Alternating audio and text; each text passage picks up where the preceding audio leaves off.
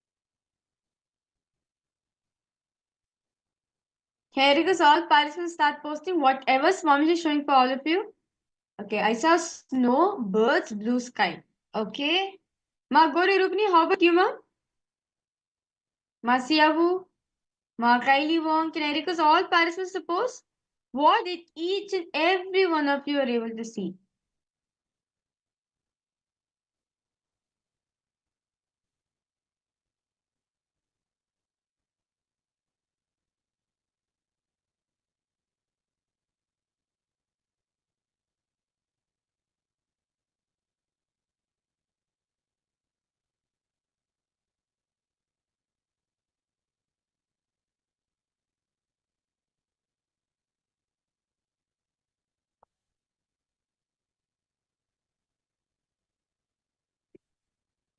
Okay.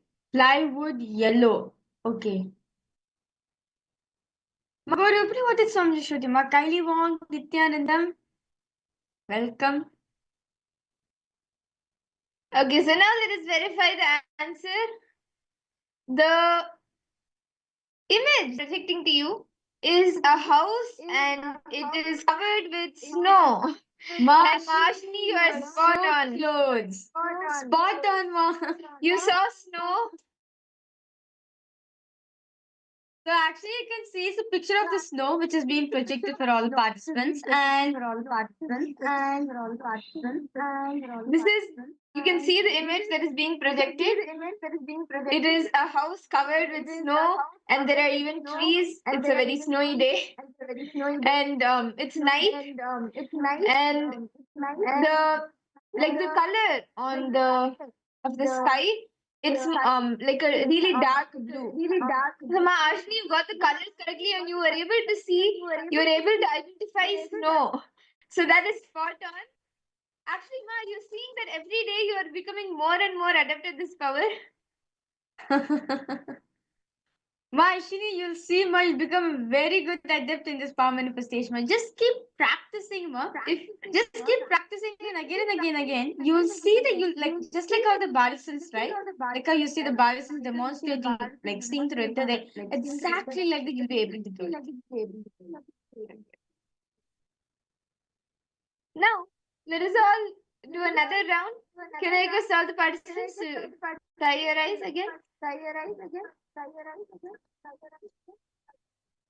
Please close your eyes.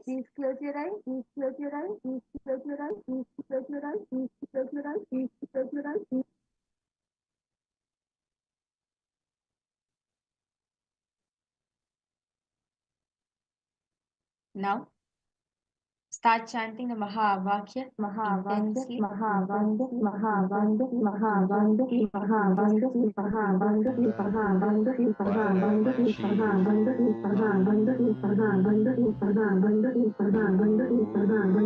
we are projecting the image for all of you.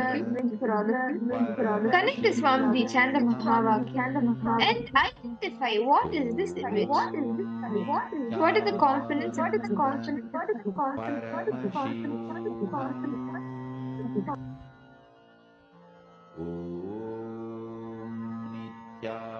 Nithyananda Paramashivoham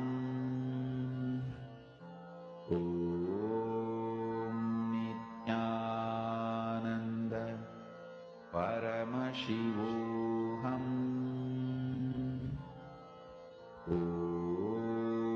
Nithyananda Paramashivoham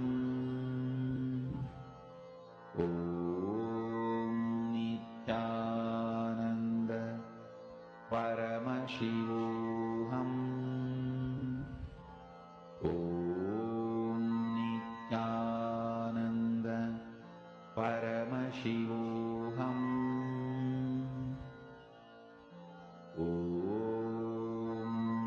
Nithyananda Paramashivoham Nithyananda Paramashivoham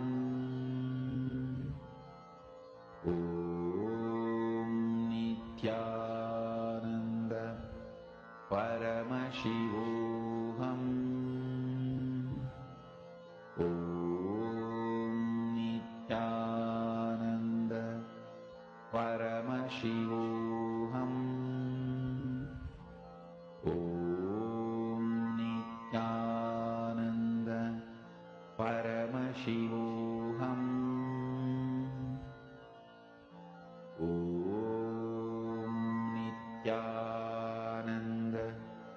Paramashivoham.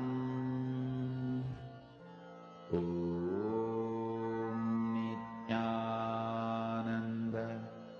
Paramashivoham. Om Nithyananda Paramashivoham. Om Nithyananda Paramashivoham. Om Nithyananda Paramashivoham. Om Nithyananda Paramashivoham. Om Nithyananda Paramashivoham. Om Nithyananda Paramashivoham. Om Nithyananda Paramashivoham.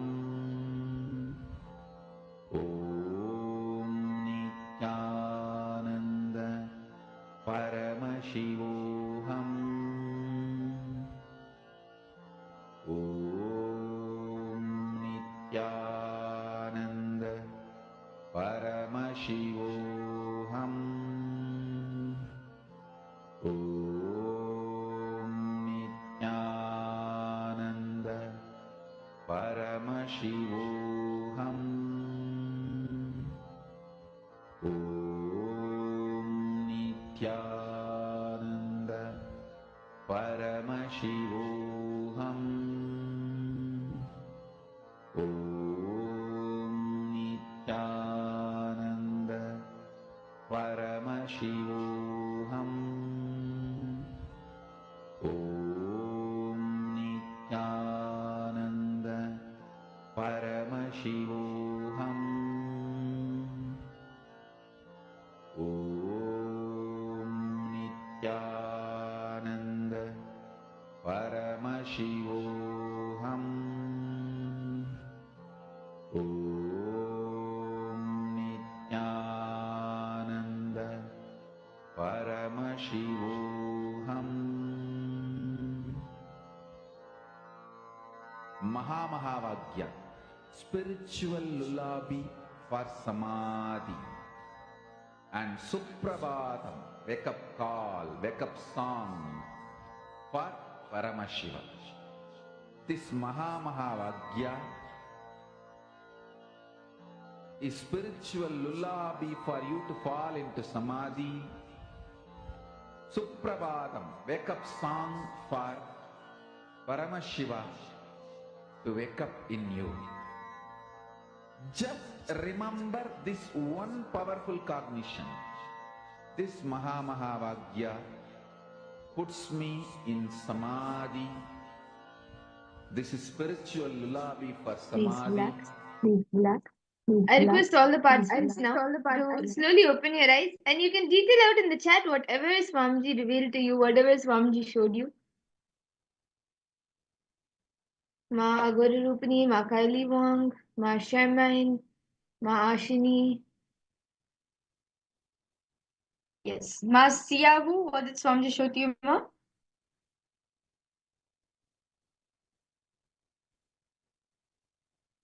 However, Swamiji is showing for all the participants. Start posting it like that.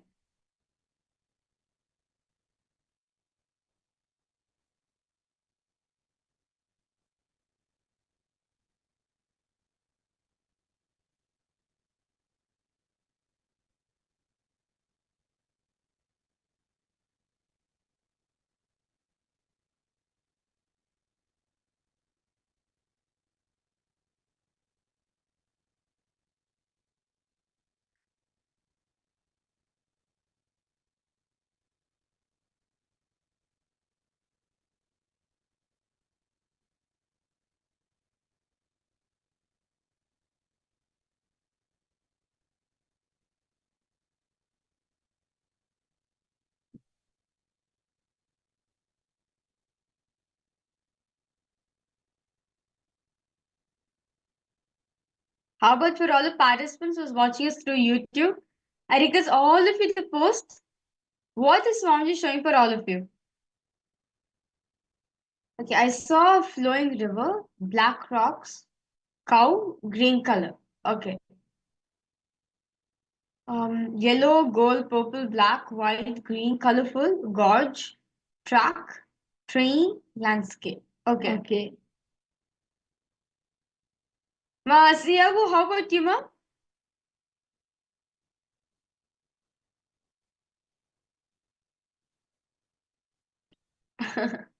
Okay. So let's now verify the answers for all the participants. So the exact image which we were holding for all of you is this is, you can see it is like multiple different culinary items, and you can see the chettinadu items are also there. There are some wooden items, some mud vessels. So this was the image that was being projected, and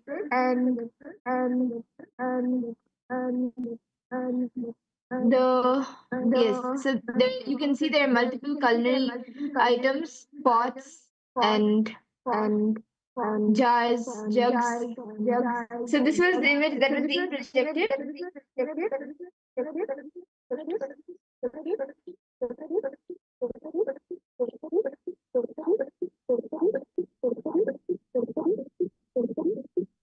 So yes, now let's verify the answers.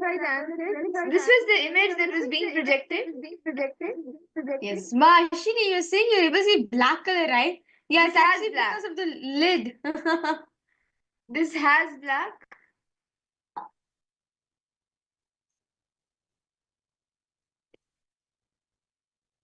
Is this better, Ashini?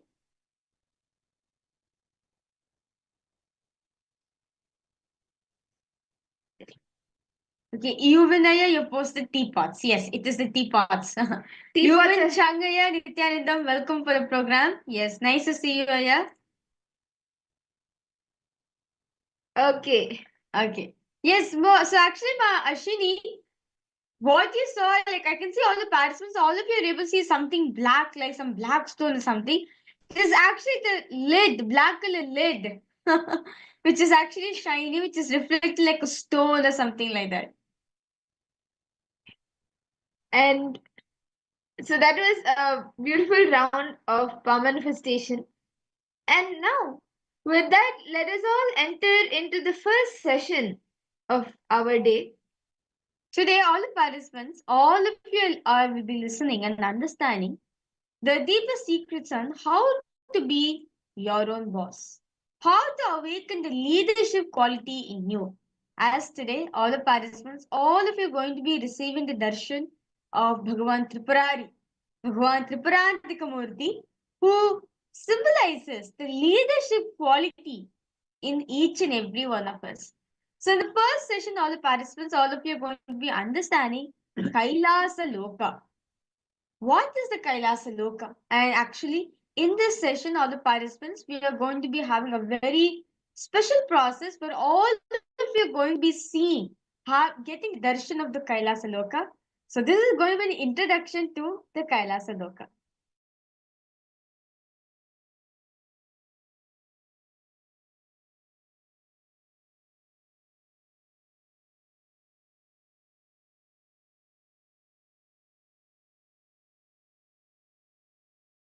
Sanatana Hindu Dharma reveals about this cosmos.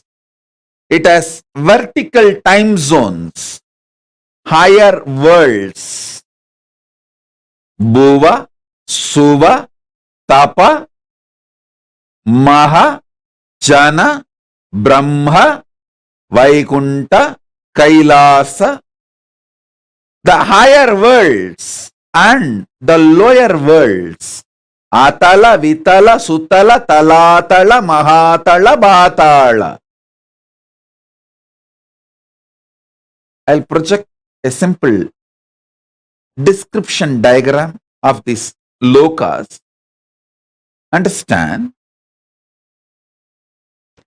Sanatana Hindu Dharma, the Hinduism reveals about the cosmos, the higher planes, vertical time zones, and the lower planes, both. Just physical mutation and mental mutation happens in the lower planes of the universe. But conscious mutation, superconscious mutation happens in the higher planes of the universe, vertical time zones of the universe. Here I am projecting a simple description diagram of the vertical time zone. So understand, this is the rough description of cosmos revealed by Hinduism. The vertical time zones, Suvarloka, Maharloka, Janaloka, Tapaloka, Brahmaloka, is where conscious and superconscious mutations happen. The lower worlds, Atala, Vitala, Sutala, Talatala, Mahatala, Batala, Rasatala, in these worlds, just physical and mental mutations happen. So understand, this Brahmanda, cosmos, is focused on giving superconscious mutation to all beings and ultimate oneness, Paramadvaita Anubhuti.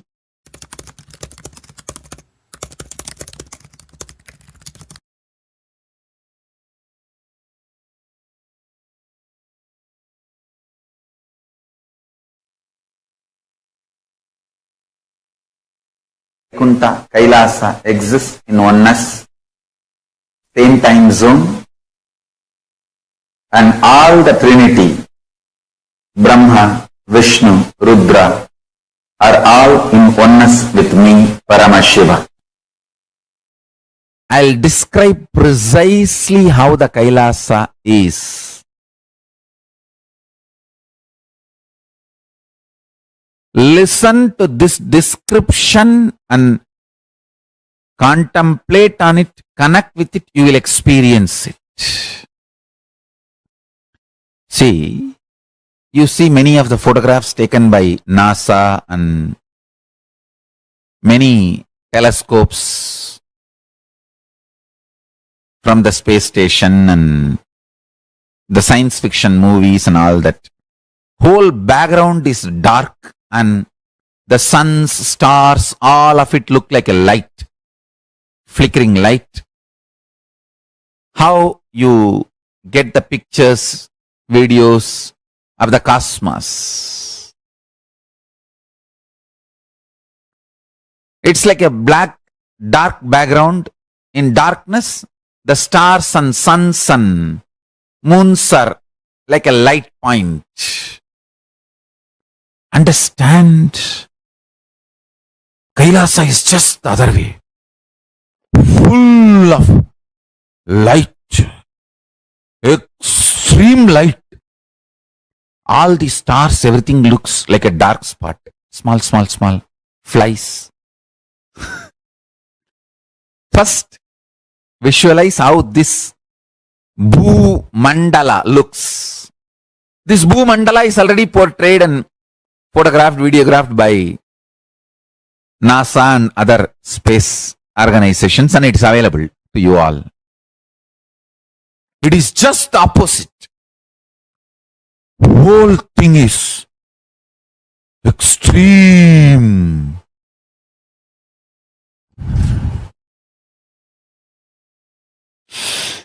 Extreme light. Understand? Even if you try to visualize this, your third eye will open. It will start just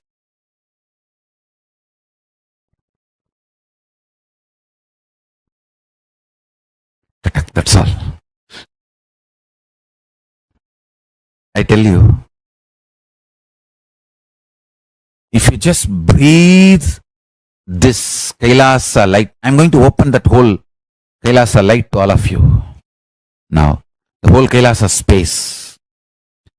Just breathe this space.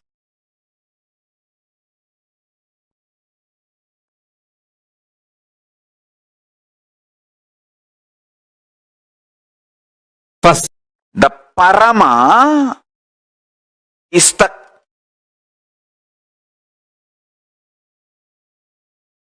atmosphere of Kailasa, like the valley, atmosphere which we breathe in the planet Earth is this air filled with oxygen, carbon dioxide, so many different gases, different. The prana, samana, vyana, udana, samana in Ayurvedic tradition and the yogic tradition, and the modern day science, oxygen, nitrogen, carbon dioxide, whatever you claim. This Vali Mandala, the atmosphere, how the earth's atmosphere is filled with various gases. Same way, the atmosphere of Kailasa is Parama state. So anyone who exists there is in Parama space. Parama Shiva, Para Shakti, Parama Ganapati, Para Brahmam, Paramburul, Parama Surya, Parama Subramanya. Anyone who exists in that space is Parama. Without any conflict, superiority, inferiority, complex fight, without any of it, they all just exist organically in a beautiful divine order which binary logical mind can never understand. Only Nyaya Vaiseshika, higher multidimensional logical mind can understand. If you are God, I am also God, is multidimensional logic. Nyaya Vaiseshika. If you are God, how can I be God? If God is God, how can I be God? Is binary logic. Binary logic works only in computers, not in KAILASA. Binary code works in Microsoft, not in Macrosoft. Only Nyaya Vaiseshika works in Macrosoft. Binary works only in Microsoft. Same way, zillions of enlightened beings put together is KAILASA. All the greatest knowledge, possibility, powers, everything put together is KAILASA. Paramashiva really loved loving, showering himself on all of us. That is why he is still keeping that civilization alive.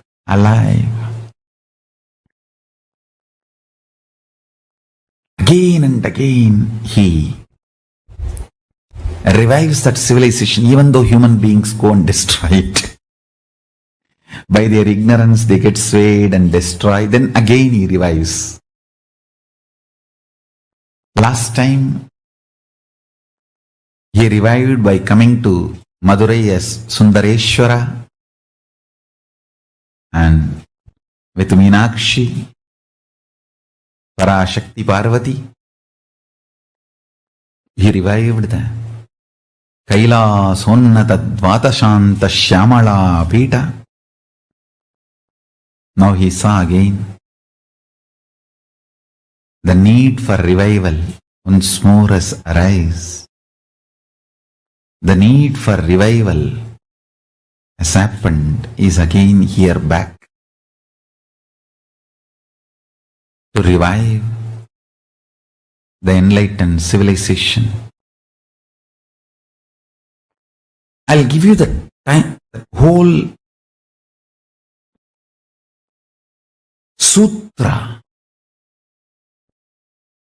Thought current. Enlightenment means manifesting the state of Paramashiva, unclutched nirvana, nirvigalpa, Suddhadvaita Swarupa Samadhi.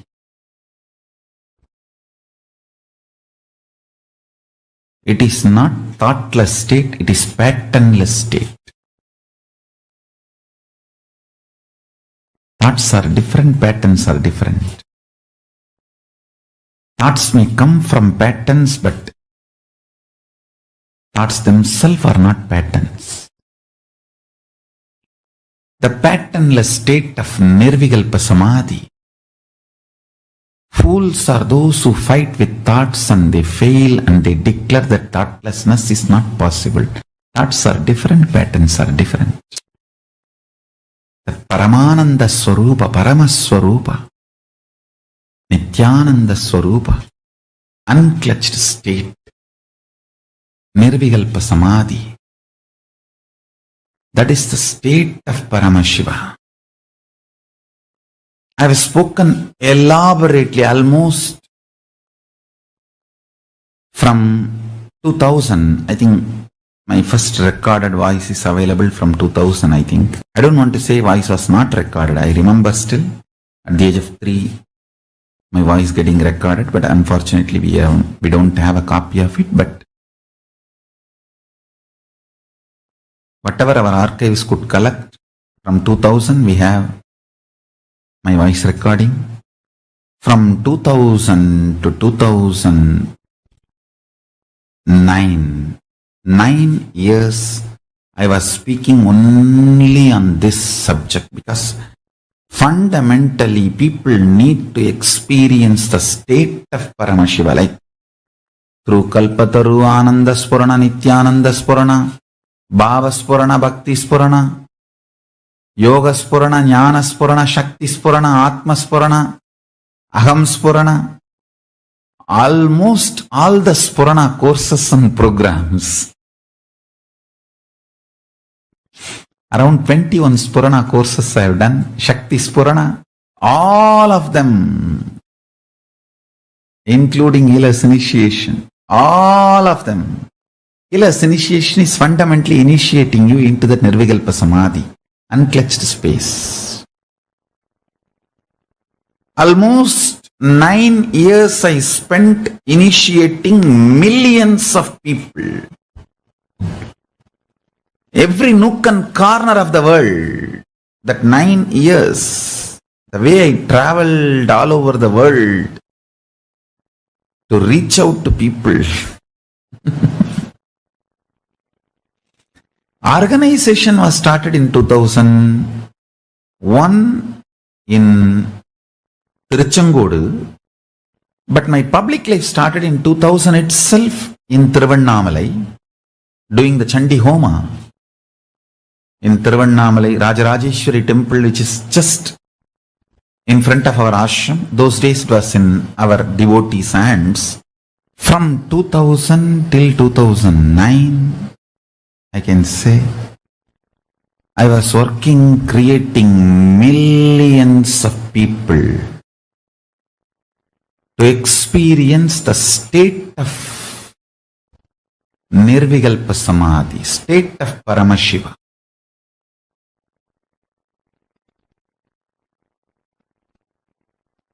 Giving assurance,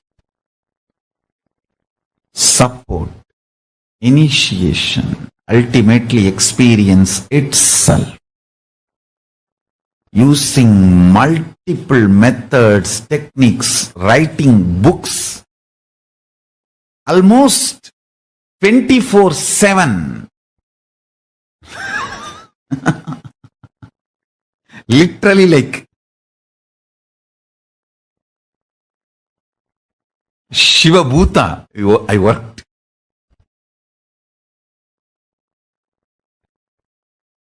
The valor with which I used to work in those days.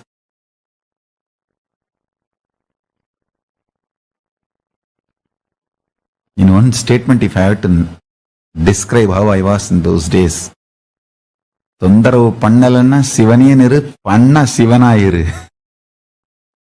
It's like, people don't disturb you, be Shiva. Just remembering. People disturb you, be Shiva.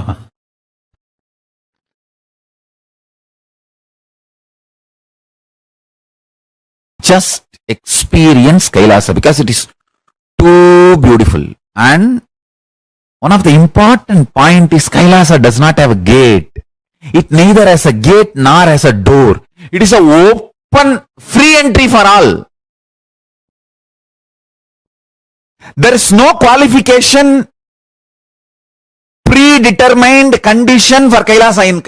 Only in Indraloka, Brahmaloka, Vaikunta and all the qualifications, only Devatas can enter. Like that, many qualifications.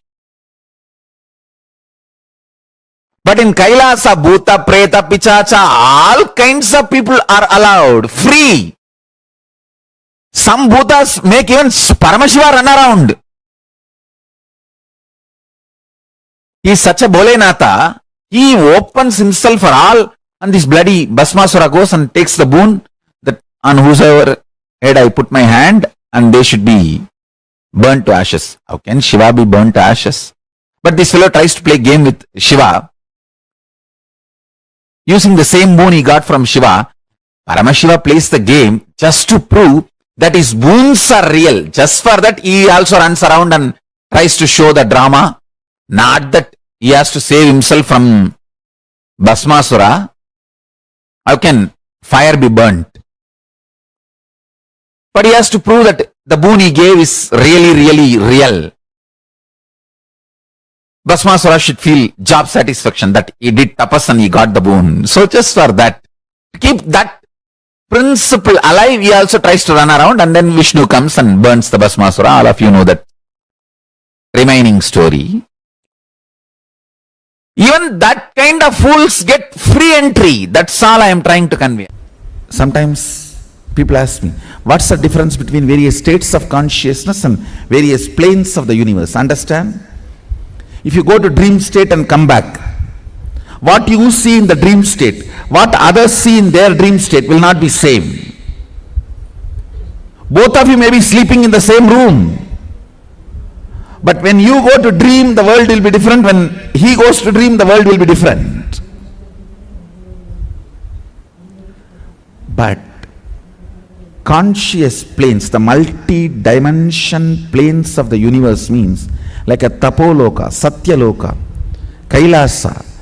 If he gets into Kailasa and you get into Kailasa and come back, description will be same.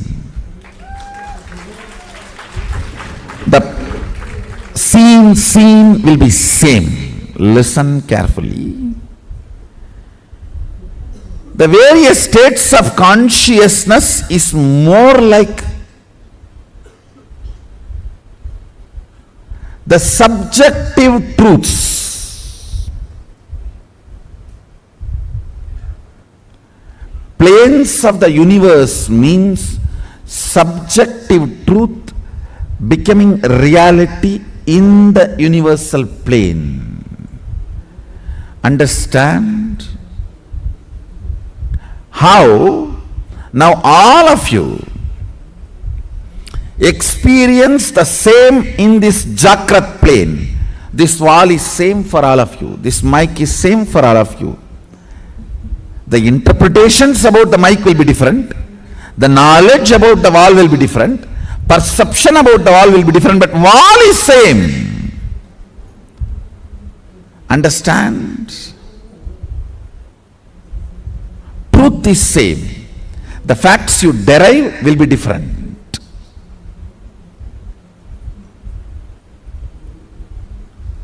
So this is the plane of Bhu.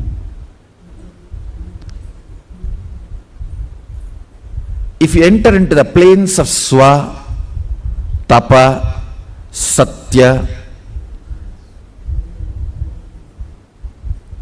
exploring those planes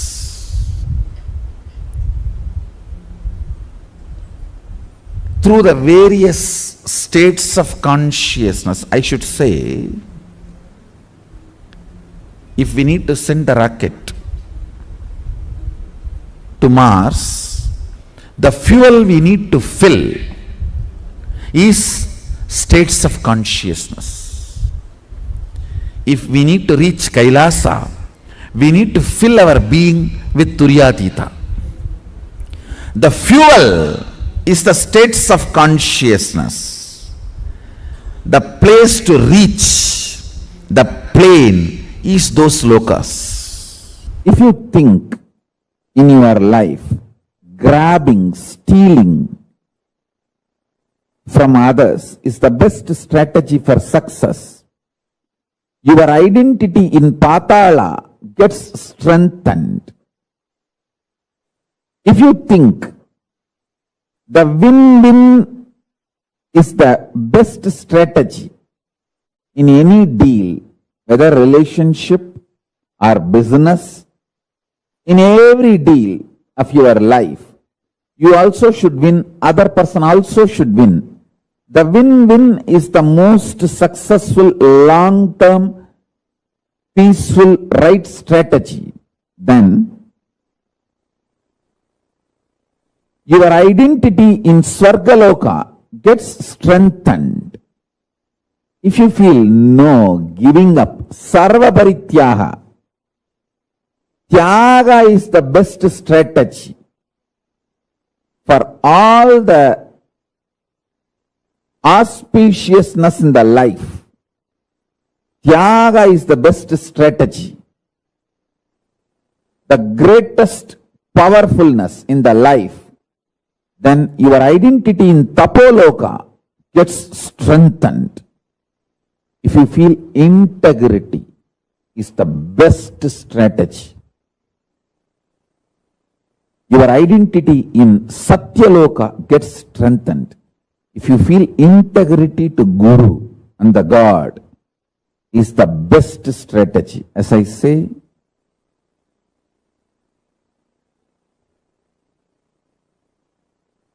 Paramashiva revealed many times, the manifest form of Paramashiva is Guru, unmanifest existence of Guru is Paramashiva, state of Guru is Paramashiva, statement of Paramashiva is Guru.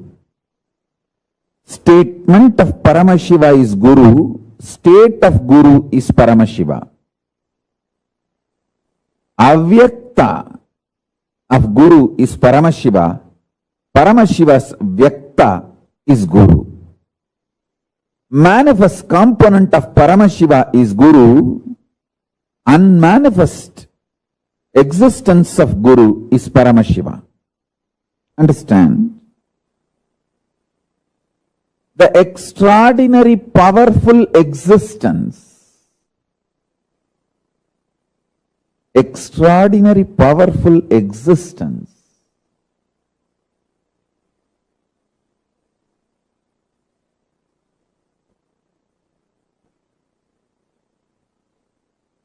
of Paramashiva in his avyakta, unmanifest, remains as Paramashiva. In his manifest, he becomes Guru.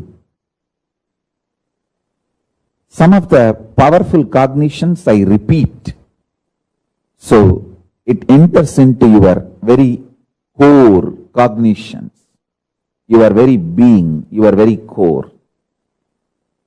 That's the reason I repeat some of the right conclusions, the conscious conclusions you need to arrive. So let me give you the deeper truths now.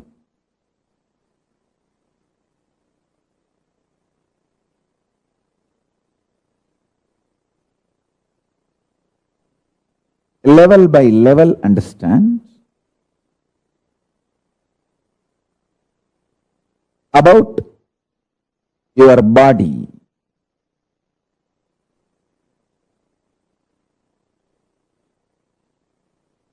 Be very clear, you have 14 bodies you carry. In all these 14 lokas, each loka you have one body through which you enjoy that loka, you experience that loka.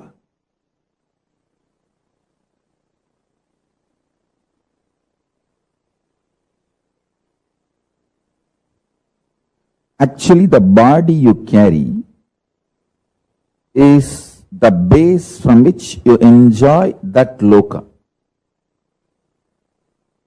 So the body you are carrying now in this bhuloka, where you are sitting and listening to me,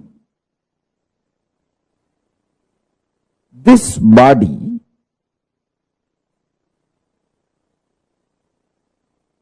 has only one relevance to the body you are carrying in Kailasa or the body you are carrying in Batala, the lowest and highest. The breathing which goes into you and comes out, the prana is same. The prana which goes into your body, in this body you are carrying, goes up to the body you are carrying in Kailasa and goes up to the body you are carrying in Patala. All these 14 bodies are stitched with one sutra, one thread called the prana functioning in you. Understand? These are the most subtle truths. If you start cognizing them, sitting with these powerful conclusions, you will start manifesting powers. Because they are so powerful, they manifest as powers in you. If you understand, the breathing you are doing now adds prana, life energy into you. That prana from Batala goes to Kailasa through your body. Understand? Now I am wearing 1 lakh Rudraksha. Little more than 1 lakh, because this 3 Gauri Shankar Mala which I am wearing is each one of them 108, 108. This 1 lakh Rudraksha, this whole 1 lakh Rudraksha is tied through a thread. Same way, the body you are carrying in all 14 lokas are tied through a thread. One of the greatest blessing I had in my life was, I was literally, really in love with Arunagiri Yogeshwara, my guru, when I was listening to him. When I was listening, I was really in love with him. There was no calculation, maths.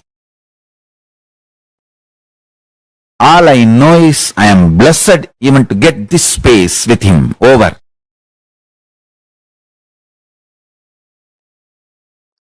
And if my guru has said, after the end of this satsang, your life is going to end, everything is over, even then I would have decided to be with him.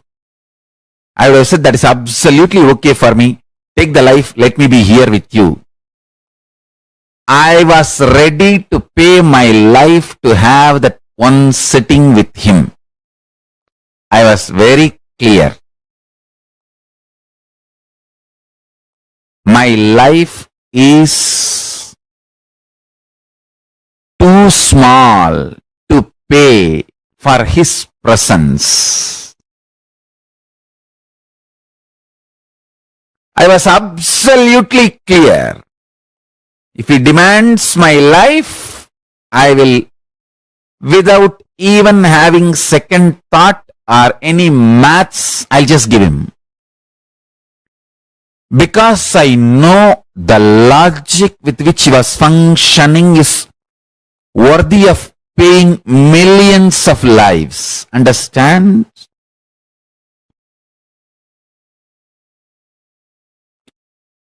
Every penny you acquire, you can enjoy till your this life. Every powerful cognition you acquire, you can enjoy as long as you exist. Accumulation of powerful cognitions is the most important life purpose. That is the most important life goal. That is the greatest life wealth. Understand? Whenever we are beaten, agitated, flare up, how our energy responds to our self, world and cosmos and God. If that is based on powerful cognitions, you are living enlightenment. The logic with which my Guru was functioning was absolutely delicious. It was absolutely ecstatic. I was ready to pay not one, multiple lives to him to receive that. Understand? My simple declaration of my integrity to my Guru, even though he neither demanded anything before the satsang or after the satsang,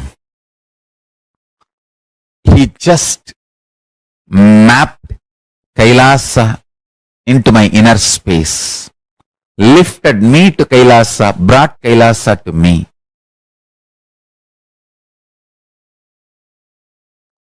I literally do that to all of you now. I lift you all to KAILASA and bring KAILASA to you. Listen. Listen intensely. You can have 1,000 reasons why you should be integrated. You can have 1,000 reasons why you should not be integrated.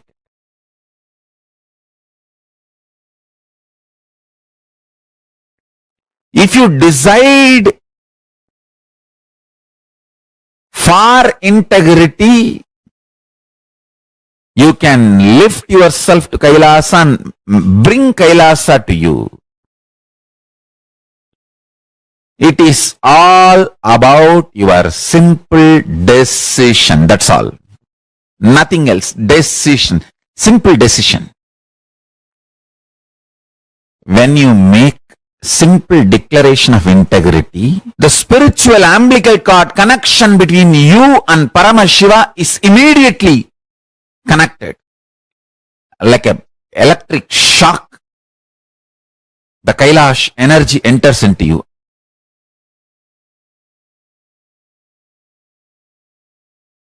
Please understand, like how Mahadeva's Kailasha, he has instructed when people are sincere, give way, give darshan wherever they are. Because Tirunavukara Swami is so sincere. Just in Tiruvayyaru, he had the darshan of KAILASA. Ravana may be powerful, devotee, because he is not sincere. He could not carry KAILASA to wherever he wants. Power does not move KAILASA.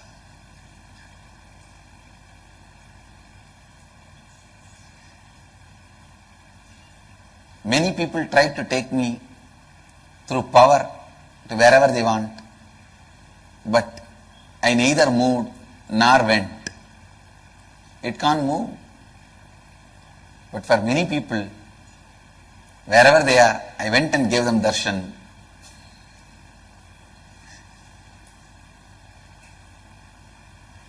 Always the Tirunavukarastars get the darshan, but never Ravanas can move KAILASA. Listen, just like Mahadeva's instructed his KAILASA, wherever sincerity is there, don't trouble them, give darshan. It is just to check the sincerity. That sitting in the Kailash is just a methodology to check the sincerity of the people. So if they are sincere, they don't need to take the struggle, give way and give darshan. I tell you, you can look at me only when I decide to look at you. You can even come to know about me only when I decide to attend to you. You will be able to know about me. Your attention will fall on me only when my attention falls on you. Be very clear. It's law of life. Your attention will fall on me only when I decide to put my attention on you. So just create a sincere intention. You will see automatically all the obstacles are removed. Great saint from Tamil Nadu, he sings Avanarulale Avandal Vanangi. Only by his grace you can even bow down to him.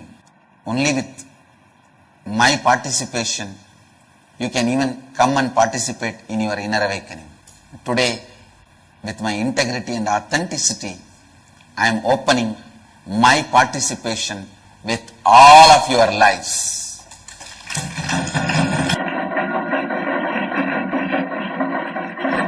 With integrity, authenticity, responsibility, I commit with you all. Make the sincere intention, I'll make it into reality. Listen intensely. First truth. Tell Paramashiva, I know you are real. Second truth. Not only Paramashiva is my first priority, he is the only priority. Third truth. Let my independent intelligence, consciousness, my will to feel good, bad, right, wrong, my individual soul exists only as extension of Paramashiva. Let me think what Paramashiva wants. Let me will what he likes. Let me live as his extension. Whatever is good as per Paramashiva, let that be good in me. Whatever is right as per Paramashiva, let that be right in me. Whatever is powers as per Paramashiva, let that be with me. Whatever is right as per Paramashiva, let that manifest in me. Om, Om, Om.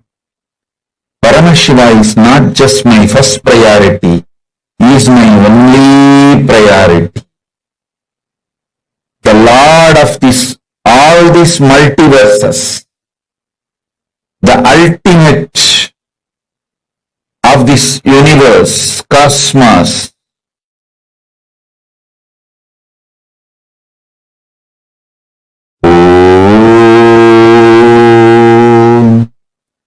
let Paramashiva's activism manifest in me.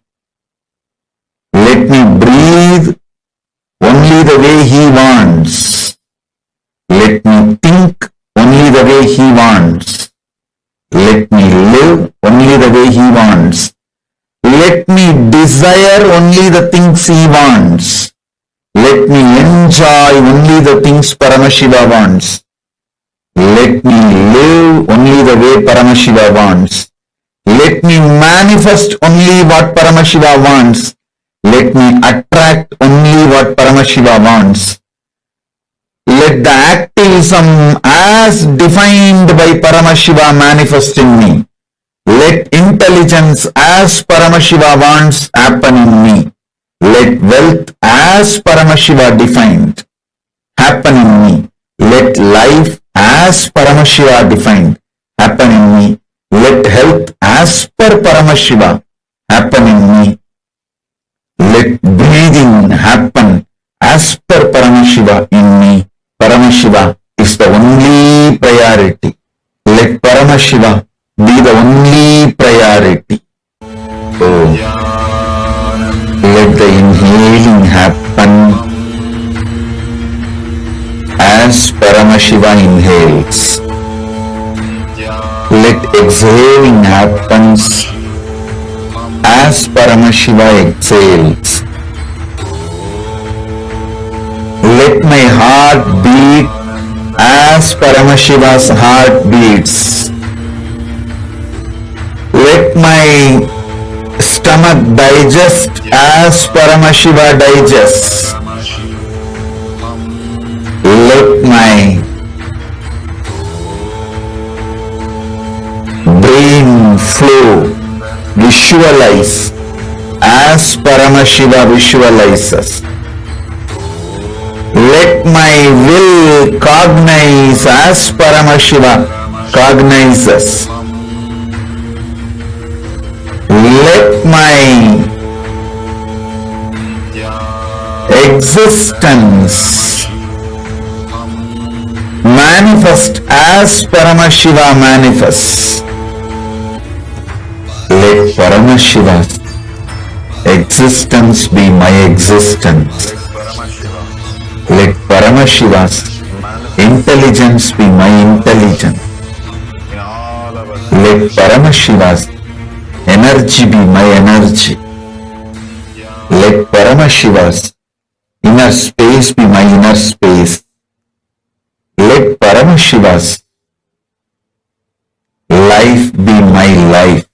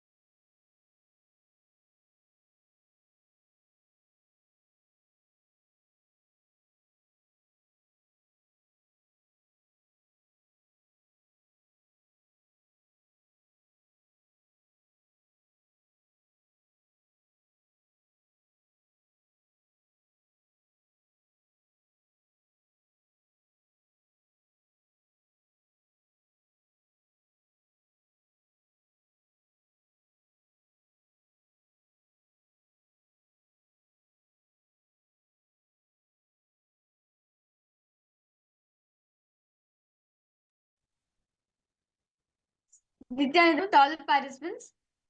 Sorry for a technical glitch. Are we audible for all of you? Yes. We are just facing some technical issues. Are we audible for all the participants? Nithyananda, Chandrasekhar ஐயா எப்படி இருக்கீங்க ஐயா?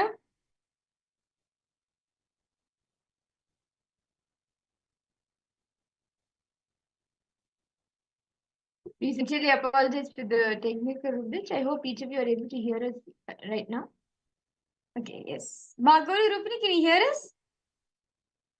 Is the translation coming, Ma? Okay, that's great.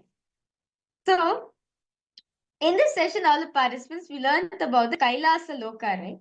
What is Kailasa Loka? Swamiji says very beautifully, in Kailasa, Parama, Kailasa is it's right, the loka right below Mahakailasa, where all of Paramashiva's family, the Ganas, Bhutas, Paramashiva's two sons, Subramanya, Ganesha, Devi, all of them reside in this loka only. Swamiji says, Parama is the atmosphere of Kailasa. So anyone who exists there is also in this Parama state.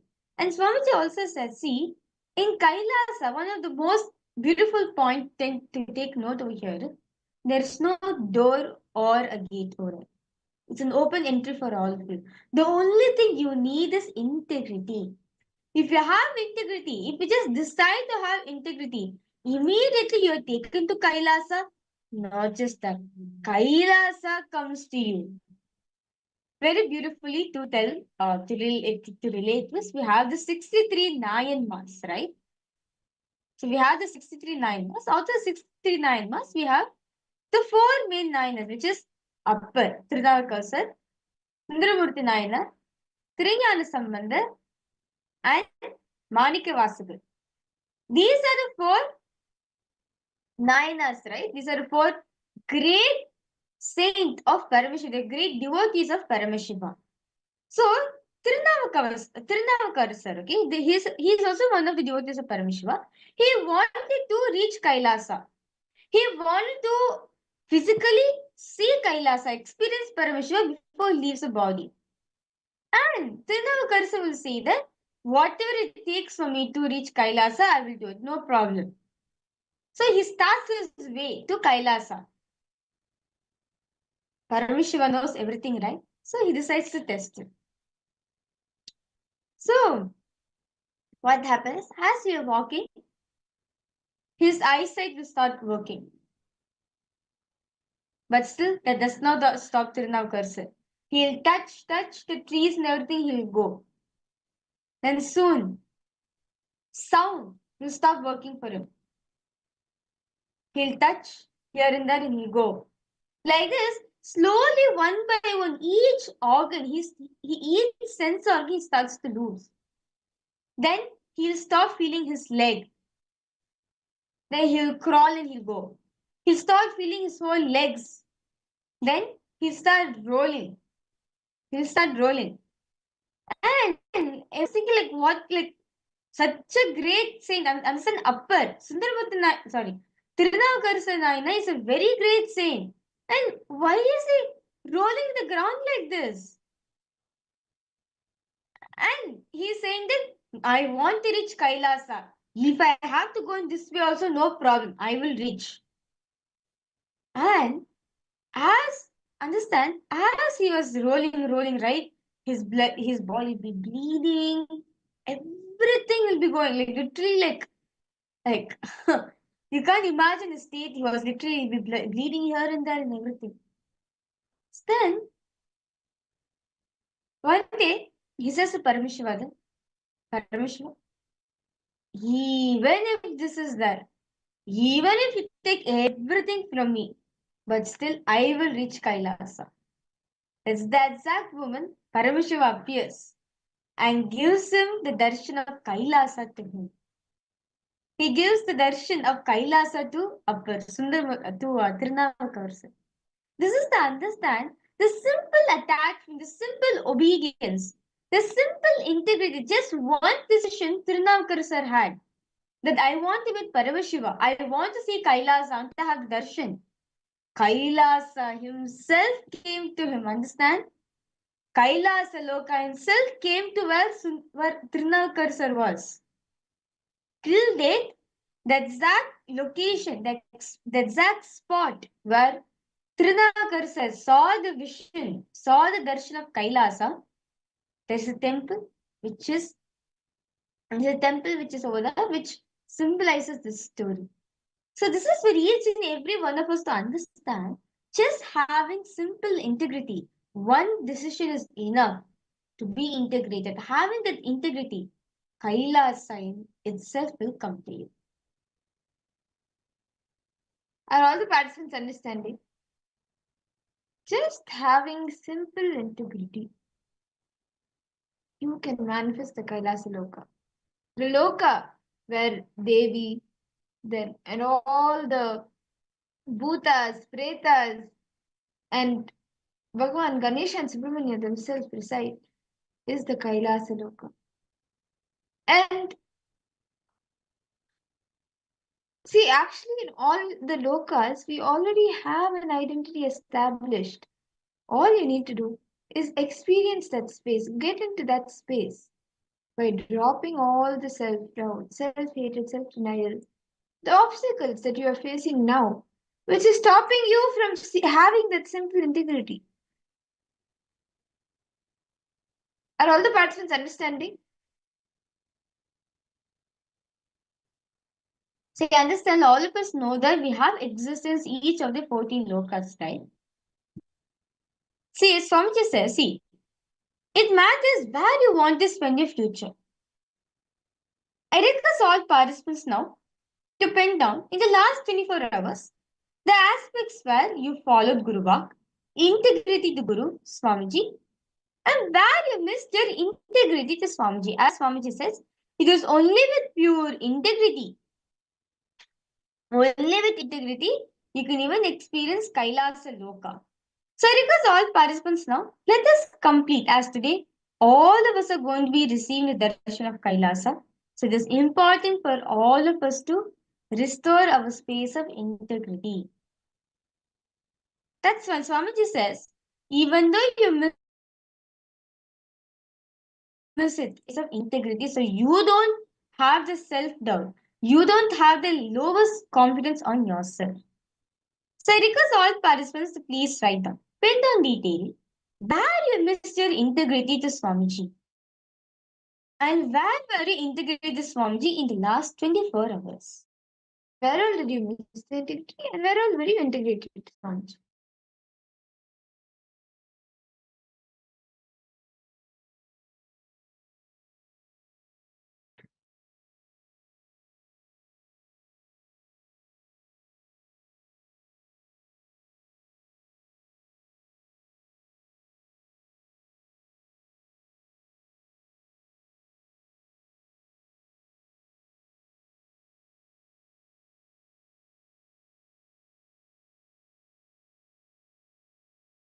Write down detail where you had integrity, where you fulfill integrity to Swamiji, and where you missed your integrity towards Swamiji. Please write this down.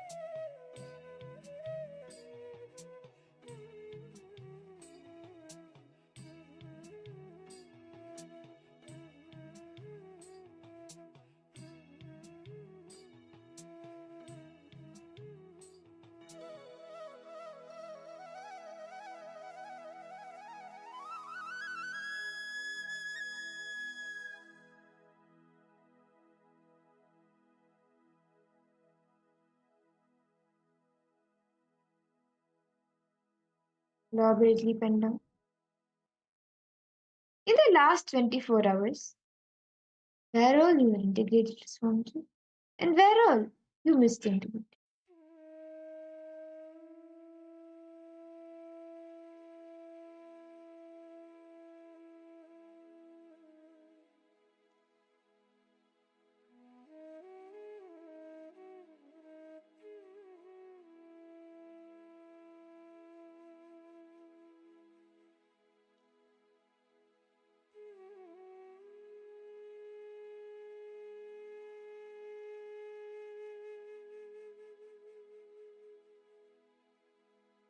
Now, I request all the participants to pen down what were the impossibilities or the different ideas, the different thought currents, concepts, the cognitions that you were carrying in you, inside of you at that time.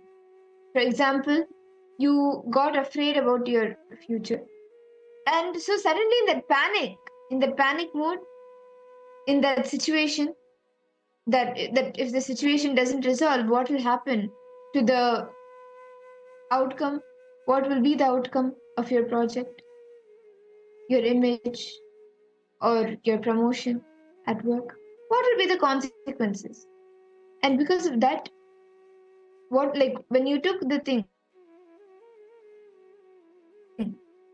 when you did the non-integrity, what were the different cognitions, thought currents that were running in you, that you had? Please look in and pen down.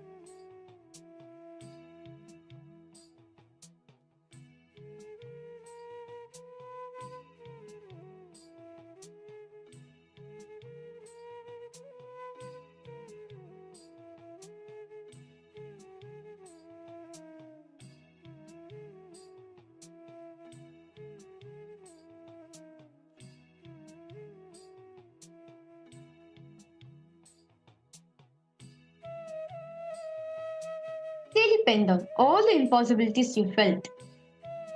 Whatever incompletions, impossibilities you had. Write it down detailedly as possible.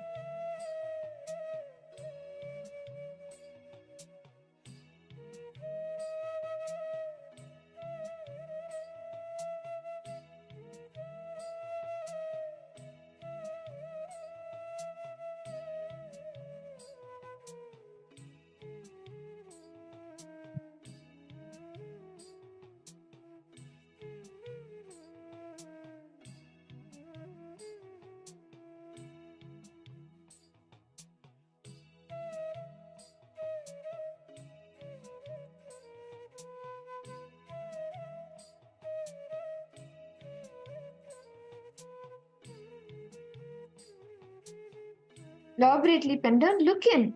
Write down every detail. What were the thought currents? What were the impossibilities? What were the cognitions, the concepts that you had within you?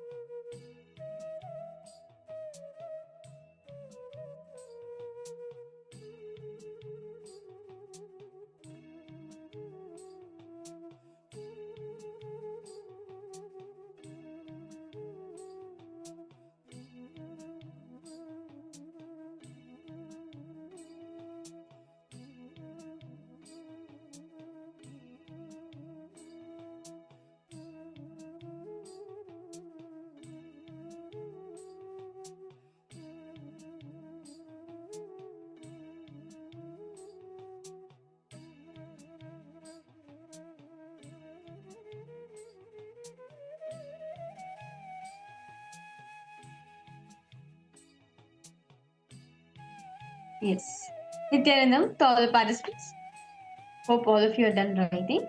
If you have any questions, any doubts, do feel free to post in the chat section. I hope all of you have been able to write down the different concepts, the different ideas, cognitions that you have been carrying.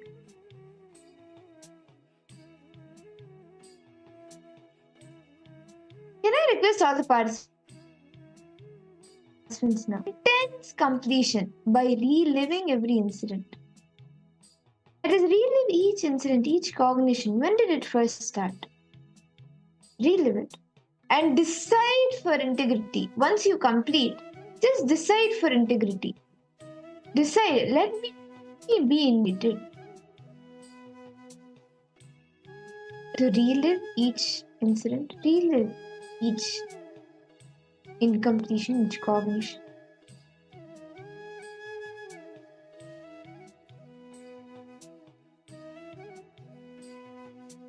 Go back to the first time, the earliest time, when that cognition started in you, the idea started in you.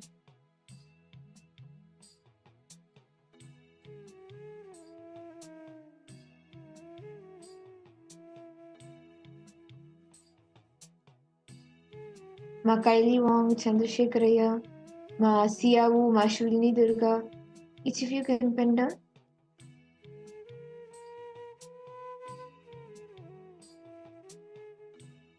Go take incident by incident. Take one incident at a time. Sit and relive it. Not remember, relive the first time. When was the integrity? When did I miss integrity? What are the cognitions I had? Go back. As Swamiji says, see, incompletions, if it is repetitive, means we are caught in it. We have to come out. We have to decide ferociously and break free from it. Impossibilities, incompletions which you're having, right? It's nothing but a repetition which is happening in your life. Decide to complete. Decide to relive it. Elaborately pen down. And as you pen down, relive the incident.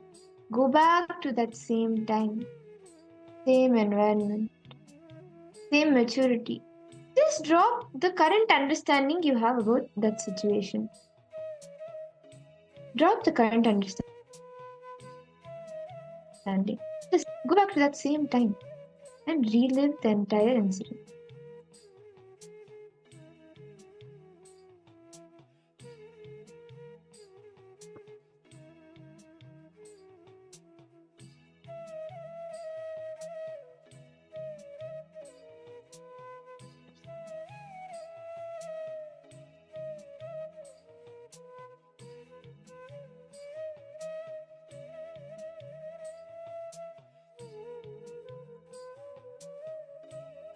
Go back, relive each incident.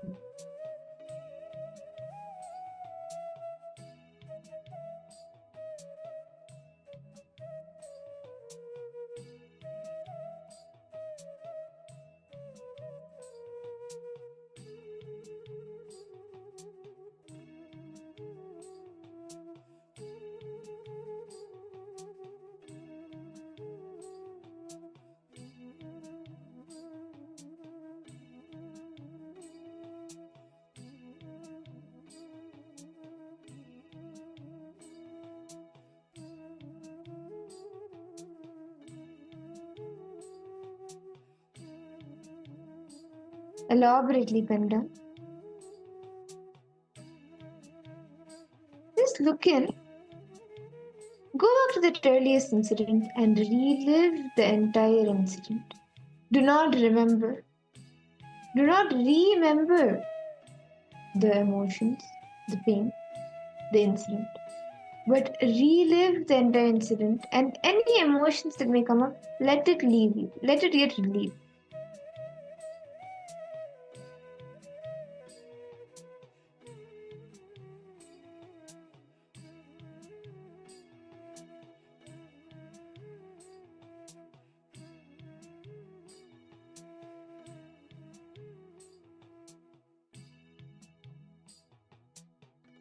Now, let us all declare for integrity. You can type or you can handwrite in your paper, in your notebook. Do not copy paste anything. Do not copy paste any declaration, any completion that you may have done in the past. Make a sincere declaration that I am going to be integrated. Just tell the ultimate manifestation of Paramashiva, Swamiji, that I know that you are not, that you are, I just declare that I know that you are real. Not only Swamiji is my first priority, but he is my only priority. Decide and declare your integrity to Swamiji, knowing that he is the ultimate manifestation of Paramashiva, and knowing that he is the only reality, he is the only priority, he is my first priority and the only priority. How beautifully in the Guru Gita it says, Yo Guru Sa Shiva Prokto Yashva Sa Guru Smritaha. He who is Guru is Shiva himself. So declares the scriptures, and the truth that Shiva is Guru is reminded to all of us.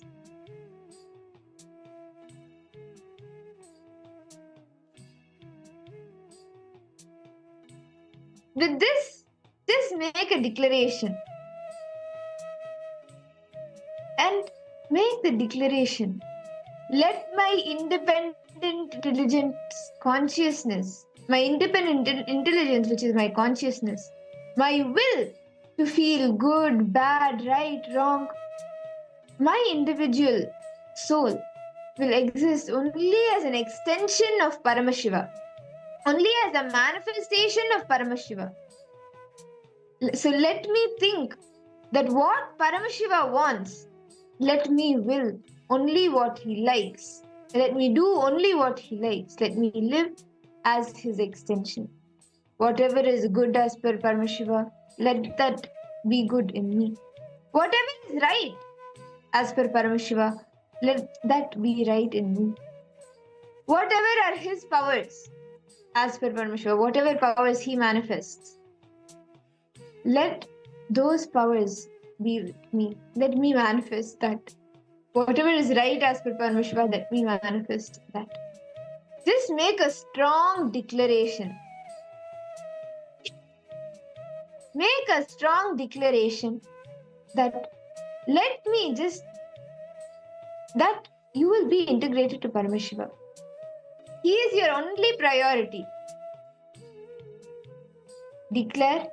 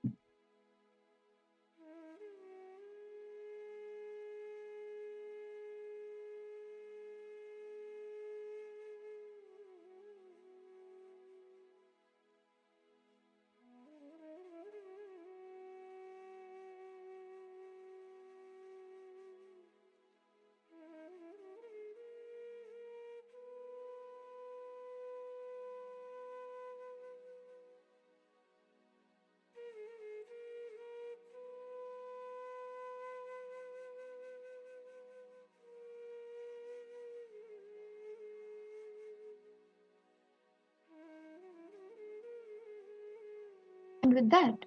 Now, let us all enter with that powerful declaration that all of us made. Let us all now enter into a meditation guided by Swamiji to experience the Kailasa Loka.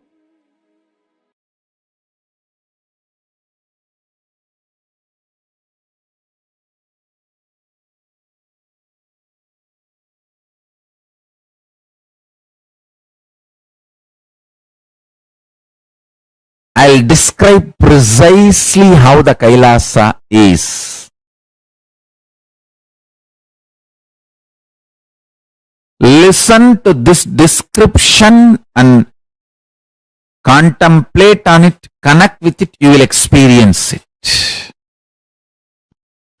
See, you see many of the photographs taken by NASA and many telescopes from the space station and the science fiction movies and all that. Whole background is dark and the suns, stars, all of it look like a light, flickering light. How you get the pictures, videos of the cosmos. It's like a black, dark background. In darkness, the stars and suns and moons are like a light point. Understand, Kailasa is just the other way. Full of light, extreme light. All the stars, everything looks like a dark spot. Small, small, small flies. First, visualize how this Bhu Mandala looks.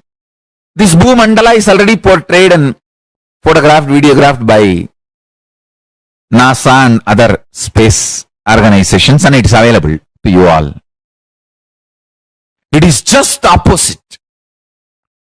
The whole thing is extreme.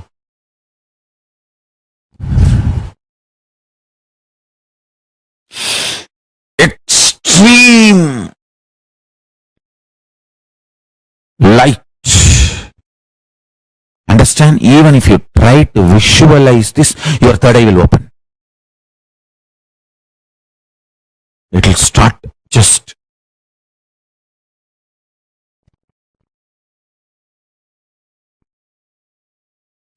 that's all. I tell you, if you just breathe this Kailasa light, I'm going to open that whole Kailasa light to all of you. Now, the whole Kailasa space. Just breathe this space.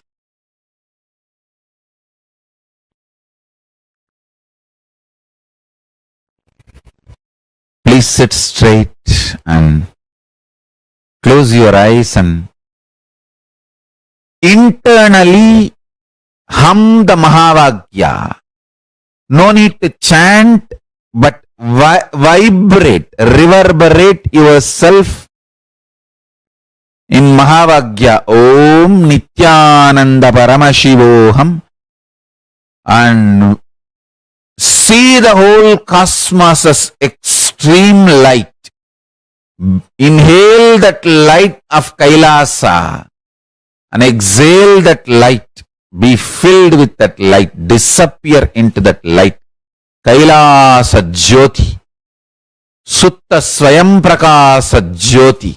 Where the moons and planets and solar systems look like a small dark spot. Om Nithyananda Paramashivoham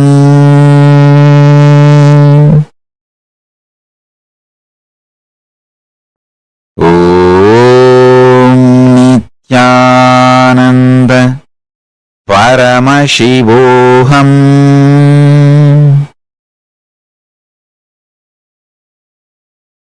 Paramashiva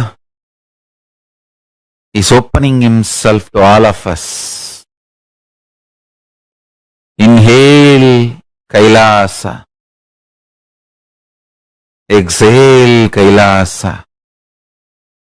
Dissolve into Kailasa. Disappear into the Kailasa Jyoti. Jnana Peruvali. Sutta Swayam Prakasa. Paramashiva Paramburule.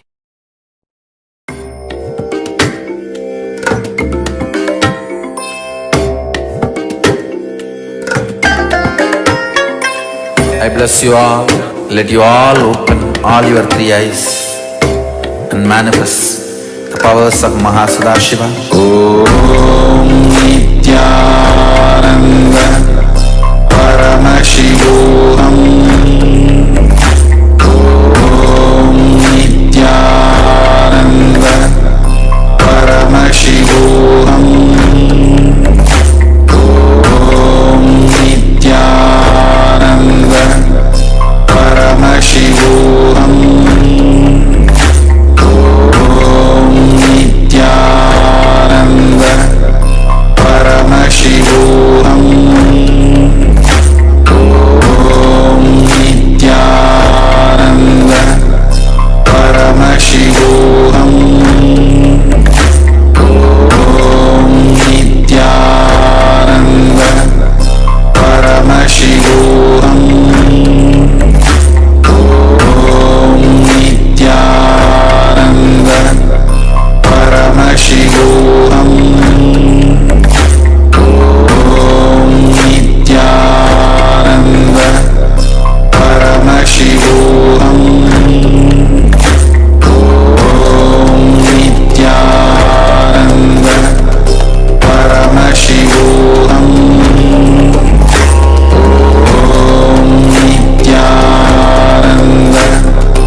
Paramashivoham.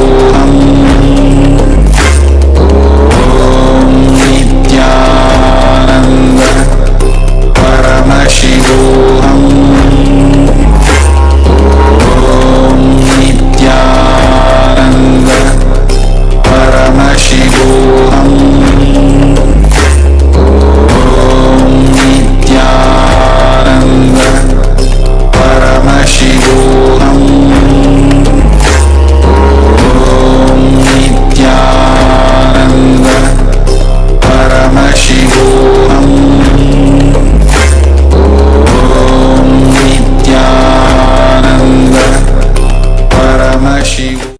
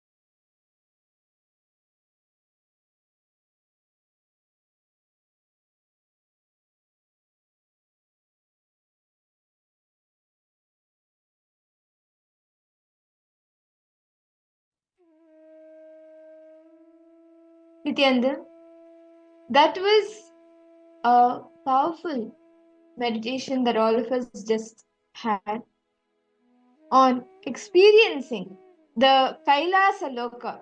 Can I request all the participants to post what exactly did you experience during this meditation?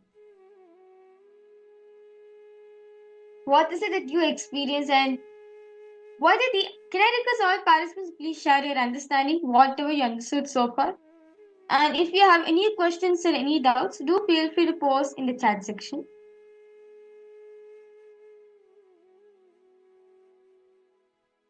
Just the same way you can experience the Kailasa Loka, like that space itself.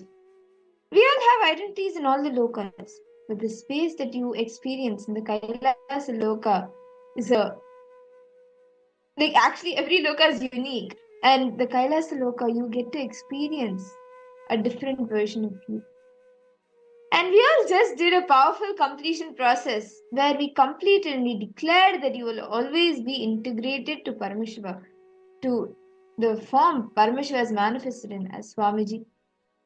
And Swamiji has initiated us all into the different powers, right? So let us all now in that same space of completion. Let us enter into the power manifestation. Today, all of us will be doing a very interesting power. All of us will be manifesting the power of silicon, having the ability to alter or change or like control silicon just with the power of your will. Just like how you can use your hand on a tablet or a phone, on a smartphone or a tablet, or you can use the keyboard, and or even on touchscreen you can access control laptops, or with a remote you can control TVs. Just like that, through your third eye you can control the silicon in front of you. Are all the participants understanding? How many of you are excited to be able to control silicon, control your device with just the power of your will?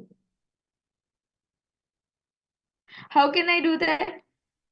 You may be thinking, right? But you can. Swamiji has made this happen, and actually there's like many Balasans have even taken, like, we've controlled the silicon, and Maharaja here, she has actually even taken a photo, like this is actually more advanced, which we will be doing later in the day as well. Just sitting, through the power of will, you can click a photo with your eyes and put that in the device and even send it to anyone else who you want. And then you can charge the device, you can unlock the device, you can do all of this. You can control the device, the silicon, just with the power of will. So can I request all the participants to bring your device? You may have it next to you, but or if you want to manifest it with any other device as well. This device will have to be turned off, so it will need to be another device apart from what you have joined Zoom on. So I request all the participants now.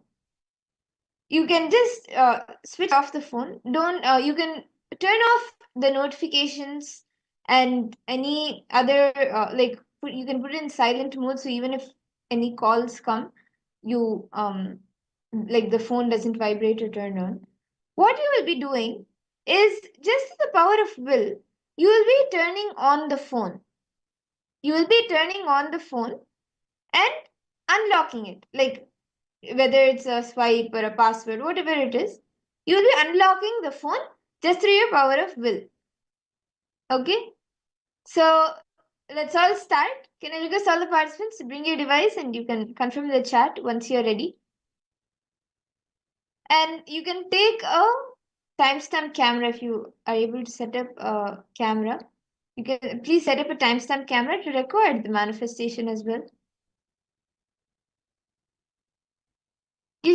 You can turn off all the notifications and put the phone in silence and just keep it in front of you, turned off. And now, through the power of your will, connecting to Swamiji, you will be turning it on and unblocking it. First, turn it on. Once it turns on, unblock it. So let's all start now. I request all the participants to confirm in the chat if you have been able to get your device and keep it.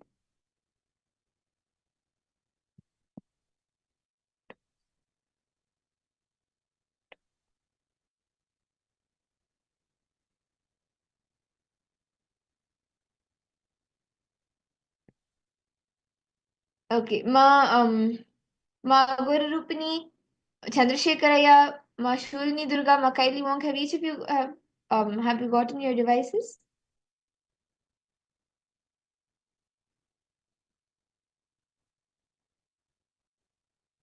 Okay.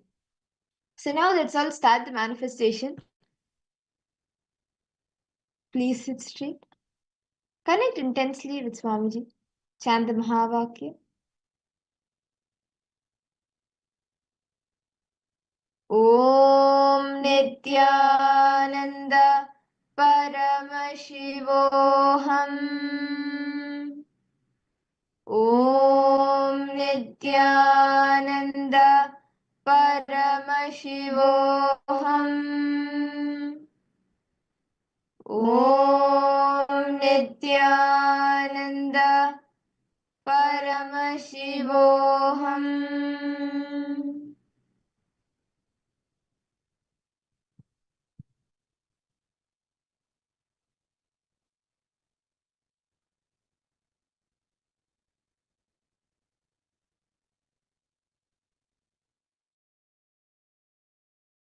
Okay. Connect to Swamiji and create the will for the device in front of you to turn on.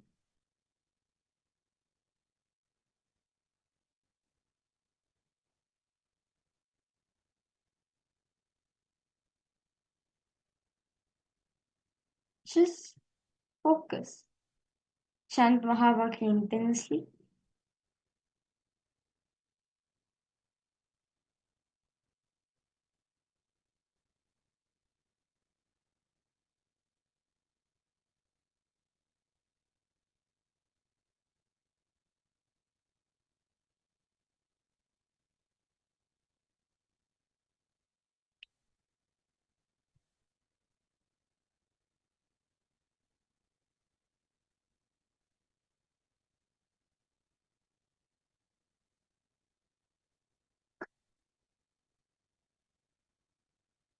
Intensely chant the Mahavakya.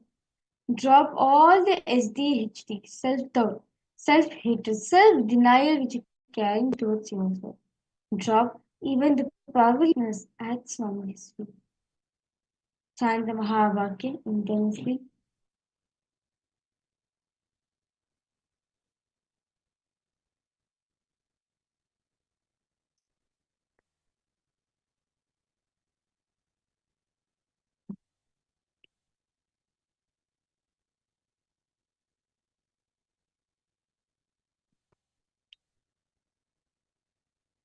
Continue to connect to Swami and just create the will. Make the declaration. Okay, let me turn on the phone.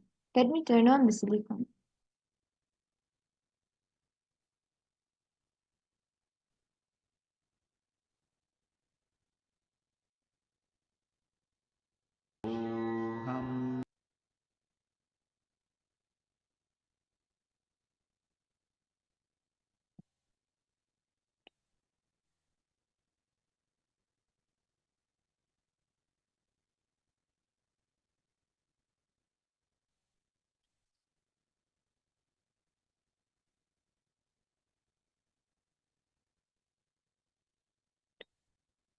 Just focus on your Hara center.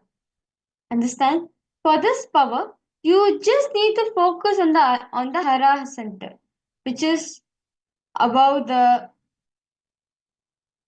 which is above the Swadhisthana chakra and below the Manipurika chakra. That area, that is our Hara center, Hara region.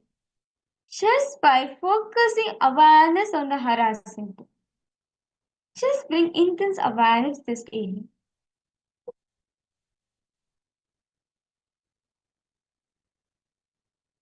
From the Hara center, make the declaration to control, to alter what is there in the silicon in front of you.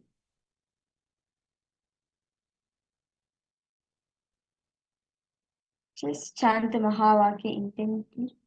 Do not worry what others are going to say or anything. No. And this is your personal time with Swamiji. Just chant the Mahavakya intensely as possible.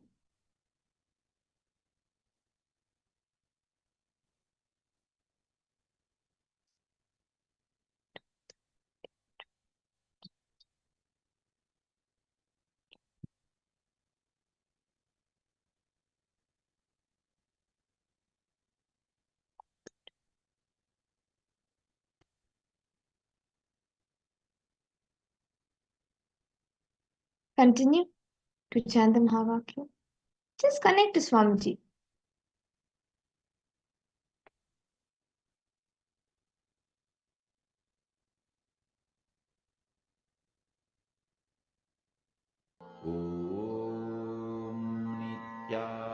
Nithyananda Paramashivoham. Any self-doubt, self-hatred, self-denial that is coming up, drop it.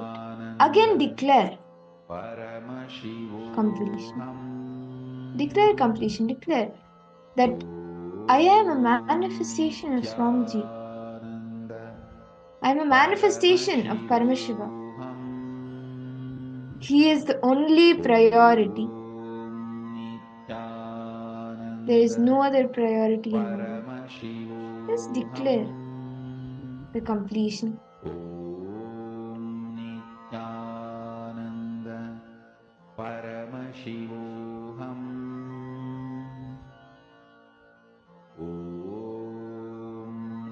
Nithyananda Paramashivoham.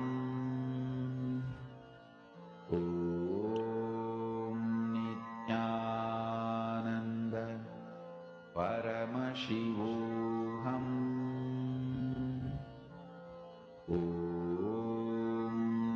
Nithyananda Paramashivoham.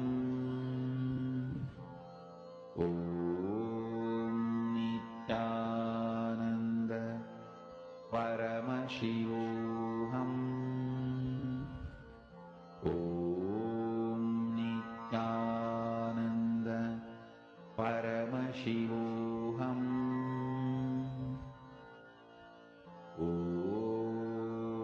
Nithyananda Paramashivoham.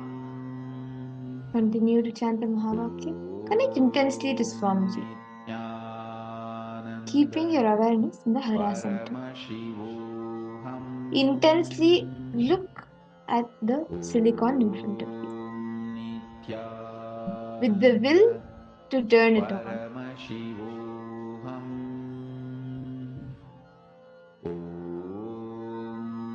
Nithyananda Paramashivoham. Nithyananda Paramashivoham.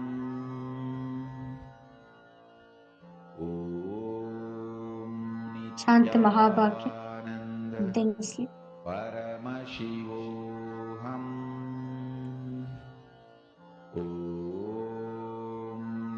Nithyananda Paramashivoham.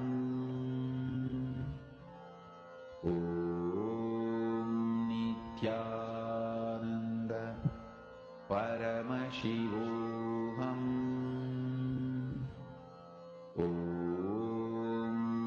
Please relax. Now, I request all the participants to share in the chat. Detail out in the chat, what did you experience? What were you able to manifest? Did the silicon, the device, did it turn on? And how did you experience the manifestation?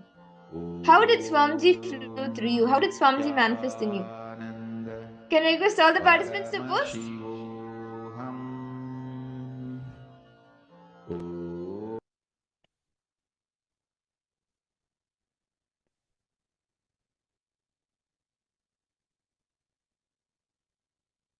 Chandrasekharaya, Ma Agura Rupini, Ma Shulini, Ma Shulini Durga, Ma Kaili Wong.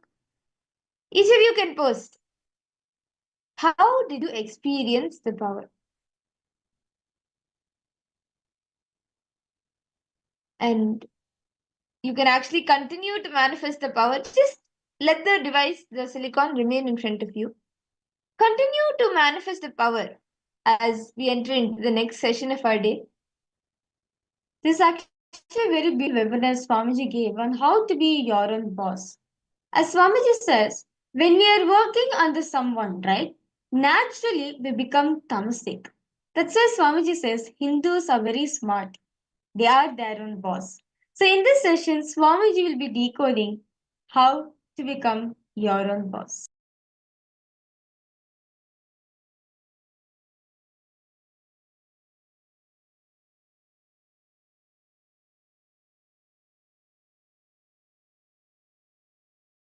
See, when I use the word be your own boss, most of us feel only economical freedom and economical independence. You think once you have your economical independence and economical freedom, you are your own boss. If you think it is all about economical freedom and economical independence, even if you get that, you will try to make others slave with the same stupid structure in which you were functioning, because now you have become mother-in-law. You torture your daughter-in-law the same way your mother-in-law tortured you, and you continue the tradition. Any continuity of the tradition, whether you are a daughter-in-law or mother-in-law, you are slave. You can't be your own boss. You may be poor man's version of rich man becoming reality, not the real rich man. You may be slave's version of boss becoming reality, not the real boss. Boys live as slaves, men live as slaves version of boss, legends live as real boss. Real boss means breaking from this whole chain of being slave or keeping somebody a slave using the same system through which you have been kept slave. So it is not just economical independence, that is a side effect. It is not just economical freedom. It is a lot more. I'll call it as cognitive freedom, freedom to cognize without the interference of the intellectual terrorists. Listen, ability to cognize independently, which immediately liberates you, is being your own boss. Whether it is about your headache or head itself. The idea, cognition you carry about your headache should liberate you from the headache immediately. If there's a pain, you don't have the right cognition. Don't blame, I have the cognition, but I don't know how to use it. I don't know how to apply it. Still I have a pain. No. If you have pain, you don't have cognition. If you have cognition, you don't have pain. Whether it is relationship issues, headache, stomach pain, or economical issues, or the suffering of ignorance. Understand, that is very important. Suffering of ignorance means not standing up for your integrity at some time in the past due to weakness and ignorance, and not correcting it even now, is what I call shrinking, withdrawing from life. At some times in the past, you did not stand up to your integrity. And again, when those situations repeat, again you are not standing up to your integrity. That is what I call suffering due to ignorance, where you can't forgive yourself. Where you can't forgive yourself. First principle is correcting the blueprint you carry inside you. Listen, whatever you cherish in your heart, secret chambers of your heart, you attract that, you manifest that, you make that into your reality. So what you carry in your heart in your secret chamber, in your being, in your depth, about being your own boss. Listen. The idea you carry, the idea you cherish, the idea you enjoy, being your own boss. What do you think as being your own boss? That need to be corrected, aligned. The first principle is correcting, aligning the blueprint. You are hardwired to manifest what you want. If you are manifesting difficulties, sufferings, and torture, that is what you want, be assured. Be informed that is what you want. I am not insensitive to you. I am sensible to you. I am not insensitive to you and your suffering. Understand? Your ideas about being your own boss needs acid wash. If you cognize yourself as bound by your boss and you create a logical ideas and visualization, fantasy about being boss, suddenly, some way, you get the power. You will only be bossing around, you will never be boss. Understand? Bossing around is different, boss is different. Still in your cognition you are a slave, but you got the power, then you will be bossing around. The first principle, acid wash your blueprint with completion. Understand? Whether you want to manifest wealth, whether you want to manifest power, whether you want to be your own boss, starts with the first principle. What is being your own boss? You decide your health. You decide your whole day. You decide what you should do, you should not do. Above all, you decide your mood whole day, how you should be and how you should not be. Deciding not just your moves, deciding your moods. Understand? Not just deciding your moves, deciding your moods too. Be your own boss means not just deciding your moves, deciding your moods. Most of you, I should say almost all of you, cognize poverty and create an idea, an ideology about richness. Cognize slaveness, but create theory and theology about freedom. Cognize bondage and create filth and philosophy about being your own boss. Understand? Creating your own theories and theologies, your own ideas and ideologies, your own filth and philosophies is not going to make you your own boss. The first principle is bringing completion to your depth, not just your thought currents. your depth, bring completion. What is my idea of my own boss, being my own boss? How much of it is based on my past incompletions?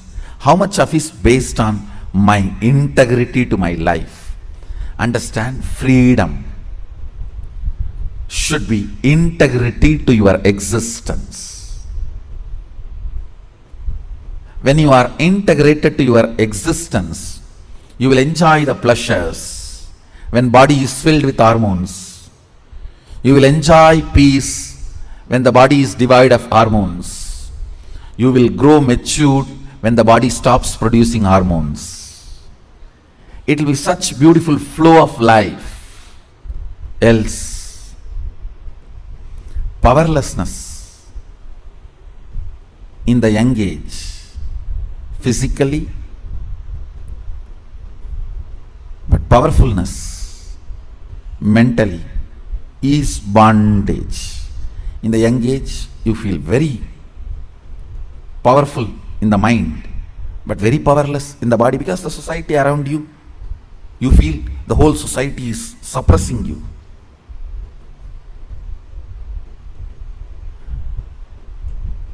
When you are old, the whole society gives you freedom to do what you want, but you become powerless physically. This whole conflict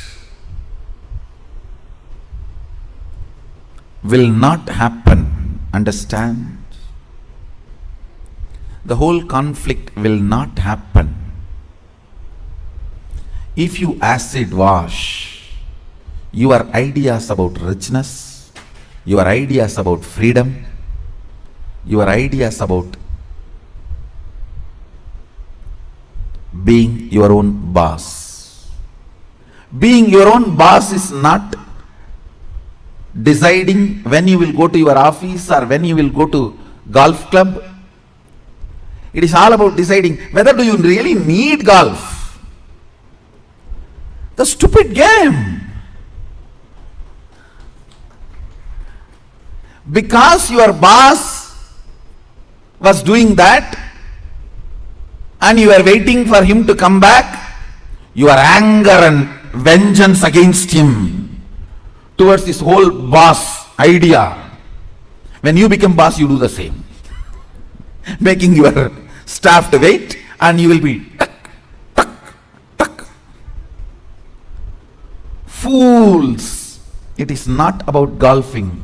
It is understanding, do you really need golfing? The first principle is acid wash your ideas of being your own boss. I have seen many of you become rich just to take revenge on your relative who was rich and did not help you when you were poor. Oh. Many of you acquire titles, awards, rewards, just to take on revenge on somebody. By the time you reach that goal, the person is not even alive. He is not even alive. And you are stupid trying to prove yourself to somebody who is dead. Look around and look in. Look around and look in. What is your depth? Understand? Your length logic creates ideas. Your breath, heart converts that ideas into ideology. Your length, logic creates theories. Your breath, heart converts that into theologies. When your cognition, depth is established in the completion, from that completion the ideas of richness you create will simply become reality. From that completion, the idea of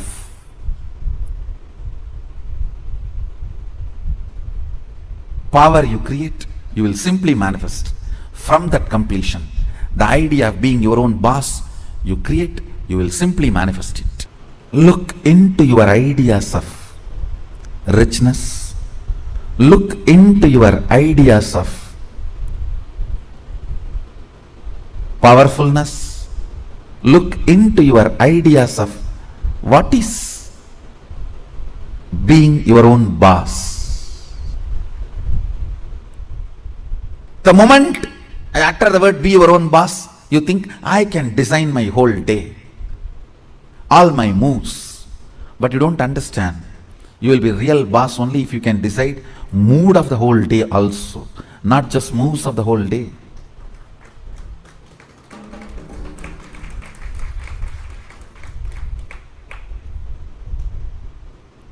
I'll say mood and moves both should be in your freedom. If I have to choose, I'll choose the moods than the moves. I'll choose the moods than the moves.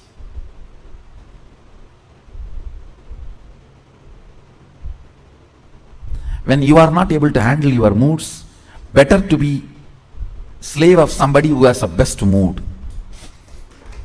That is 1,000 times better than having only freedom to change your moves but not moods.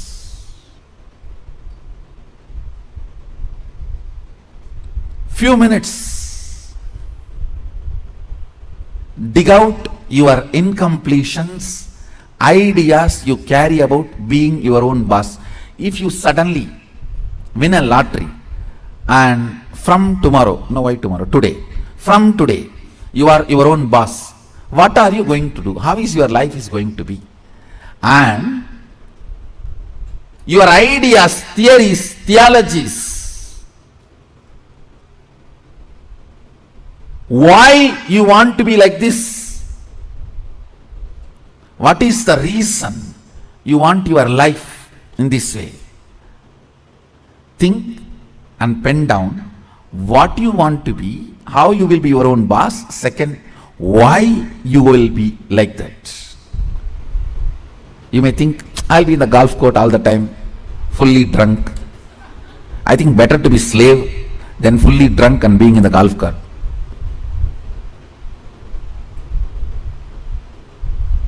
Why you want to be like that? Because that is what is your idea of being your own boss when you were a slave.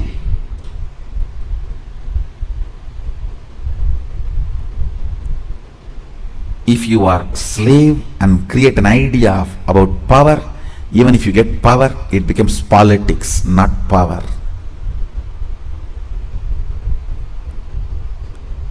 If you have an idea of poverty and you get wealth, you don't become wealthy. Wealth stinks around you. Look into your ideas of poverty, ideas of wealth, ideas of slavery, and ideas of powerfulness, ideas of being a worker, ideas of being your own boss. Write first ideas. Second, ask why that idea got developed into your system. You will understand your incompletions. Incompletion means the past thoughts, emotions, patterns, hangovers, residues sitting in the present and suffocating you, not letting you live your future. Understand? Even if you live richest life as per your imagination which you developed when you were poor, you will not be living rich life. You will be living the rich life as you imagined when you were poor. It will only be the poor man's rich life. It will only be the worker's boss life. It will only be the slave's free life. More than richness, you need to understand what for you need rich life. More than power, you need to know what for you need power. More than being your own boss, you need to know why you want to be your own boss. The first principle is acid wash your incompletions. I'll lead you into the second principle after this. So take few minutes and pen down. Why you want to be your own boss? What do you mean by being your own boss? Pen down the answer for both the questions. What do you think of being your own boss? Your ideas. And why you want to be your own boss? Please pen down answers for both the questions. The second principle, understand? I'll repeat the first principle. First principle is acid washing your idea of be your own boss and why you want to be your own boss, what you want to be and why you want to be. Understand?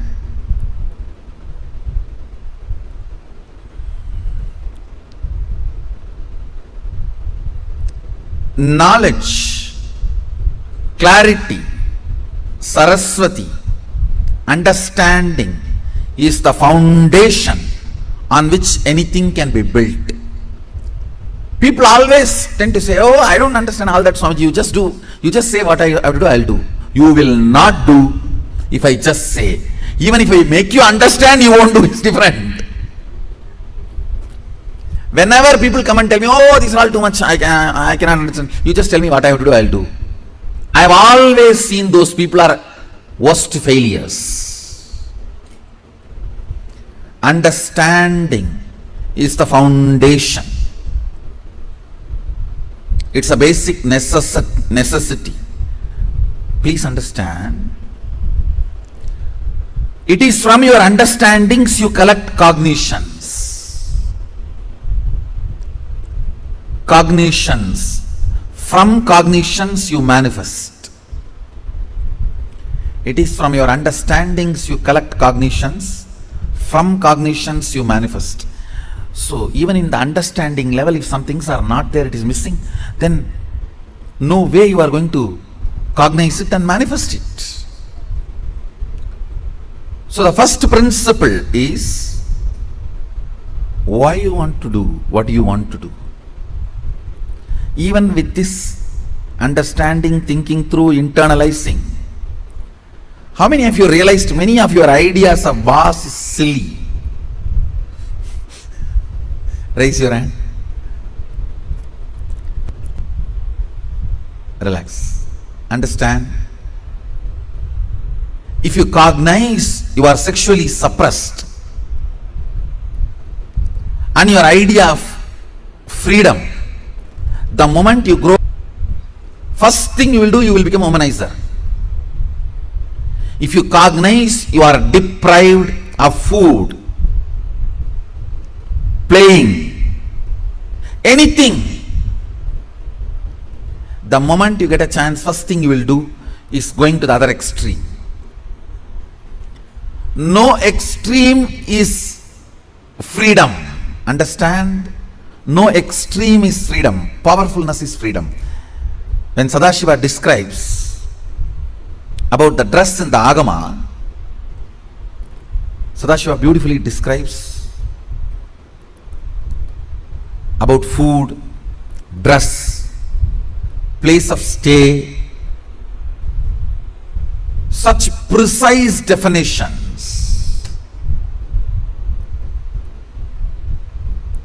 If you are new to Hindu tradition, I will introduce the word Agama.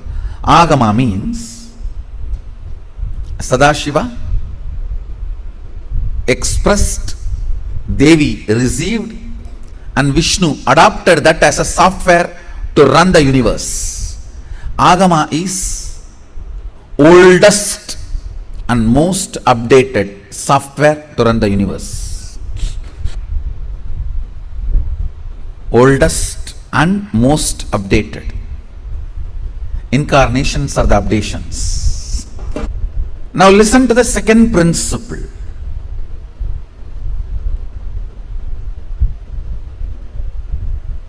Neither your ideas about being your own boss is right, nor they are wrong. Listen carefully. Coming to the same understanding principle, neither your nudity nor your modesty is right or wrong. If you are feeling empowered by covering yourself, that is your dress code. If you are feeling empowered by exposing yourself, that is your dress code. What all the ideas about being your own boss empowers you?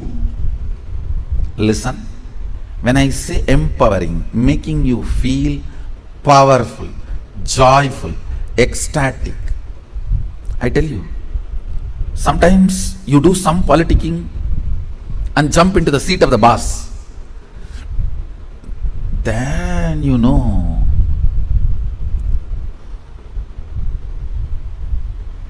from where you jump to where. Potato felt the pot and the water in the pot is too hot and it jumped into the fire. Because the pot and the water in the pot is too hot, potato jumping into the fire. Precise stupidity you do because the seat of a worker seems to be too hot, you jump into the seat of the boss. Understand, feeling empowered matters. Feeling complete matters. You may say, no. If I just grab the seat, in 6 months I will become all right. You may become insensitive, but you will not become all right. That is like astrologers telling, oh, next 7.5 years you have Shade Sat. After 2.5 years, Rahu. Then again, 3 years, very bad Grahas. Then if you ask, oh, after that I will become all right. No, you will be habituated. Now that is exactly, if you are consoling yourself, let me grab the seat by hook or crook. Then in 6 months I will become all right. No, you may become insensitive, but you will not become all right. And one more thing, whenever you become insensitive to some parts of you, that develops as a blind spot and continues to torture you. Understand? Continues to torture you. Completion matters. Feeling empowered matters. To be your own boss. So second principle, listen. Second principle is completing your cognition of slavery, being a subordinate, being a staff, being worker, not being boss. Completion is the second principle. Of course, third principle is responsibility. I call it responsibilism. Basic problem is you do not have confidence on you to be your own boss. I tell you, only fools work for others. Either you spend your time, life, energy to fulfill your dreams, or somebody else will hire you to fulfill theirs. Understand the basic truth about life. You may be giving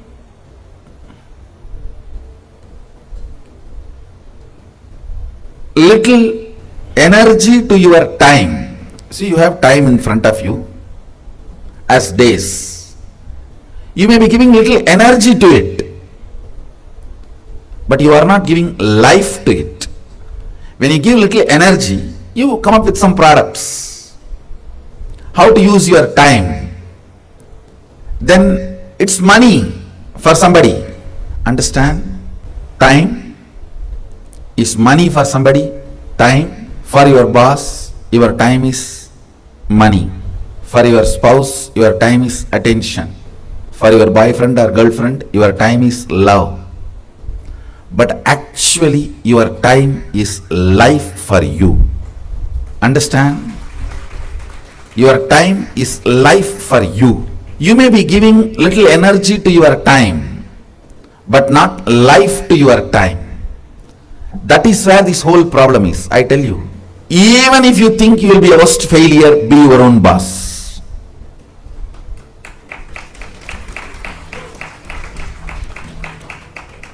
See, when you decide what should be done, how to make yourself a product, how to share with the world, when you have the complete freedom, you can't be in depression for a long period. You can't be in depression for a long period. You have to wake up. There are multiple reasons why you should wake up, but you will wake up. Sometimes greed will push you. Sometimes jealousy will push you. Sometimes inspiration will push you. Sometimes right things, sometimes wrong things, but you will be pushed. When you add life to your time, when I say adding life to your time, I mean, listen carefully. Ends of your actions result completely for you. You become responsible end to end. That is what I call adding life to your time. Listen, I'll repeat. Ends of your action, effects, side effects, everything affects you directly, completely. Naturally, this situation will make you responsible.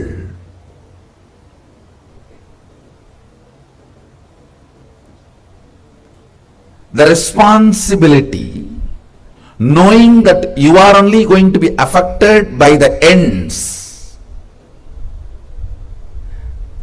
naturally makes you add life to your time. Understand? Your time, if you only add little intelligence, it becomes product. If you add little energy, it becomes activism. But if you add this great, powerful component, responsibility which comes by the clarity, the end is going to affect only you. See, the biggest problem with working for somebody is, you do not care about the end product. It means you do not care about your life. It is all about what you can grab from that person to make yourself comfortable. You do not care about your life. Your actions, your thought currents, are they aligned? Are they useful for you and the society? You do not care about that. You do a project for 10 years and the whole project collapses, you don't care. The salary you received and the life you made for yourself all matters if you are working for somebody. I tell you, that is where all the worst corruption, wrong mental setup starts. I should say, not only the person who asked this question, many of you are in this situation. I create product and different people have profit, but not me. How many of you feel you have this problem? All of you do not take responsibility for your actions end to end. You are afraid of the statement, you will be, the end will affect only you. Right or wrong, good or bad, only you are going to stand to face it. You are afraid of that. You want somebody to face for you. When somebody has to be faced for you, naturally the benefits will go to them. It will go to them. So understand, it boils down to taking responsibility. I tell you, failing few times is perfectly all right, than being under somebody and be a failure for whole life. When I say be your own boss, I mean your whole day should be decided by you. To whom you should serve, to whom you are going to share yourself, with whom you share your energy, with whom you share your products, with whom you share your love, with whom ultimately you share your life. All this should be your freedom. Understand when I say be your own boss? Multiple levels I am talking. You try to understand only work level. Work level is only one level. With whom you share your time. Your boss. That should be your freedom. With whom you share your products, your clients, customers, should be your freedom, I tell you.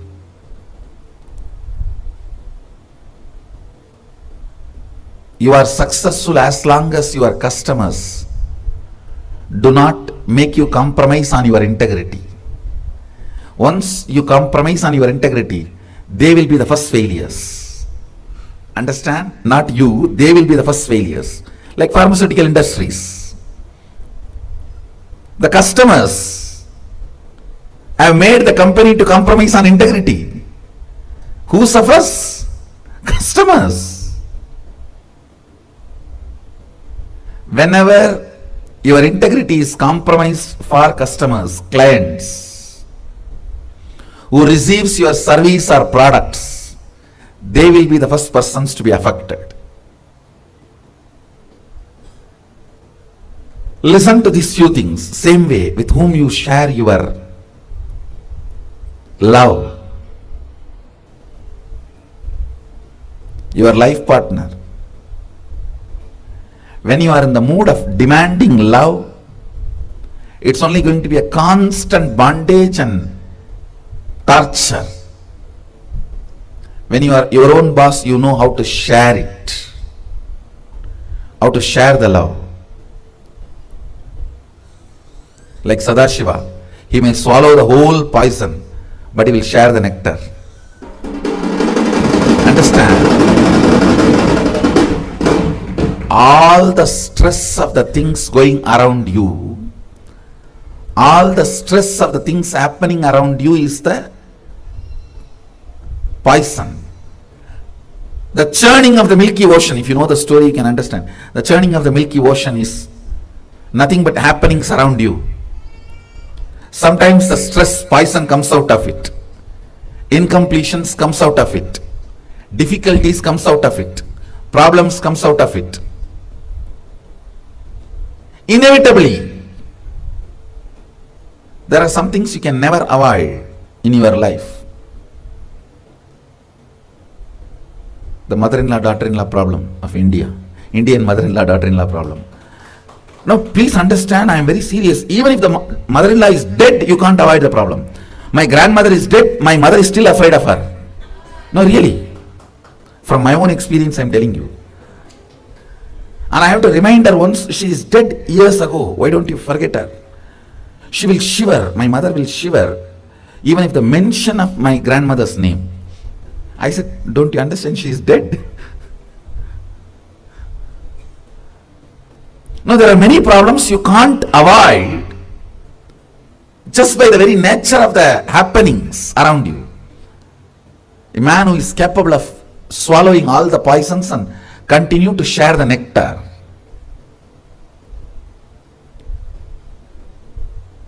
becomes leader. That is what I call ability to share love. Understand? Decide with whom you will share love will be in your control, not in the situation's control. Ultimately, with whom you share your life means who matters for your life. That is the most important, I should say, factor makes your life what it is going to be. Who matters in your life? I tell you, when I look back, why I am what I am now, I should say, in the young age, whom I really felt matter for me and my life, I was very clear, it's Arunagiri Ishwara who matters for me. Whoever you feel matter for your life means material out of which your very life overflows. The functioning, activation, Jakrat, waking up of your life happens by that person who kindles life fire in you, who makes your eyes wide open, whose memory makes you jump out of your bed, whose thought current is the first thought current before you wake up and last thought current before you fall asleep. Who matters molds your life. Understand? They become the life material for you.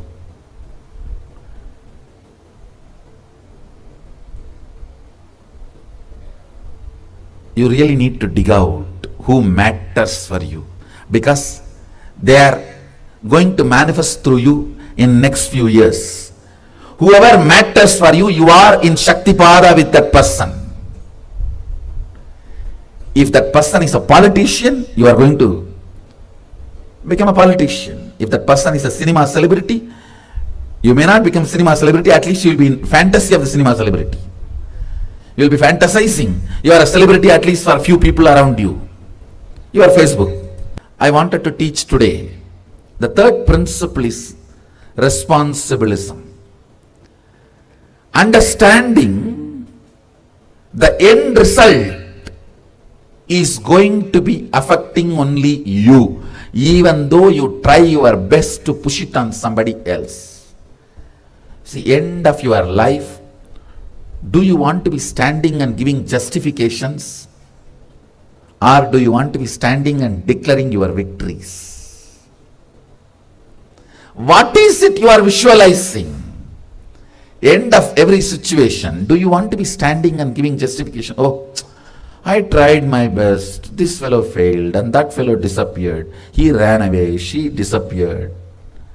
Do you want to be talking in that language, or do you want to be standing and declaring, whatever I have been endowed, given, I used it to my best, I did it my best? Do you want to be standing and declaring this, or do you want to be standing and, oh, I tried my best, this person ran away, that person ran away, anybody else in my situation would have committed suicide, I at least survived? What is the language you want to talk end of the day? That matters.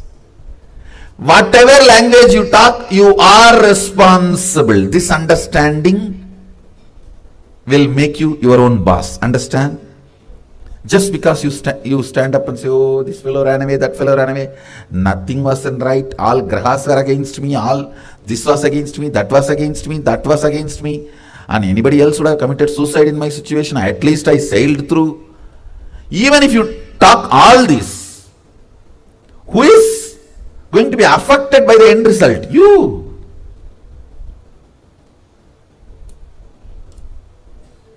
Understanding. End of the day, effect, side effect, after side effect, side after effect, all effects are going to be affecting only you, is what I call responsibilism. Understanding this is responsibilism. Responsibilism is the third important principle to make yourself as your own boss. With this responsibilism, start building. I tell you, like salt adds taste to the food, responsibilism adds life to your time. Only when the responsibilism is added into your life starts. Only when the responsibilism is added to your time, life starts. So the first principle is knowing why you want to be boss and what is the reason you decided to be your own boss. Second, completion with the blueprint you carry. Third, responsibilism. You need to know responsibilism is not just technique or a strategy for social success or just being your own boss. It is actually a spiritual awakening. Because when you start feeling responsible, it's not that only you are awakened to the external world, you are awakened even to the internal happenings. Awakening to the internal happenings is what I am calling enlightenment. See, I have seen sometime a small story. A guy opens his lunchbox in his office and cries, "Oh God, same brinjal." All his friends are feeling very bad. Next day again he opens his lunchbox, "Oh, same brinjal." Third day again he opens his lunchbox and cries, "Oh, same brinjal, oh God, I can't take it anymore." This goes on for 7 days. The friends were not able to tolerate. They asked him, "Why? Why don't you tell your wife to cook something else? Why are you suffering?" The fellow says, "Hey, I am not married, I cook for myself." No, this goes on in your life many times. Look, only when the problem comes, you even remember you created it. See, when I tell this story, you laugh, but why don't you see? Only when problem comes in front of you, hits you, slaps you in your face, you see, but otherwise you know you are creating it. Sometimes you even create knowingly it is going to hit on your face. Let me handle it at that time. And you know you were not able to handle it last time when it hit. Last time when it hit you, you collapsed. You know you were not able to handle. But you have a false confidence. Let it come, I will face at that time. Let it come, I will face at that time. And you go on, create the problems. Never come out of that rut, that whole cycle. Understand,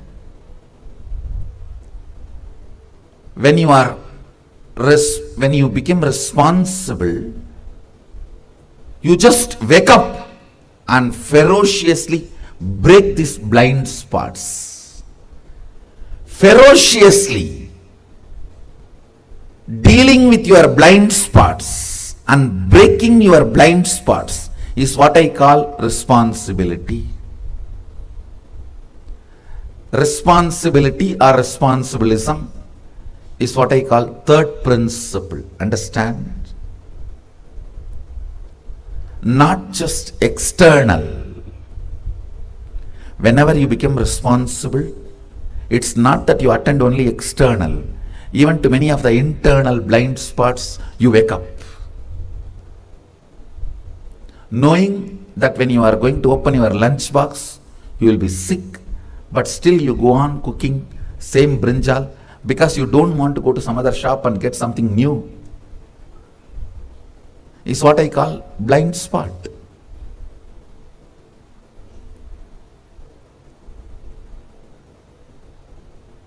I should say, knowing the problem is going to come and continue to create the problem is what I call third eye blind spot.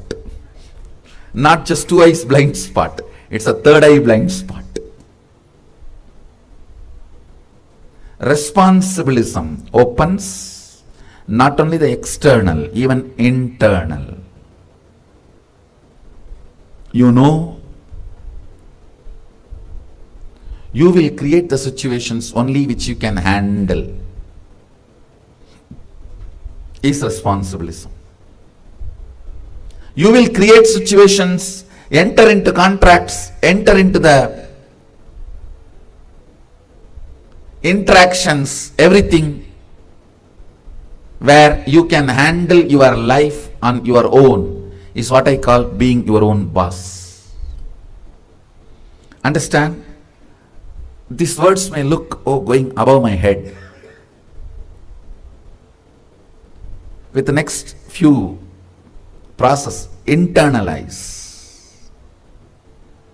I tell you, if I am uttering 50 statements, even only 5 becomes your cognition, I'll feel I've done my job. I'm talking for everyone. Even if 5 cognitions enter into your system, I'll feel I've done my job. So each one of these truths I am sharing is cognitions, not instructions, cognitions. See, if I speak and you say, okay, he's telling something must be good for me, it is instruction. If I say something, he's right, yes, exactly, this is what I want to verbalize, I'm not able, yes, verbalized it, then it is cognition. Then it has become your cognition. Even for 5 statements, your eyes lit up. If you are being lit up, it has become your cognition. I'll feel I've done my job. So answer for this question in one line. Responsibilism. Because you have not taken it, somebody else is taking it. Responsibility is not work, it is power. It is not work, it is power.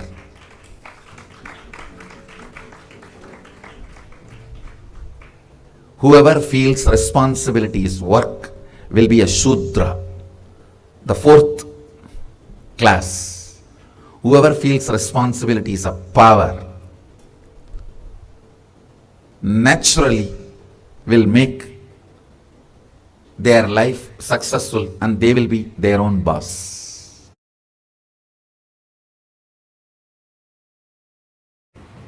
It is such a simple instruction, but actually can maintain your whole life.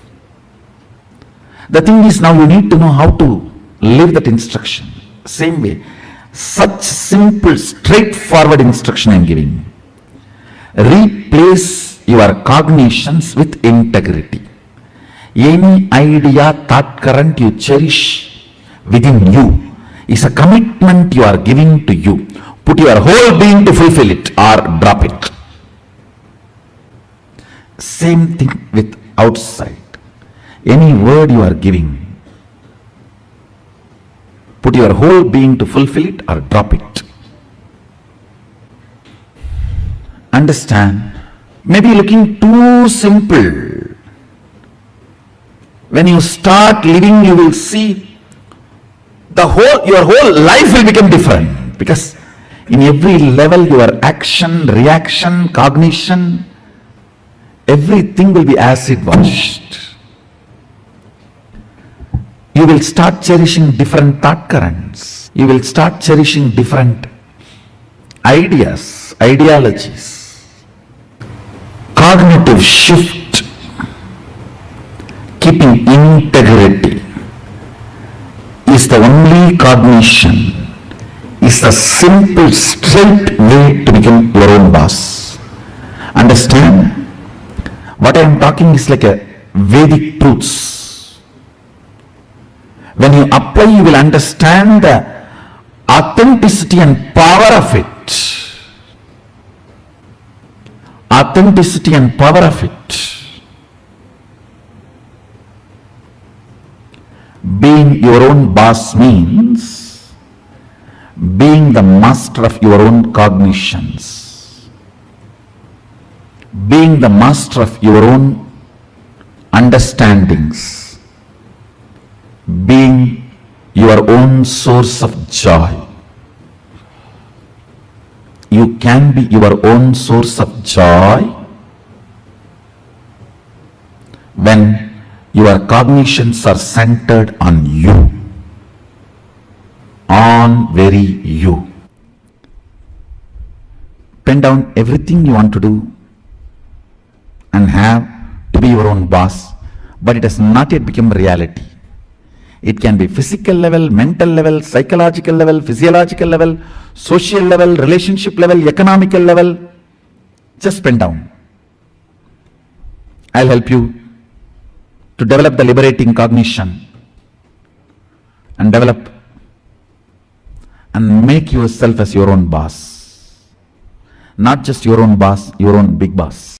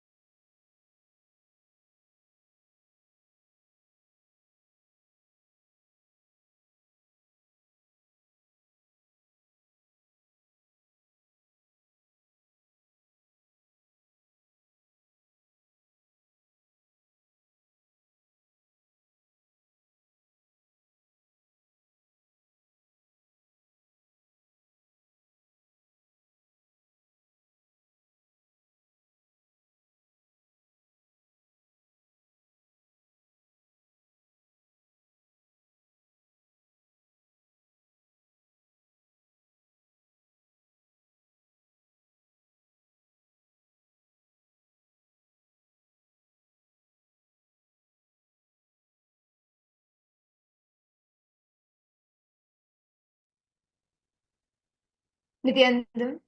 That was a powerful session where all of us just had Swamiji beautifully revealed to us how you can be your own boss. Many of us, usually in our life, we go and we work under others as employees, or we listen to others and make that as our lifestyle.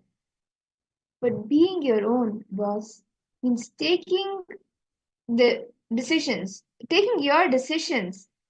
from powerfulness, knowing that like you can, if you are the owner of your life, so you can decide what you want to do.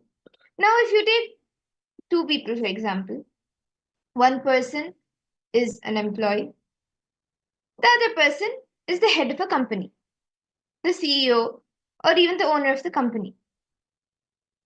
If you see the owner, whatever happens, he will be so active and energetic, alive to make the work happen, continuously working to make the thing successful. But if you see an employee, and like even if the owner works like for 20 hours a day, he'll not feel tired because he's the owner, he's the boss of the company. But if you see the employee, morning, 9 o'clock, you come, you, oh my God, another day of work. You work for 1 hour, you start feeling so restless. You work for another 2-3 hours, you start feeling bored. You work for another few hours, you start feeling tired. Just waiting, oh my God, when will this work get over? Let me go back home. You're just waiting to go back home, take rest and sleep. And you feel so tired without doing the work. Like you just feel tired with doing the minimal work, which is there in your project. Yes, whatever is there in your project, you may do. But you will not be the owner for it. And because you know, okay, whatever happens, I will just do this much. The rest, if anything happens, something is right, wrong, anything, it's anyway going to fall on the boss. It's going to fall on the company. Why should I mind? Because of that attitude of not being your own boss, not feeling the ownership for that, you start feeling so lethargic, so tired. And by the end of the day, you feel that nothing has been achieved. The only one day where you feel happy is maybe the day you get salary, because you're getting the money, or you're like for you to be able to live for the next 1 month, right? But the owner of the company, whatever happens, whether he may even give his own money for the like if the income is there, he may even give his own money for the employees for the salary. But whatever happens, he will not feel bored and tired. He'll continuously work, but not get tired of the work because he knows I am the owner, I am the boss of this company. Same way, you need to be the boss of your own life. You need to be your own boss. When you become your own boss, you will see how alive, how energetic you are towards life. How you just simply start manifesting anything and everything that you want. And you actually manifest the leadership qualities. How to be a leader.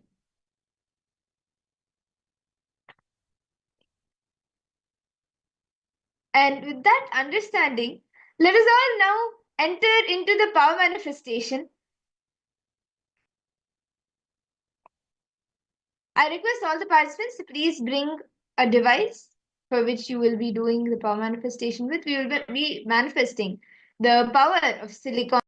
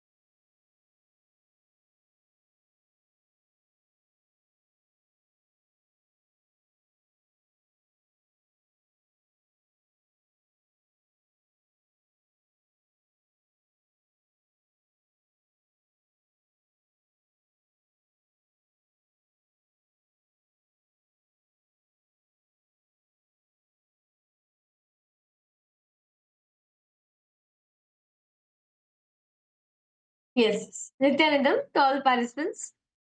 That was an amazing session Swamiji gave on being your own boss. Right? Can I request all of you to post? What did each and every one of you understand? Malinga, Nithyanandam, welcome Ma Fatima Dehastani, Nithyanandam, Ma Shobana Saxena, Nithyanandam, Ma Subati, Ma Gabriel, Nithyanandam to you too. Wow, I see so many participants logged in. Welcome all of you for the program. In this session, Swamiji spoke about how to be your own boss. See, what exactly does Swamiji mean by being our own boss? Let us understand deeply. See, the very word, the very sentence Swamiji said, right? Being your own boss. It means that you are not under someone. You're not under someone's slavery. As Swamiji says, when you are under someone, right? When you're naturally under a person, what do? You'll have tamas.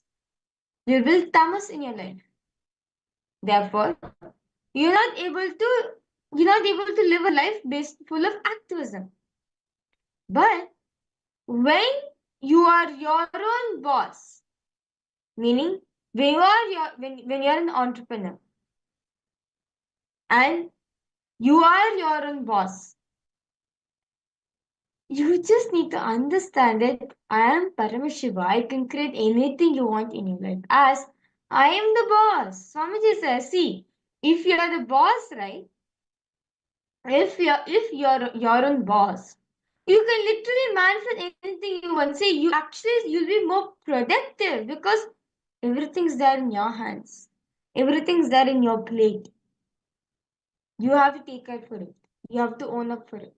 Not dumping a responsibility on another person. No. Being your own boss means taking responsibility for your actions. Taking responsibility for your decisions which you're taking in your life is being your own boss. Clear? Solve participants understanding. See, Swamiji says very beautifully, what is being your own boss? You decide your health. You decide your whole day. You decide what you should do. You should not do. Above all, you decide your mood only. How you should be and how you should not be. Deciding not deciding for your moves, but deciding your moods is not being your own boss. How many of you are able to relate to this? We decide every single thing. We decide for every single aspect in our life. But when it comes to manifesting happiness, when it comes to getting a good income, a good output from yourself, we don't do it because even the mind, we are ready to keep it. We are ready to decide for our mind, but we're not ready to take up any further responsibility. Swamiji said that, starting to say in the satsang, Swamiji said that if you want to destroy a person, right, just put them in a government job. Why? Because they don't understand. Because government job is just what? You put them in the work, they just give time, skill, or treasure. Not an inch they will move. Only time has been put. They're ready to put their time. As long as money is given for me, that's fine for me. But that's not being your own boss.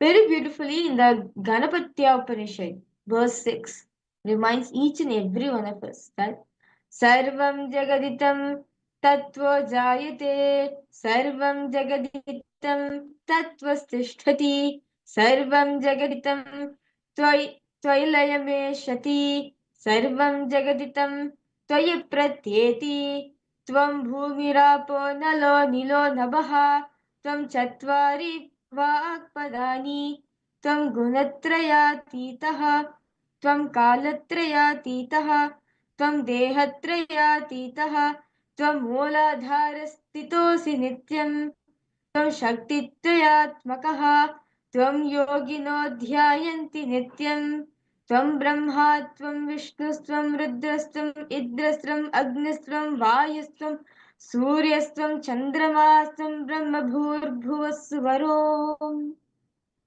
This tells us, this reminds each and every one of us, you create this world. You create everything in this world. You maintain all this world.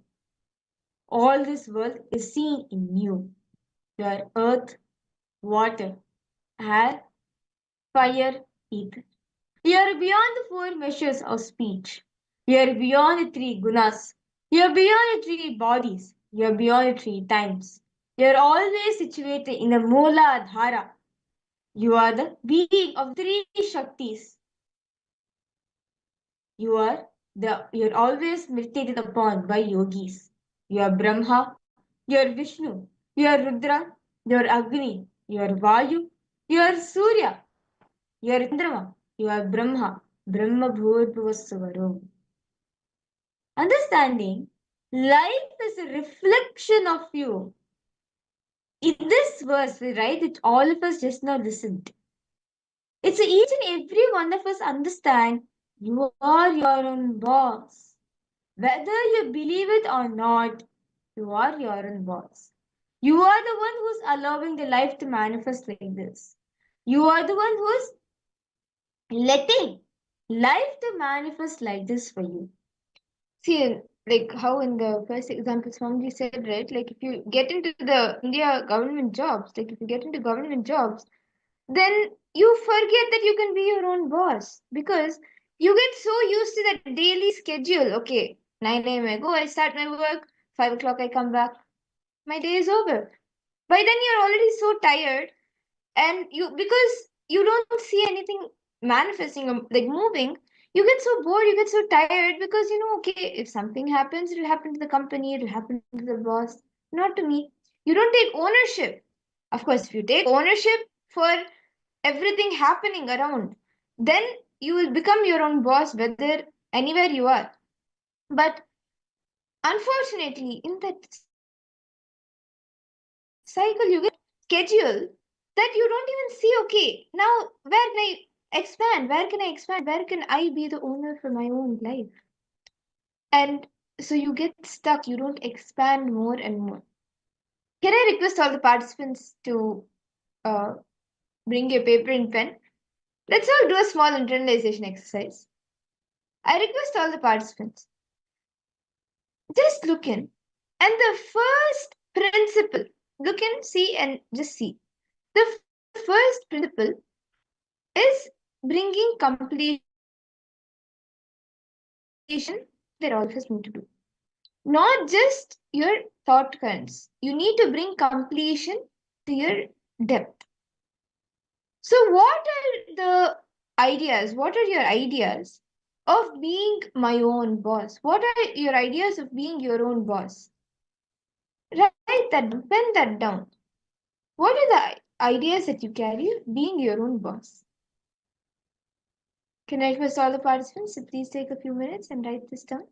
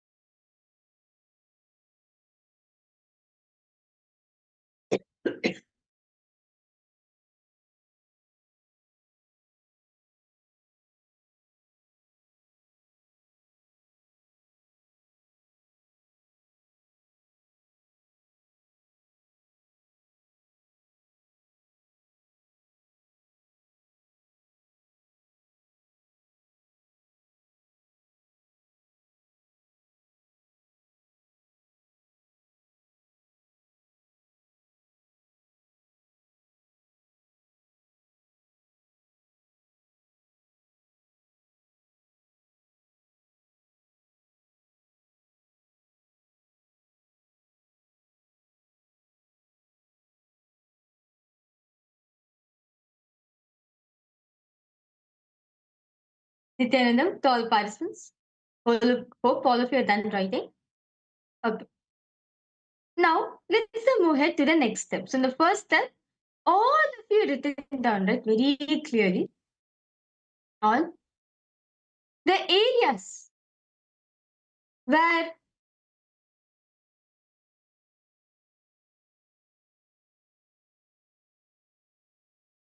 where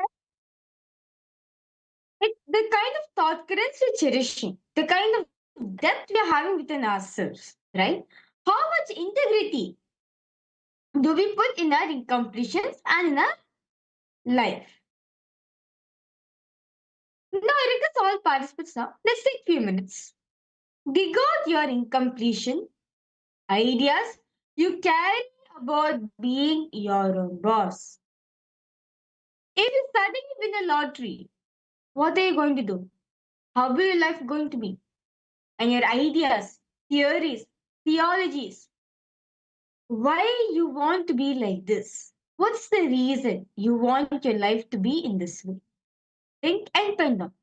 What you want to be? How will be your own boss? For example, as soon as you win a lottery, you want to buy a house by the beach. Take off work from 6 months to the world, and then think about buying an island offshore. They can earning by selling coconuts, whatever. Pen down detail. What do you mean by being your own boss? What is it? What are the ideas you carry about being your own boss? Detail pen it down.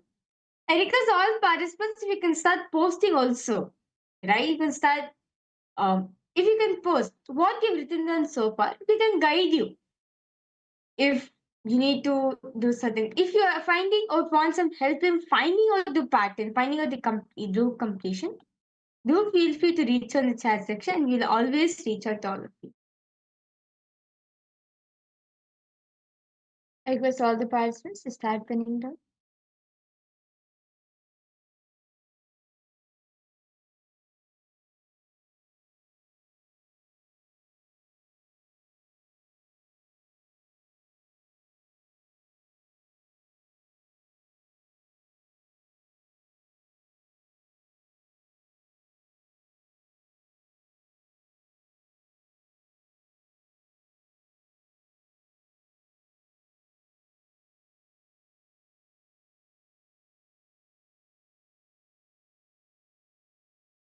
What is it that you see yours?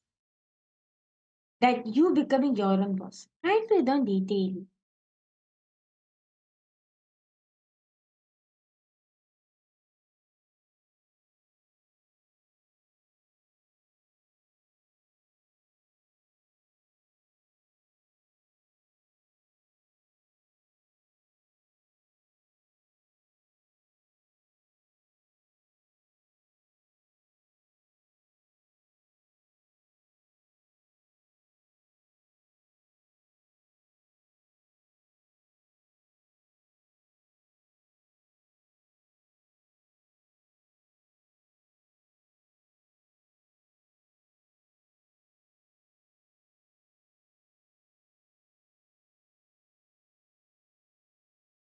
Nithyananda.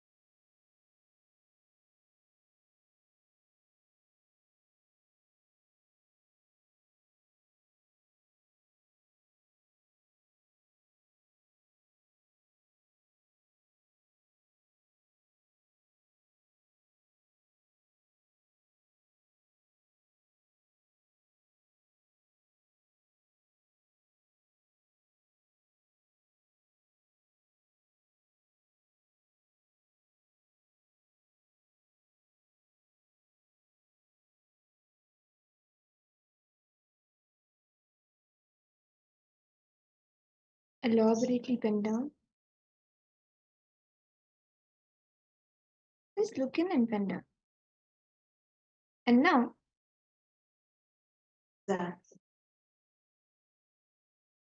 I hope all the participants you have been able to complete this step.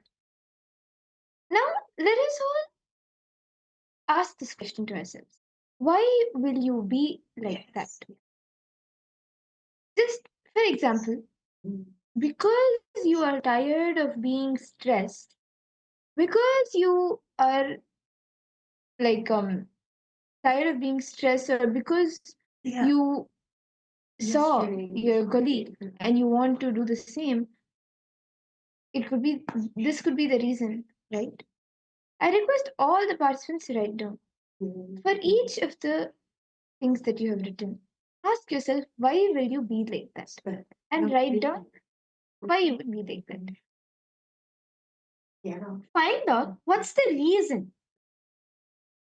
What's the exact reason why you want to manifest that kind of life after you becoming your own boss? Is it because of greed?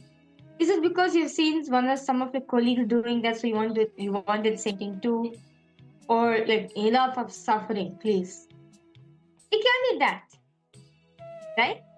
Whatever is it, detailedly pen down, find out the root cause. Why is it that you want to manifest that specific life? Yes. I request all participants, please start writing it down. What is it that made you? What is it that you think that will make you to manifest life like this?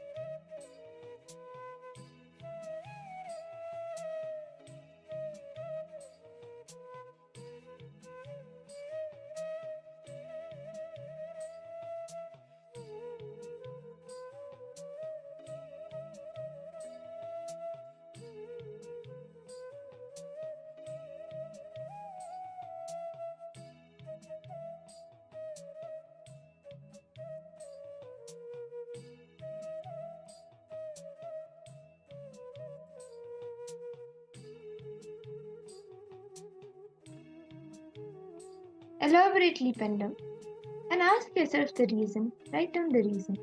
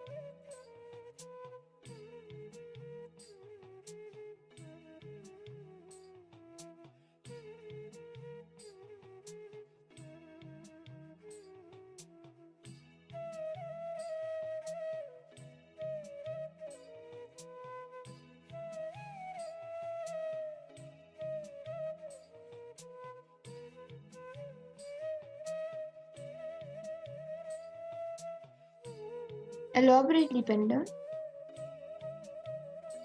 What are the different ideas? Like all the ideas that you have about being your own boss. What are they? Are they coming out of responsibilism? Or are they coming out from the space of wanting to be like someone else?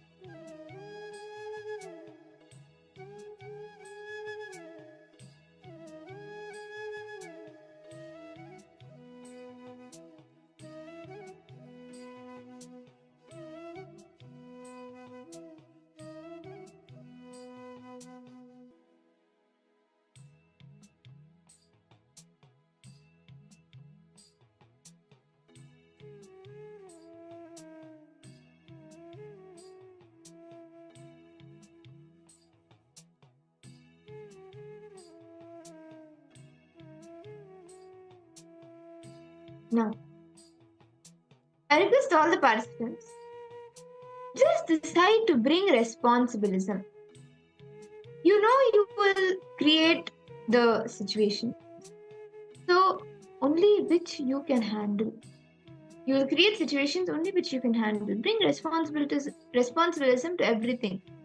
When you bring responsibilism, you will create situations, enter into contracts, enter into the interactions, everything where you can handle your life on your own basis, on your own. And you can be your own boss. Swami has given a very beautiful example. See, you win a lottery. You may want to invest in starting your own venture, a restaurant. Take training for running the business. Finding a house for a workplace, which is closer to a workplace. And at the same time, which is near to the temple also. So all three are convenient. So evening, you can enjoy Swamiji's structure. Volunteer in the KAILASA temple.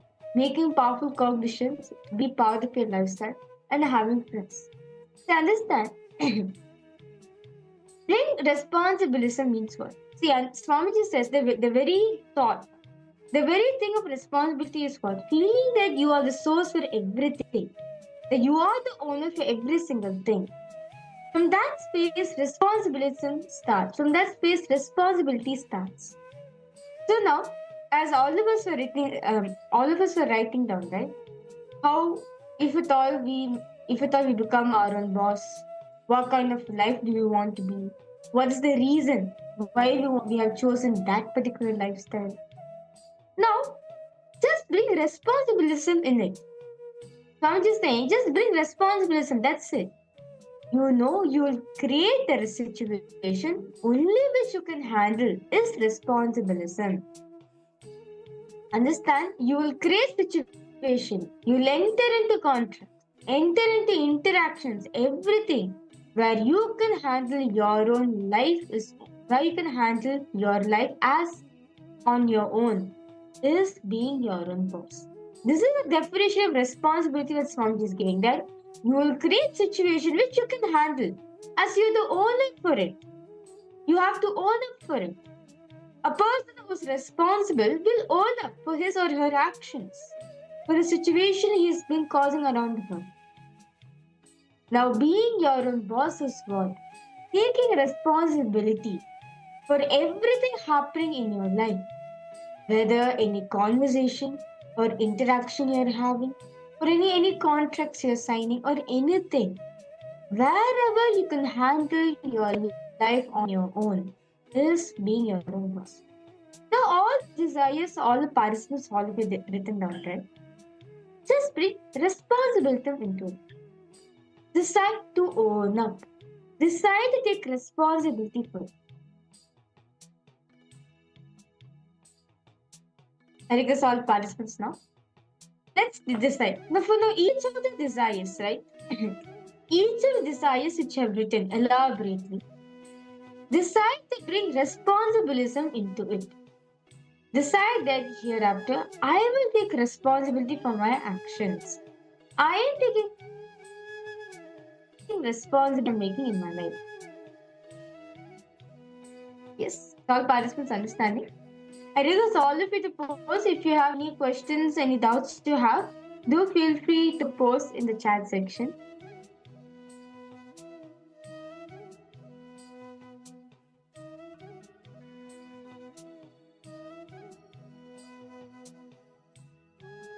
Ma'am Margarita, all the desires that you have written, decide to bring responsibilism into that.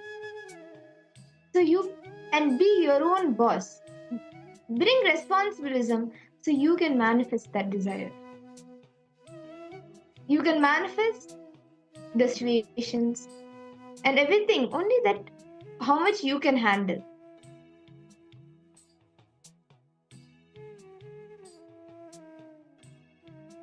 Ma Ghore Rupini.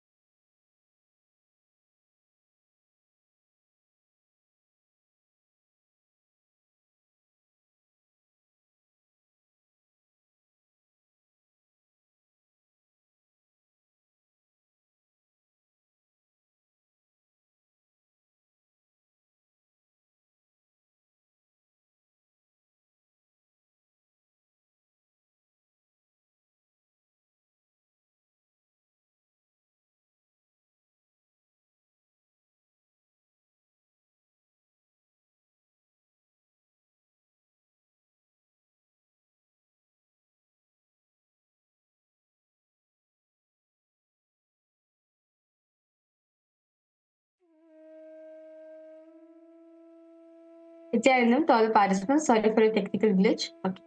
Hope all of you are able to hear us clearly.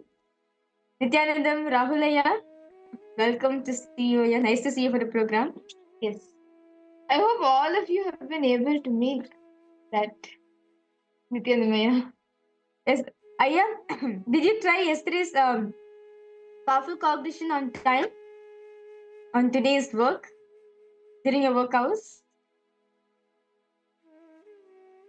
Yesterday we elaborately understood about time layer, right? How to expand time. Did you apply it in your today's work hours here? Meanwhile, to all the participants, I request all of you to write down. Okay, no issues. Tomorrow, why don't you do it? You can keep a reminder and you can do it.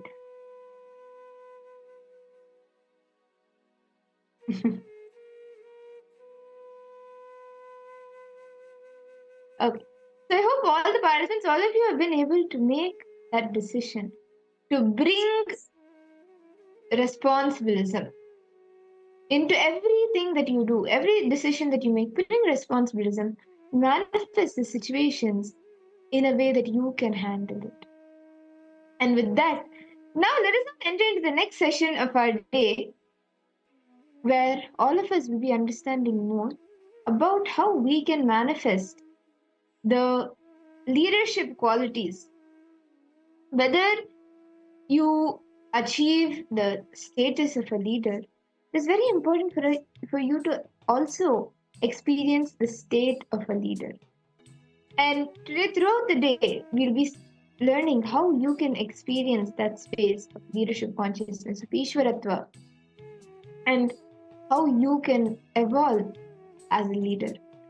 In this session, all the participants, all of you will be understanding how to manifest superpowers with your conscious decision.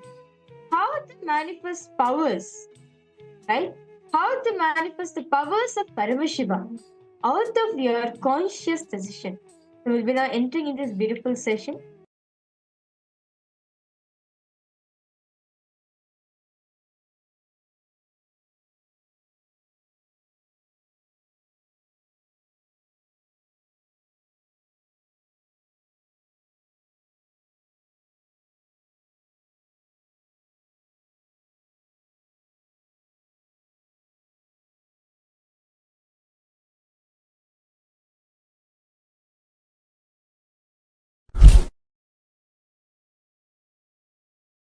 Understand, I will reveal 3 important words and the truths.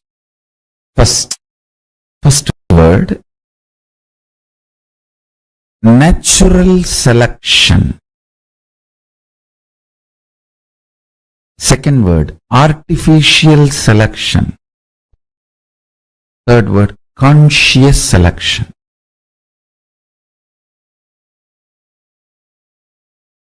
In evolution of life, fish becoming tortoise is an example for this conscious natural selection process. Second, conscious artificial selection. Example for this is human beings breeding various types of dogs, various breeds and varieties of dogs. First,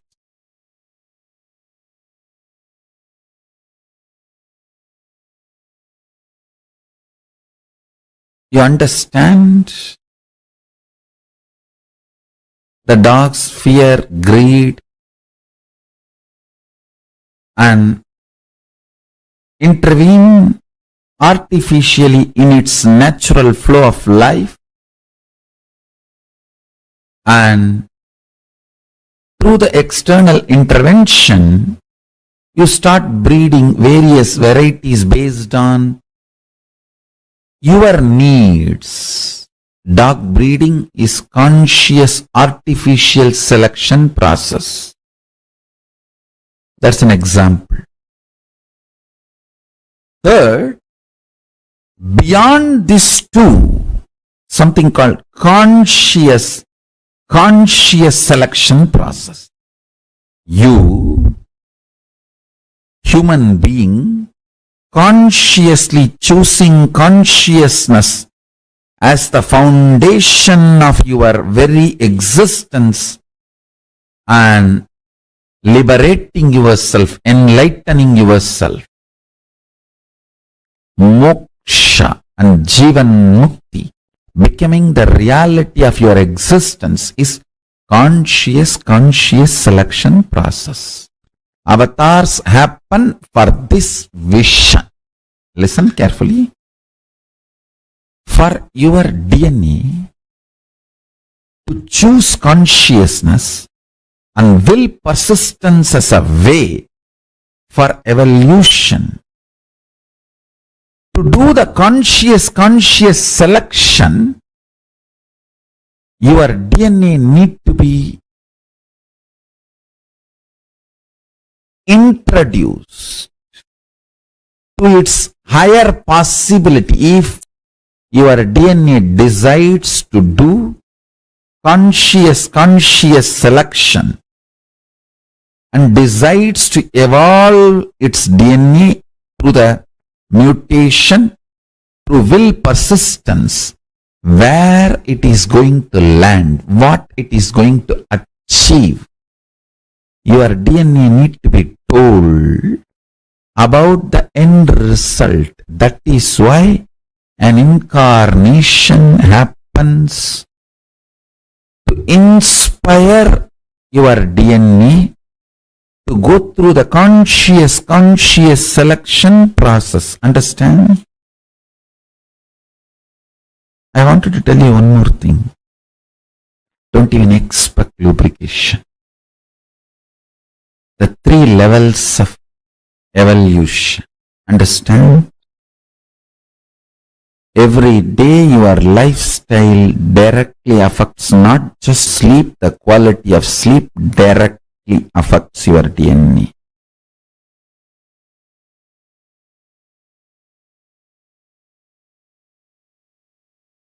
You need to understand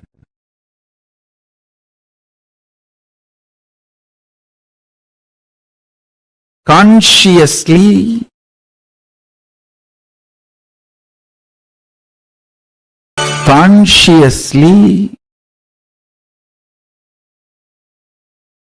day in and day out choose to manifest Paramashiva.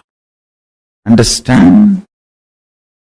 The lifestyle of KAILASA, Charya Pada of Paramashiva, which I am proposing, whether vegetarian food or Brahmacharya life or yoga, is all for this purpose. I tell you, if you decide to have the conscious selection as your lifestyle,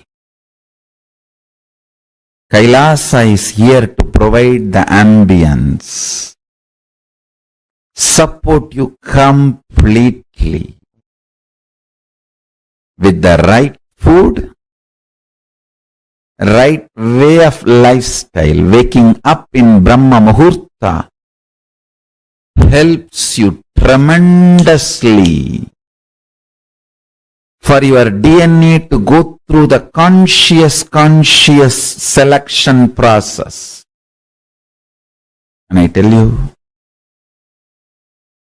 every time you decide to be brahmachari, celibate, not give time and attention and energy to your sexual orientations and lust desires, and decide consciously to be celibate, I tell you, every time you consciously choose, your DNA goes through a quantum jump,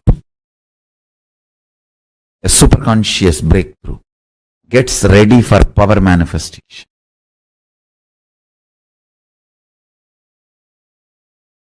especially with this powerful cognition. With this understanding, if you choose, I am choosing now brahmacharya, celibacy, because I want my DNA to have a conscious selection process and go towards Paramashivoham, Paramashiva. With my will persistence, I am proceeding. Let my muscle memory, biomemory, very DNA have the superconscious breakthrough and manifest powers, state, space, powers, being, superconsciousness of Paramashiva. Understand? 3 ways of life. Evolution. 1. Natural selection. A fish becoming tortoise, tortoise becoming pig, and that's natural selection. Then artificial selection. Human beings breeding dogs. Then conscious selection. Understand? Very few human beings choose the third kind of a lifestyle. If you choose the third lifestyle which I am saying, conscious selection, then choose KAILASA. I am here for you. Choose KAILASA. In KAILASA, every instruction, every lifestyle you are expected to live. Waking up in Brahma Muhurta, brushing your teeth with a neem stick, or haritaki powder, or charcoal powder, or salt. From that to enema, jalabasti, or yoga, everything is for conscious selection with will persistence, altering the very way you exist and manifesting superconsciousness. Understand? That is why I am saying anyone struggling or enjoying, even if you live in KAILASA with your will persistence, you are moving towards superconscious being, superconscious breakthrough. Every Gurukul child is equivalent to $1 trillion because he is getting the best from the very young age. He is now entering into conscious choice selection of his DNA mutation with will persistence. He is not getting bred. He is not getting bred like dog breeding. No. Understand? Especially brahmacharya. Why this brahmacharya, Unless you decide with your conscious will persistence, you can never be successful in brahmacharya. Brahmacharya proves whether you have decided with your will persistence. Even your decision to practice brahmacharya proves the strength of your conscious choice and your will persistence, your decision. Nobody else has brainwashed you. You can never practice brahmacharya through brainwashing.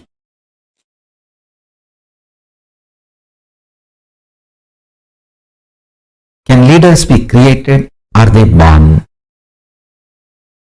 Listen, both.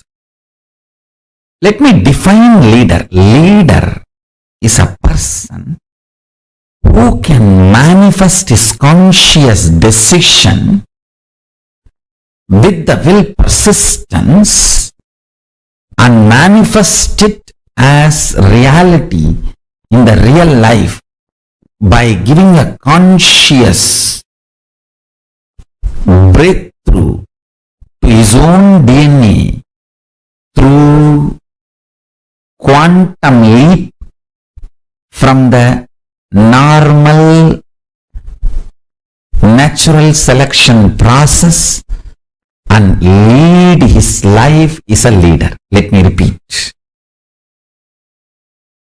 Your DNA goes through a natural selection process called growth.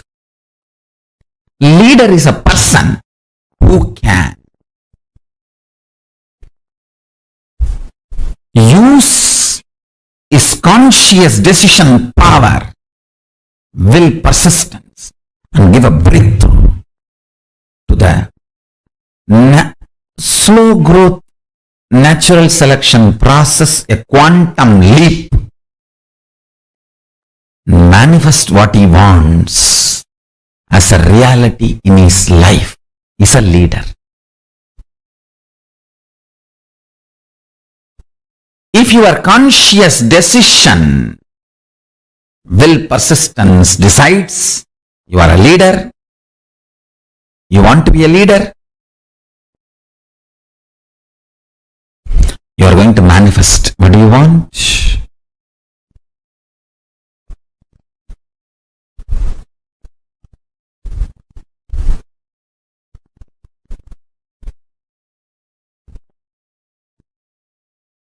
I tell you, that always gives a quantum jump to your natural growth.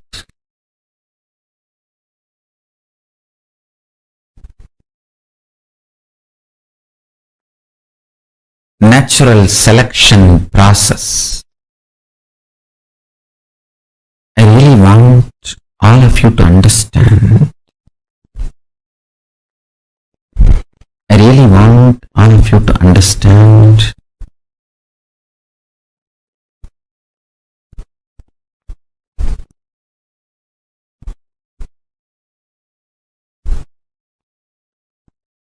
the natural selection process which your DNA goes through.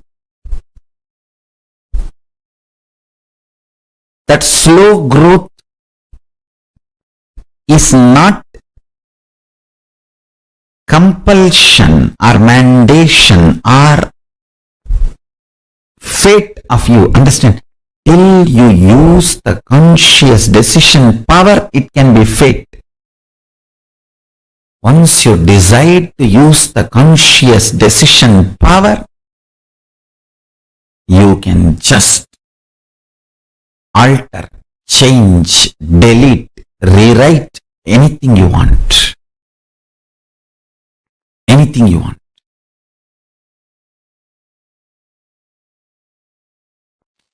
That's too much. You need to know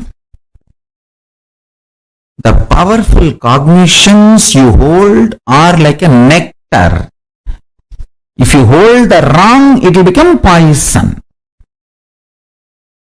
Every Upanishadic truth is a powerful cognition.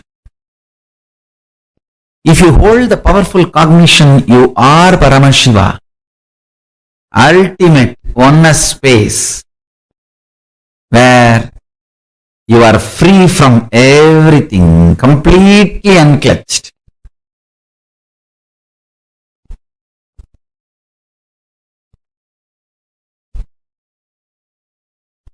Manifesting Mahatattva, Mahatattva, manifesting macrocosm,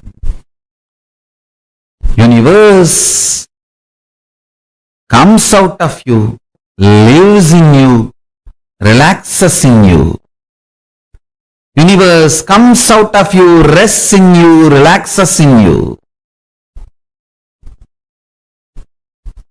Truth of enlightenment.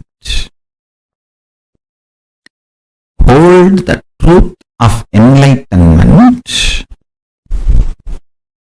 Hold hold the experience of powerful cognitions in your being. I tell you, when you hold a powerful cognition in your being, I am Paramashiva, use that consciously and break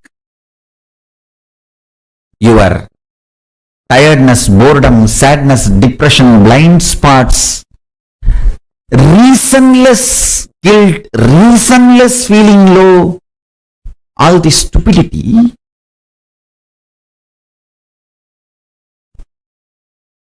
Leaders are born sometime, made many times. Your conscious breakthrough capability is powerful enough to have the life you wanted manifested in you. It is capable of giving a superconscious breakthrough.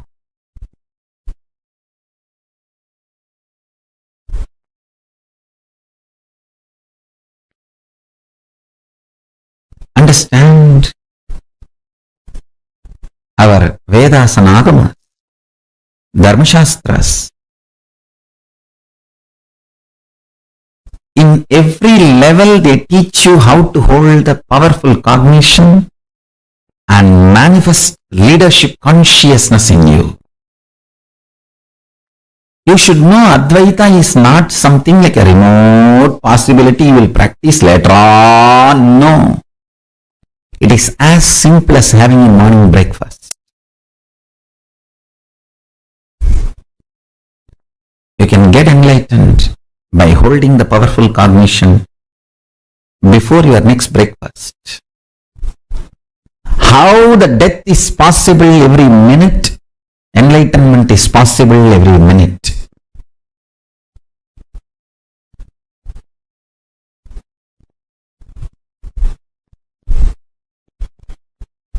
Enlightenment is the purpose of life, and listen carefully. He is such a good person, good being. Real non-violence comes by powerful cognition. I want all of you to hold on to that powerful cognition. You are Paramashiva. Even with you, behave as Paramashiva. Even when you are alone in your bedroom, talk to you as Paramashiva. Behave with yourself as Paramashiva. Demand yourself to be Paramashiva.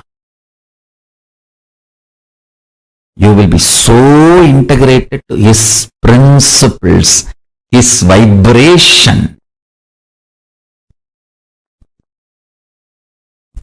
Cosmos will feel so good about you.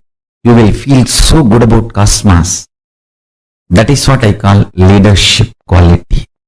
Feeling so good about you and the world and life and everything is leadership.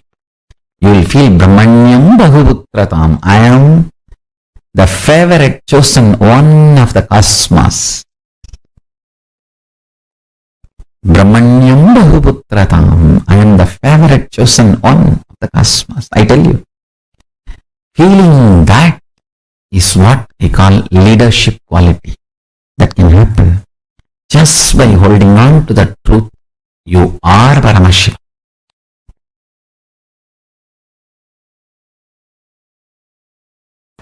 Actually, the way I was manifesting powers, we got little stuck. Why, you know, most of you guys are already corrupted by the Western logic Vatavarana. So you just started translating all my initiations into a small utility value and started looking only into that and started focusing only into that instead of focusing into oneness. Understand? I am not alternative lifestyle for you. I am oneness for you.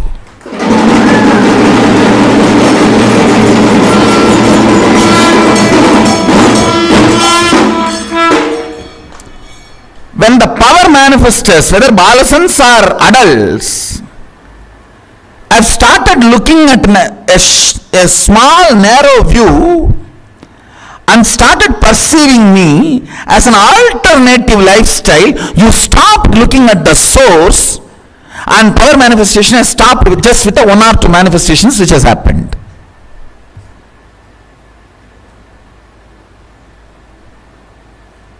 I don't know how many of you are understanding. A tree is beautifully coming. First the fruits are happening.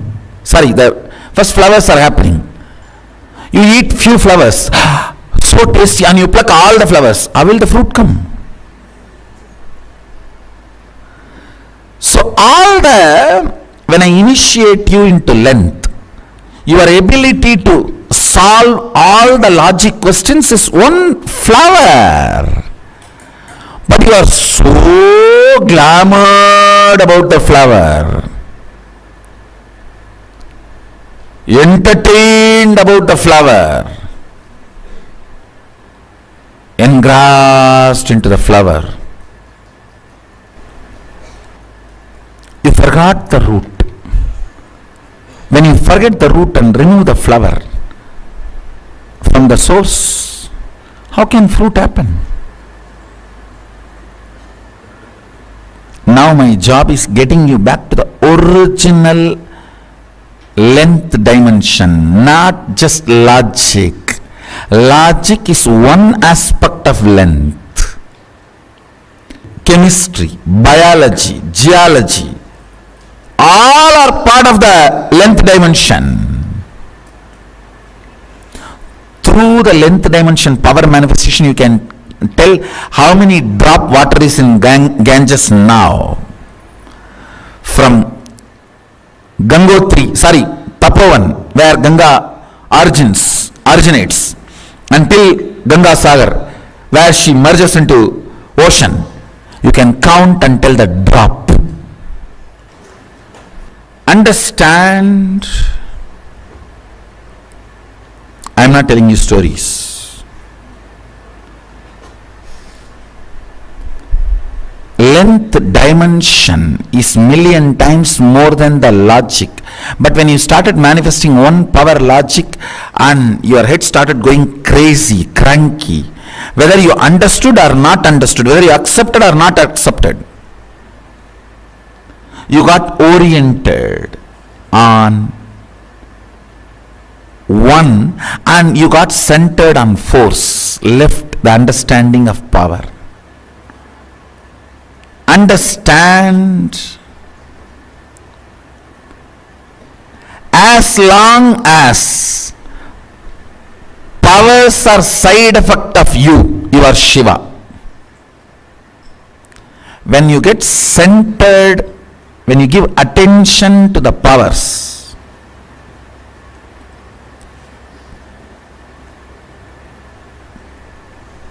gone. Then they get converted into force. All struggle is when you put your focus on the force. I think power manifestors should know now. This is one of the important click. Whether you manifest or not, focus should be on the source. More and more on oneness, more and more on rotation, swapradakshina, your existence, your reality.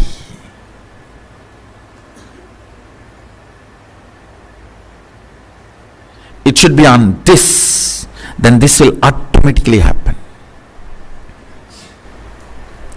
If you have sincerely tried to manifest powers, you will know the problem about which I am talking. And you should crack this code today. You will see power manifestation happening. Anybody who thinks very strongly, power manifestation is not for me, means you are completely centered on force, logic. you don't know the logic of power. Or you think I will not be able to know, which is also not right. How can you not know the logic of your existence when you are still alive? If you are dead and you say, I don't know how my heart is functioning, that can be accepted. But you are alive and your heart is functioning, pumping. How can you say, I don't know how my heart is functioning? No. When you are alive, you may not know. You can't say, I will not be able to know. How many of you come to the conclusion, power manifestation is not for me, I cannot manifest? Now drop. Today understand. Focus on the happenings of inside when you declare oneness. The fears rising, anxiety rising, inability rising, all your past failures rising, frustrations rising. Focus there. Bring more completion there, bring more oneness there, bring more trust there, bring more understanding there. You will crack the code.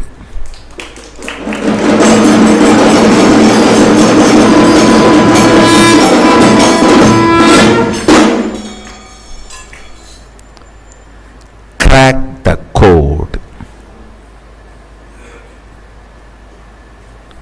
If you crack the code, you will manifest powers. The difference between Siddhi and Shakti. Siddhi is force, Shakti is power. Shakti is mother, Siddhi is Chitti, stepmother. Understand?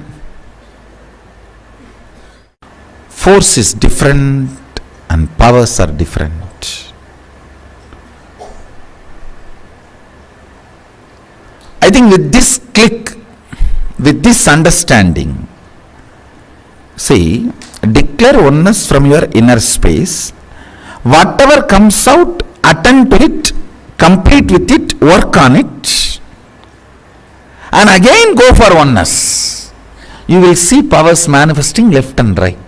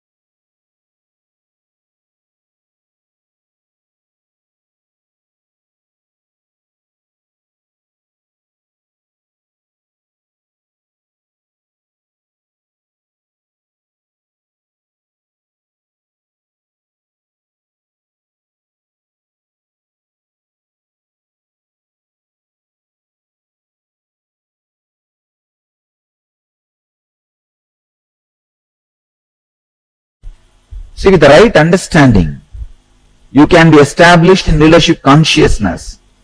Please understand, not just with certain qualities, but with right understanding. See, instead of being stuck in your patterns, the ability to flow, that is what I will call as leadership consciousness or being a leader. We will do a small research. First, all of you write down in your notebook. Write according to you. what is absolutely mandatory to be a leader and express leadership effectively. Please understand. Absolutely mandatory to be a leader. The truth is, understand the leadership. When you are able to express yourself completely and able to lead yourself or the team productively is all leadership. Look inside all these qualities. Many of you would have expressed leadership consciousness many times without any of these qualities. Without many of these qualities or any of these qualities. Come up and give me one example. Many of you would have achieved the leadership quality in many places without having empathy, without having focus, without having being trustworthy, without knowing time management. So many of you would have had. So many of you would have developed a strong vision after your success. After you became leader, not before that. These are rewriting history. When you started, nothing would have been there. Because suddenly you are successful, you write your big autobiography. Come on. How many of you had some incident expressing leadership in your life without any of these qualities? Come up and say, come up. You see, actually, what you classify as weakness, as strength, as I told you yesterday itself, it is just looking from different angle. That's it. So all I am saying, whether you call it as a strength or weakness, whatever you define it, finally you can look at this as from the angle of strength. When you look at from the angle of strength, they don't have a meaning. So when you look at from the angle of weakness, also they don't have a meaning. It is just your will. If you have a will, let me be a servant, you are a servant. If you have the will, let me be a leader, you are a leader. That's all. That is all I am saying. I am not saying there is a theme and after that you read one or two. I am saying that is all. Which is now the mind feels frightened because it has to give up all the very caring, comfortable words which it preserved. Understand, the simple truth is, except will, nothing is required. You just need one paper and pen, write it in a paper, I am a leader, paste it on your forehead and live like that one. That's it.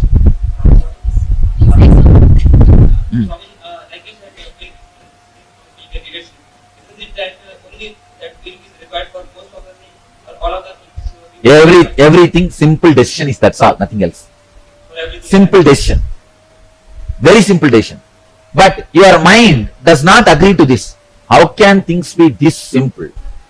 But it is. I tell you, I do not have one extra leadership quality or one quality got molded, developed when I started Dhyanapidam and now. I am very honest. When I started Dhyanapidam, my leadership qualities, and now not one quality improved 1 inch. Today's subject is achieving high performance in every area of life.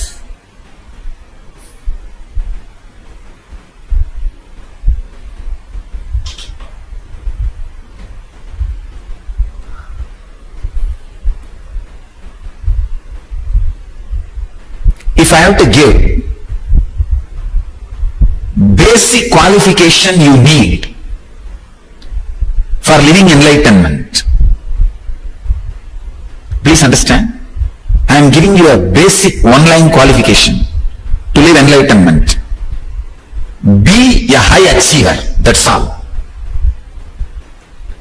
Whether in your body or mind or soul or consciousness, in any line, be a high achiever.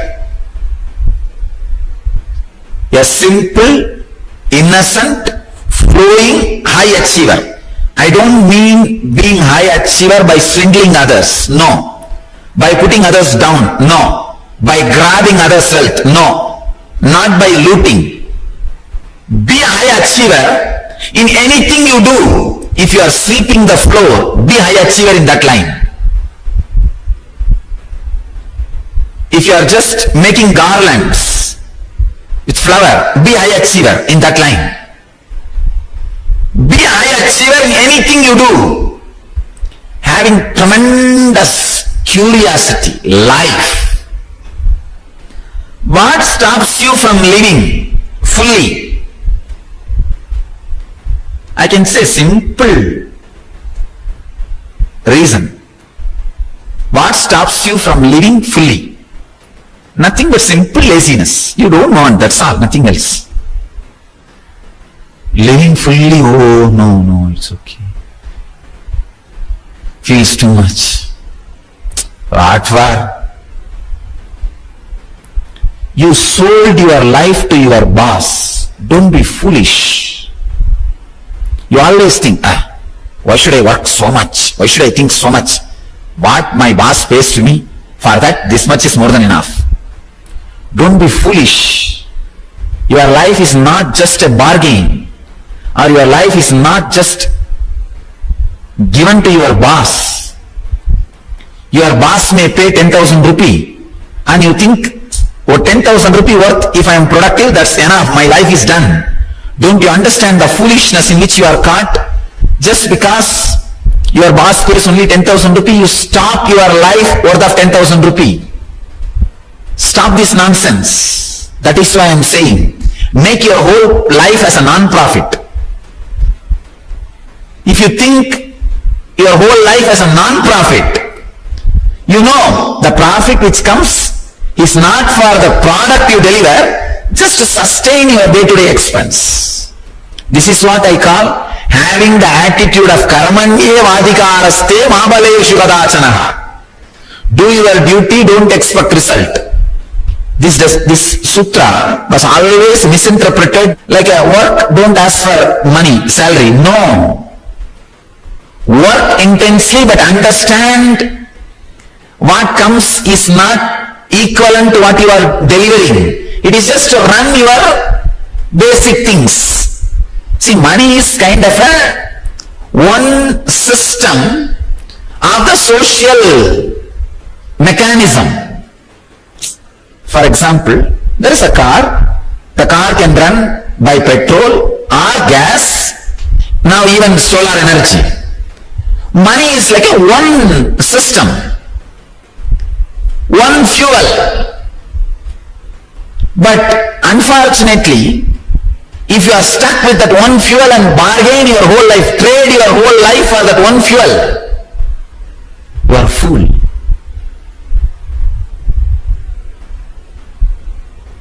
So don't stop delivering. Don't stop thinking extraordinarily. Don't curtail. Don't snub. Don't abuse your creativity and your intense energy expressing by the bargaining or the hatred towards the people who does not repay you more.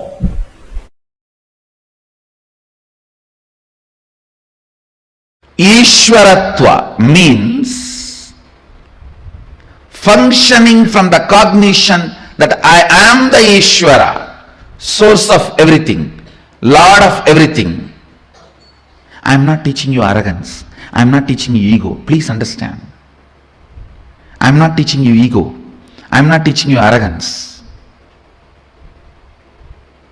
Actually, when I am the source manifests, your ego will not be killed. It will be just swallowed.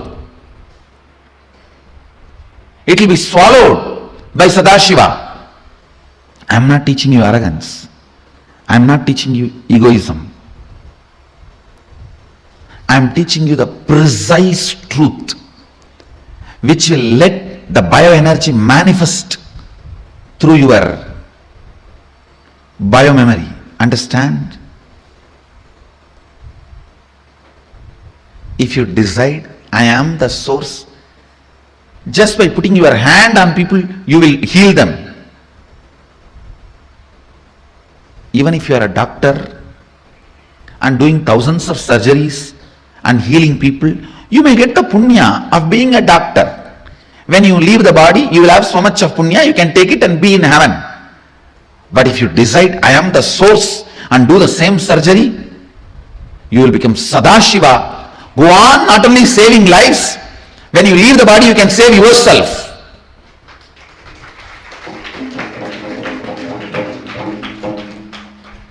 Anything you do, if it is from the decision, I am the source, not only you will be useful for others, you will be useful for you. That decision evaporates all the hypocrisy. Understand? That decision will not come to you if you are sitting and waiting for logical analysis. It has to enter in you only rudely. Just 5 people have to hold both your hands, both your legs. Somebody has to open your mouth and put this understanding inside you. I am the source. Fundamentally, you try to establish the seeing is independent of seer, so that you can put the responsibility for your life on others. When you realize the truth that seer is responsible for the seeing, you need to work, alter, transform, evolve. That's too much of work. You can always say, oh, no. You can always find some false reason why external reasons are responsible, not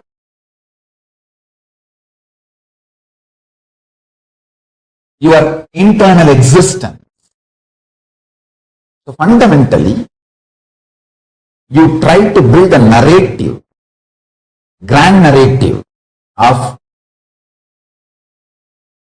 the existence is independent of seer. Once you believe this, once you are convincing, once you are able to convince this false delusory idea within you, then you start blaming, oh, then I am not responsible for what is happening outside. Then he is responsible, she is responsible, everyone. So if your Guru is asking you to look in and find you are responsible, abuse him also. Understand? The fundamental delusion is making the seen independent of the influence of the seer. Then the seer can claim always victimhood. Understand? Unfortunately, the cosmos will make you a victim if you continuously claim victimhood. Fortunately, cosmos will make you a leader if you continuously claim and realize that you are the leader and responsible for everything. That's the beauty of life. That's the beauty of life. Even to cheat others, never ever use victimhood, because you will start believing it and cosmos will say tathastu to it. Never. Never do that mess. Understand? This one curse, I will never want even my enemies to have, even people who cherish enmity towards me. I will never want them to have this suffering. Feeling that they are victim of the universe or the cosmos or the humanity or the whole. More and more you understand, seer is source of the seen. You become leader, you are empowered. You are empowered. You are empowered. And you start building a beautiful space which is absolutely protected, and you start radiating that sweet powerfulness as your fragrance. Understand? I tell you, what you build consciously inside will give you confidence. I tell you. if you all have, the spiritual truths I taught you is enough to run your whole life,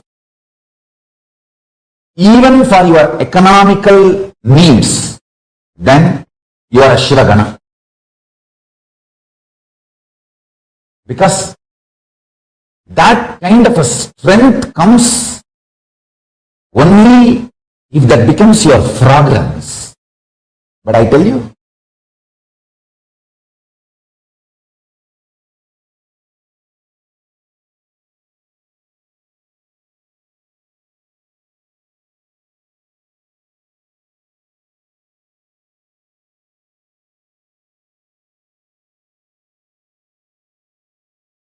this is not the only one benefit you will get when you take the responsibility for everything seen. Actually, when the more you take the responsibility, your third eye is awake. Decide, you will cognize the impact of the seer on the seen, impact of the first person on second person and third person. Then you will realize the impact of the source person on first person. So even the first person is in a way seen, not seer. That's a deeper realization. Then the first person, second person, third person all merge into the source person.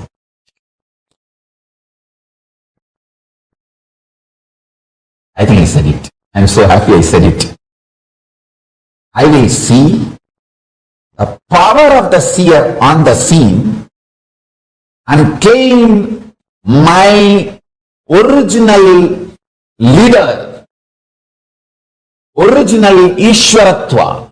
Understand? The original leader in you is Ishwara. Claiming that original leader Ishwara in you and sacrificing your first person, second person, third person, for that to recognize the original Ishvara is Tyaga.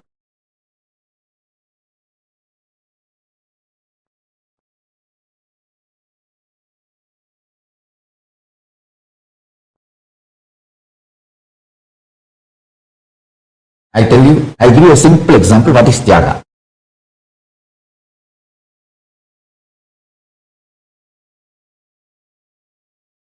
Listen carefully.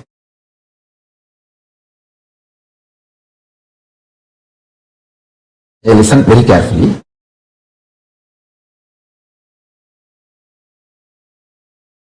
In Indian villages, they will cook rice in a pot. Once everything is boiled, they will remove the starch water. Never the pot or the cooked rice feels it is renouncing the starch water. For the food to be tasty, to be used, to be consumed, you need to remove the starch water. Over. It is as simple as procedure.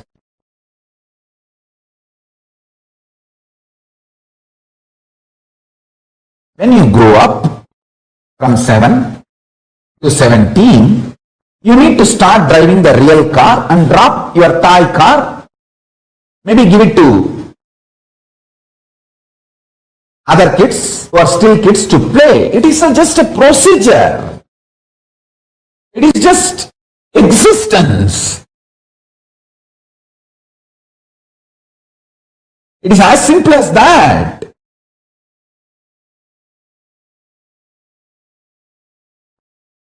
I tell you, feel oneness with Tyaga.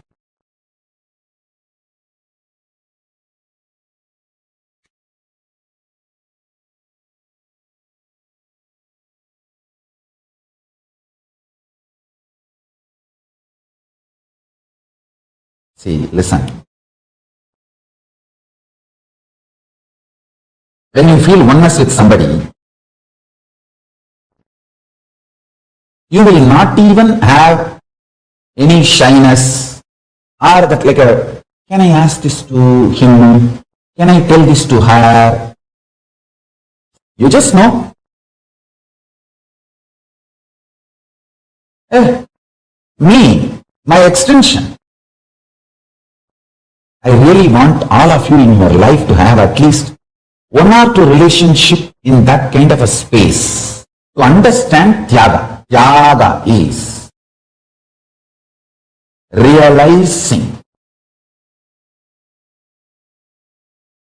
the seeing is extension of the seer, and ability to work on the seer makes you successful in everything in the seeing. Yastu sarvani bhutani atmanyeva anuvashyati sarvabhuteshu cha atmanam tatana vichukupsate. One who lives by seeing as it is the whole existence, vyakta avyakta, manifest, unmanifest, everything, existing in the seer, the source person, consciousness itself, and the consciousness existing in the whole existence, thus does not feel violated or hates anything existing by virtue of not seeing oneself as separate from the conscious. Now listen. Listen to this powerful cognition.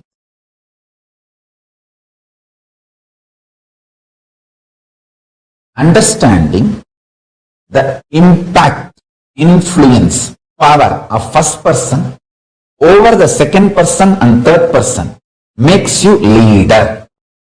That's the first cognition. Second, realizing your source person and just dropping even the first person, second person, third person is Tyaga. Two level. The first truth is it will make you successful in the outer world. The second truth will make you successful in the inner world. That's it. Hold these two cognitions and sit.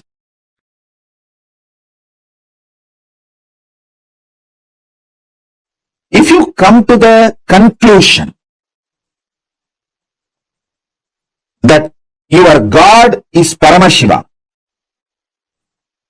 you will manifest bhakti. If you come to the conclusion your world is Paramashiva, you will manifest yukti, right knowledge about life. Asmas. If you come to the conclusion your individual self is Paramashiva, you will manifest Shakti. Listen, I will repeat. If you come to the conclusion your God is Paramashiva, He decides when you will be born, how you will be living, when you will leave the earth, where you will reach. If you cognize that, if you understand that your God is Paramashiva, He is living intelligence, independent intelligence, living alive right now, you will manifest so much bhakti. Wow! If you understand this whole world, this Jagat is Paramashiva, you will realize you will have amazing strategies to win, to be successful, to be consciously productive. Understand that word, consciously productive. Success is not winning over others.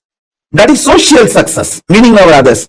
Having more money than the others, having more power than the others, having more things than the others. That is social success. What I am talking is conscious success, feeling that you can do anything. Ishwaratva.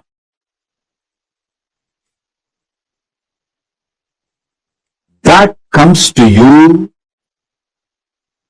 when you know this Jagat is Paramashiva. Yukti, amazing yukti. Anything you see, you will just know the strategy to deal with it, live with it. When you come to the conclusion, your soul, Jiva, is Paramashiva, you will just manifest Shaktis. Listen.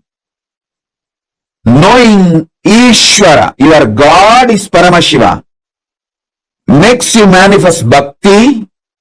Knowing this world, universe, Jagat is Ishwara, Jagat is Paramashiva, makes you manifest Yukti. Knowing yourself, Jiva, individual, is Paramashiva, makes you manifest Shakti. Knowing your Jiva, your Ishwara, your Jagat, knowing your Jiva, your Ishwara, your Jagat, all the three are Paramashiva, is Paramadvaita. That is what I call Paramadvaita, manifesting Shakti, Bhakti, Yukti.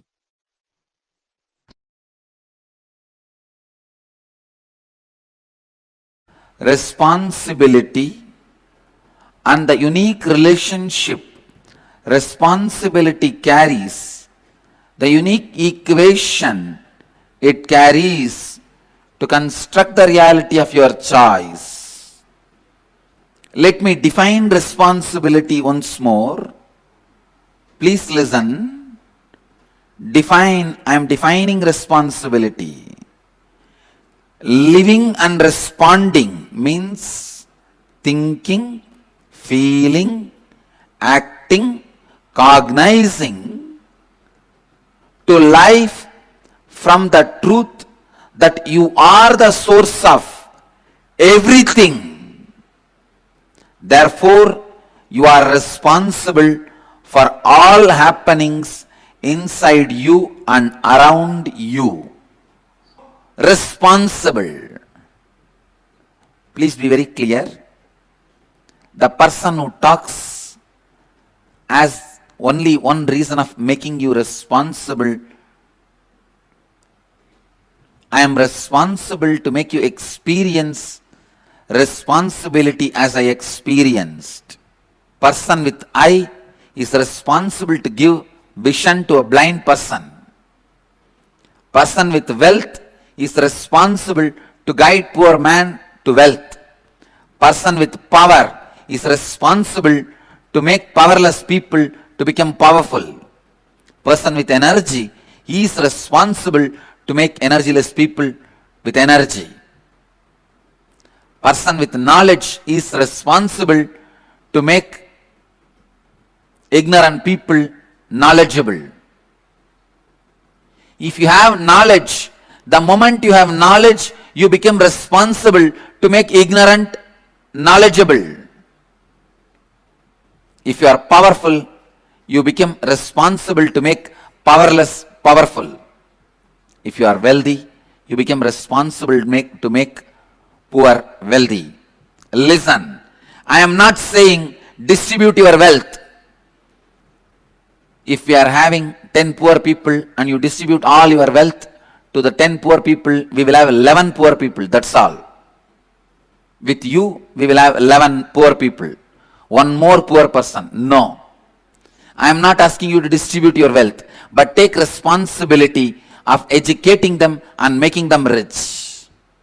Anything you own, you become responsible to share it. Make it grow. Don't feel responsible for anything. There are only two types of human beings. Listen. People who feel responsible become leaders. People who don't feel responsible continue to be slaves. There are some people don't feel responsible even for their own actions because they forgot their action is going to bring this result. Many times, even when they plan for business, they only plan if it fails, whom they will hold responsible. They don't plan to make it successful. Holding somebody responsible is not going to solve your problem. Plan for success. Don't do, when you plan itself, if you get an idea, if this fails, what to do? Immediately you think, I'll hold him responsible. But you holding him responsible is not going to bring you success. While the thought comes, I'll hold him responsible, cut it. Holding anybody responsible is not going to solve the issue. See to it he is educated to make things successful. Listen. Work not done plus valid reason is not equivalent to work done. Work not done plus valid reason is not equivalent to work done. Work done is only equivalent to work done. Anything else is not equivalent to work done. People who don't take responsibility even for their own action remain as slave forever. People who take responsibility for their action live as human beings, a middle class life, one house, one car, one wife, 2 kids, maybe one affair somewhere. A middle class life, what I call neo-middle class, happening in India. Life lived as mediocre, middle level, is not going to be fulfilling. There is another one class. People who take responsibility even for others' actions. When you take responsibility even for others' responsibility, you become leader. Even if you are not reason for certain happening, if it is affecting you, only if you take the responsibility you will solve it. Whatever may be disturbing you and your life's mission, whatever may be disturbing you and your life's mission, even if you are not reason, you are responsible. Listen. Being a reason is different. Being responsible is different. Many times, even if you are not directly reason, only when you take the responsibility, it is solved. Leaders are created with a DNA of responsibility. Responsibility is the software for leaders' inner space. Not only take responsibility for your actions, take responsibility for everything which affects your life, even if it is others' actions. Only when you feel, when you decide you are responsible, you will even look into the direction of solving the problem. Only then you will solve the problem. Till then, you will be just blaming, he is responsible, he is responsible, he is responsible, he is responsible. All right, blaming each one is responsible is not going to get you successful.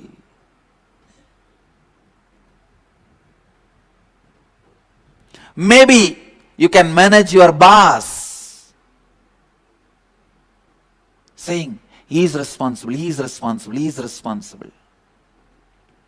Why we don't take responsibility?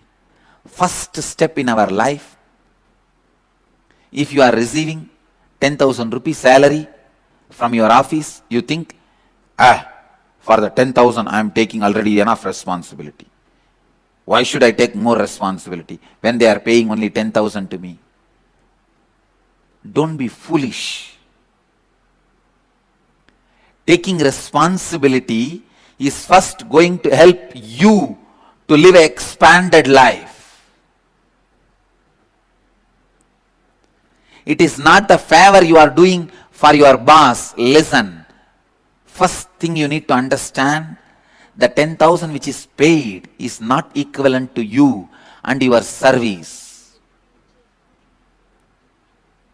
Second, you need to understand, by you not taking the responsibility, you are not destroying your boss's possibility, you are destroying your possibility.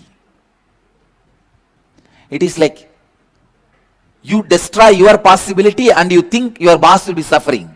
You drink poison, you expect your boss to die. When you don't take responsibility, you destroy your possibility. First, decide you are going to be in your peak possibility by constantly taking responsibility. Taking responsibility is the right mental setup. It is not that you are doing some favor to somebody by taking responsibility. By taking responsibility, you are doing favor to yourself. It is the greatest favor you do to you. When you break that pattern, why should I take the responsibility? Your life starts. When you build a pattern, why should I take the responsibility? Your death starts. When you stop taking responsibility, even if you are alive, you are not living. You are waiting to be buried.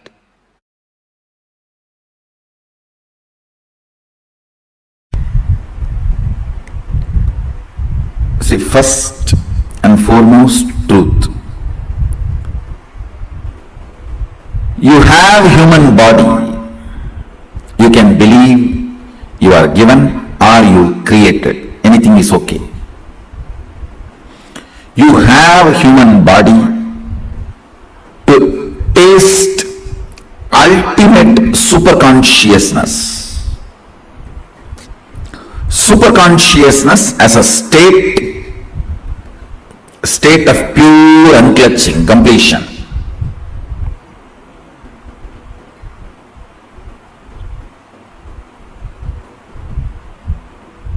Superconsciousness as a state, pure state of completion.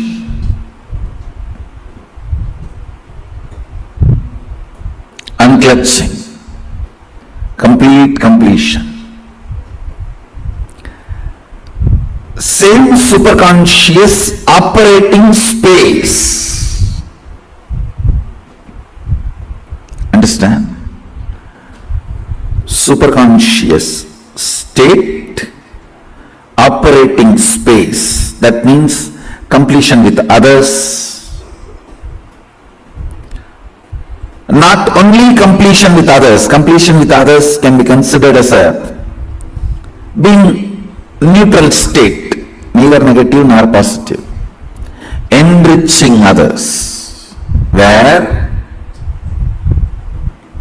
your consciousness oozes out and involves itself with others' life. Understand? Only when your consciousness involves with others' life, you manifest Ishwaratva. The Ishwaratva starts manifesting. The space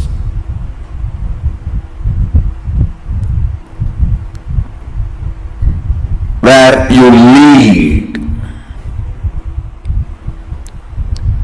Understand, everyone wants to be a leader.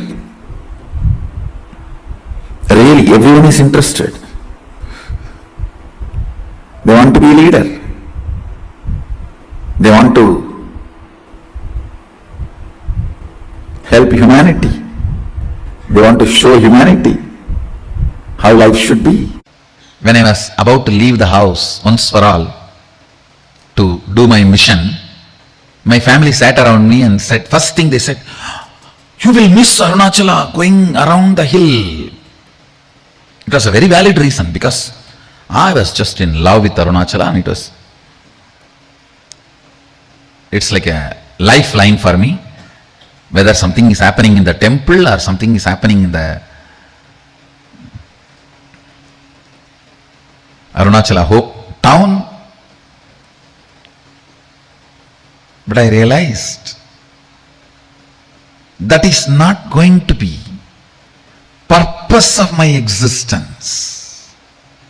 Just sitting there is not going to be fulfilling my purpose. I need to create thousands of temples like that. I took my birth there to have training, not to stay there. I have to create thousands of temples. If I am sitting there, I will not be creating. Listen carefully. Sometimes the juicy choices pose as if they are freedom, but they are not.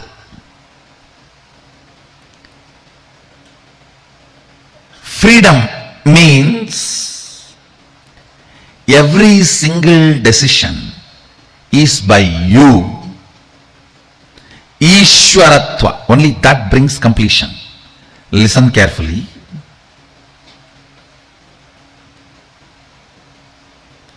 Many times, the choices which you think as freedom was inserted into you by the advertisement and promotions, or the others' opinions, false views, wrong remembrance. Please understand, you always think your college hostel period was a golden period of your life, but actually when you were living there, you were so much all the time afraid of the warden and the whole life was hell. You just want to get out and get a job as early as possible. This is what I call wrong remembrance, which was not joy. You remember it as joy because you forgot how it was originally when you lived. Always the wrong remembrance of the past makes you take wrong decisions about future.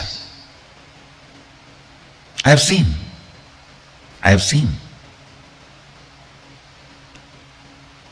I'll give the essence. Listen. 1. Choice is not freedom. 2nd, choice or freedom. Everything has to be from your decision. Only then you will be in the space of completion. 3rd, when you start making your decision about everything, what you give up, you will not feel missing that. I am not feeling I am missing my morning chai and night sleeping alone in the railway platforms. That was a beautiful moment, no doubt, but that was not my purpose. So when I assume the responsibility of the purpose, not missing the choices is Ishwaratva. Listen. Assuming, fitting yourself into your own shoes, life's purpose, and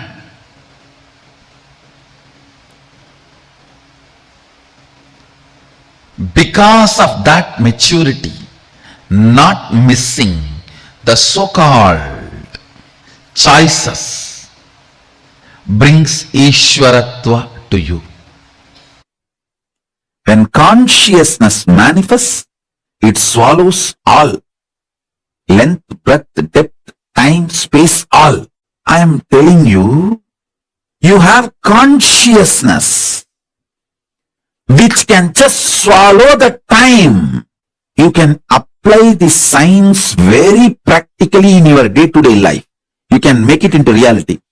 Anything which you think may happen in future, for example, you are working 8 hours a day. In the same way, if you work, you will make $1 million in 2 years. But if you consciously apply your will persistence, infuse that in your day-to-day activity, that 2-year time will be drastically reduced to 2 months, 2 weeks, sometimes even 2 days. That is what I call power manifestation. And it is not something difficult. Understand? You have been empowered, hardwired with consciousness. Without consciousness, your body cannot function. Understand that. If you are able to convert blood into blood, be very clear, you have consciousness. You just need to decide not to have the fear about the struggle and failures. Treat that struggle and failures very cheaply. Don't be afraid of it. You will not empower your depression, your frustration. It's a very subtle trigger you go through. Anyone allows this trigger to become a lifestyle. You become the serial offender of consciousness. Stop getting tired. Stop getting bullied by your failures. Yes, till yesterday you failed. That does not mean today you are going to fail again. You are going to do it. What is there? Till yesterday I failed. Okay. So today I have a chance. Either I will be successful or failure, same as yesterday. So there is nothing to lose. That's all. Deal your problems, whether it is simple headache or depression or the worst suicidal patterns or life negativity, only through consciousness. Don't go for any other solution. Don't go for any other solution. If you are already successful, then there is a danger of losing something which you gained through your success. But you already failed, then there is nothing to lose. Have guts, courage. Beggar has nothing to lose. That's the most important asset for life.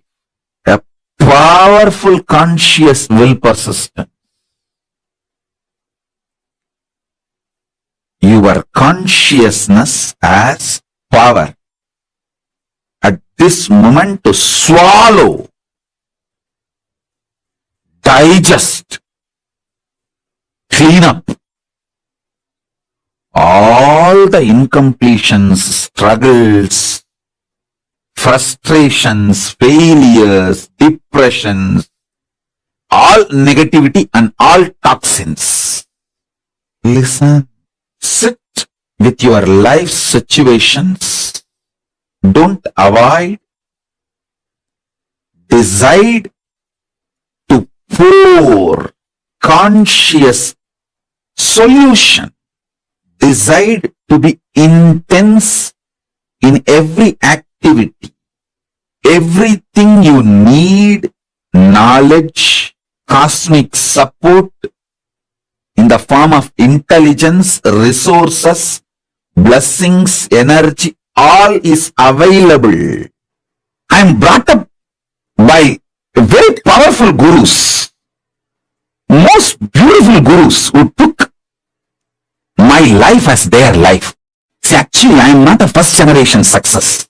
I am almost like a third, fourth generation success. 3-4 generations before, the vision, ambition, my guru, Paramaguru, Paramartha Guru, they cherished.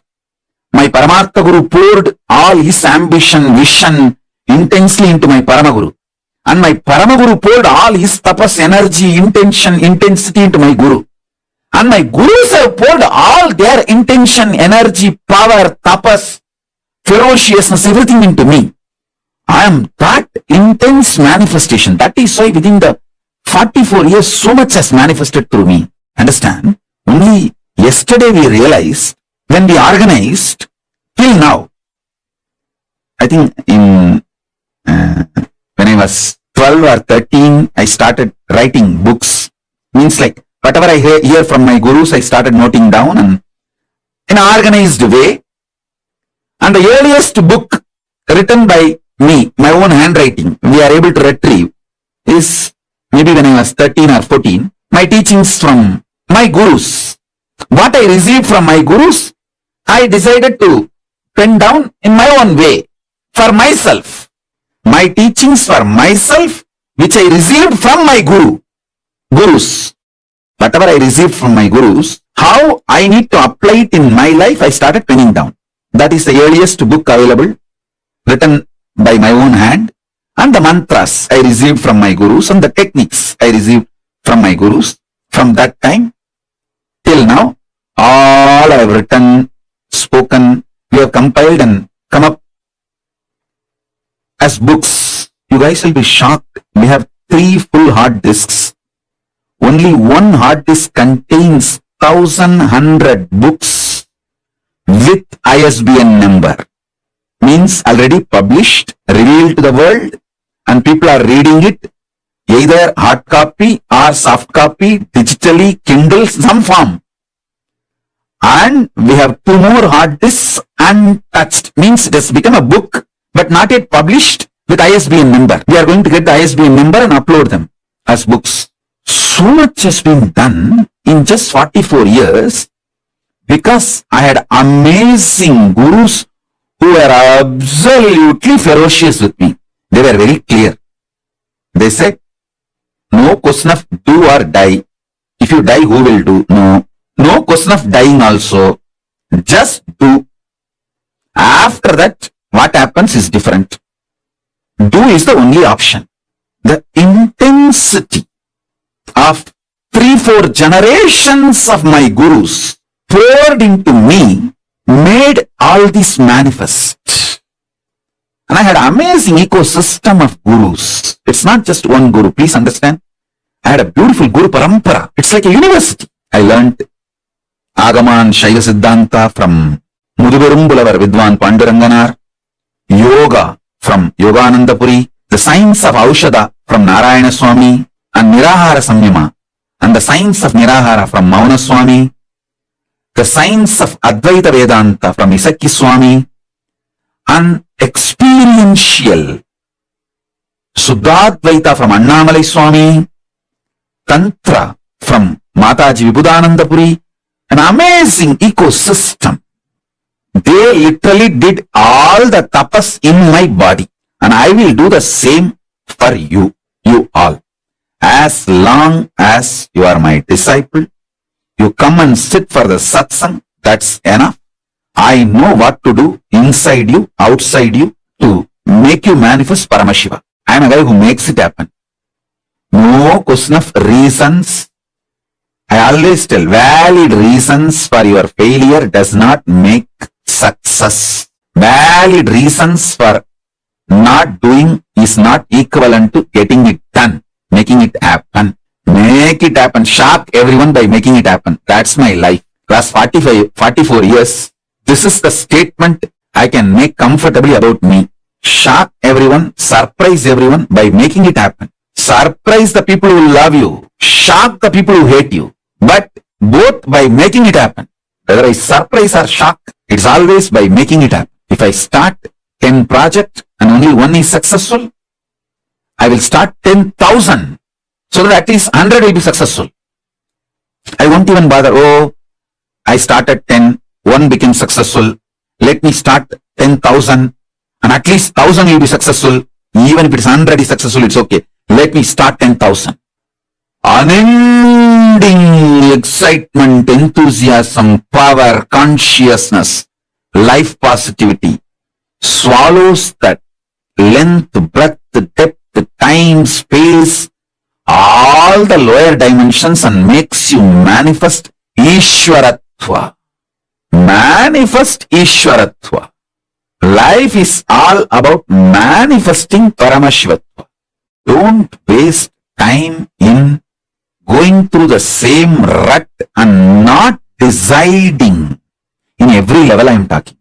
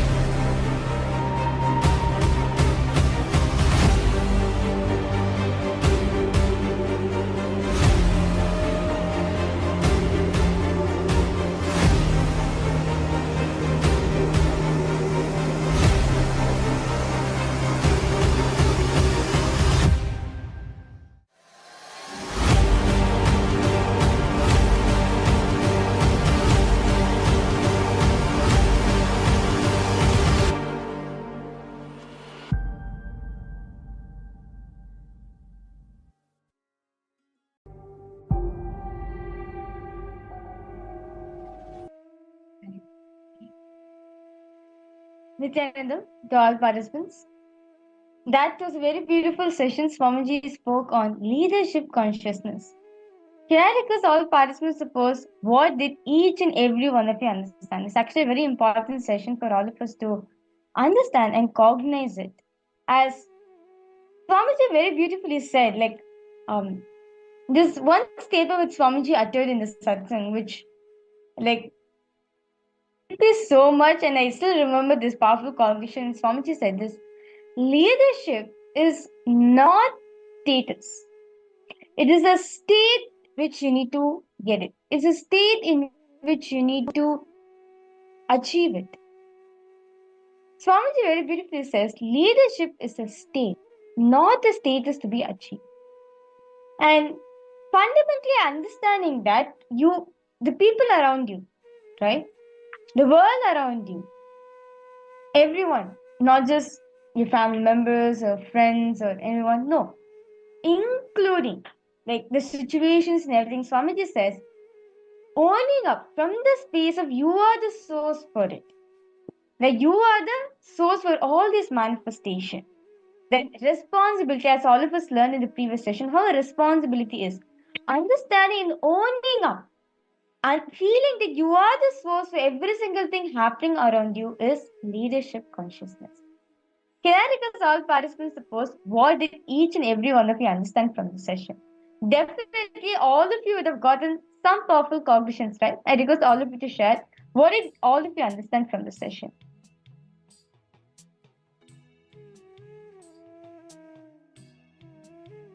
Yes, Nithyanandam, Ma Nistrigunya, Ma Ananda Premini, Nithyanandam, Ma Vamadevi, Ma Shobhana. I see new participants logged in. Nithyanandam to each and every one of you. And yes, Nithyanandam, Jeremy Maxfield here. Welcome for the program. Ma Grazina, Nithyanandam, Ma. Yes. Ma Julie Sula, Ma Wen Mayway, Nithyanandam to each and every one of you.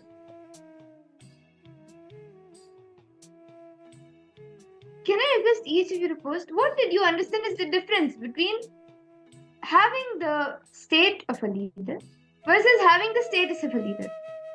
And do you run behind the state or the status? Okay, Rahul Kannaya, you have posted.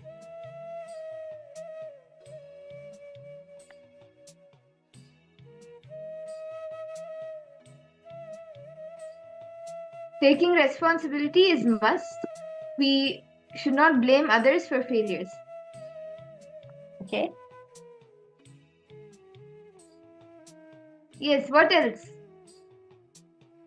Ma Fatima Dhastani, Ma Grazina Maria.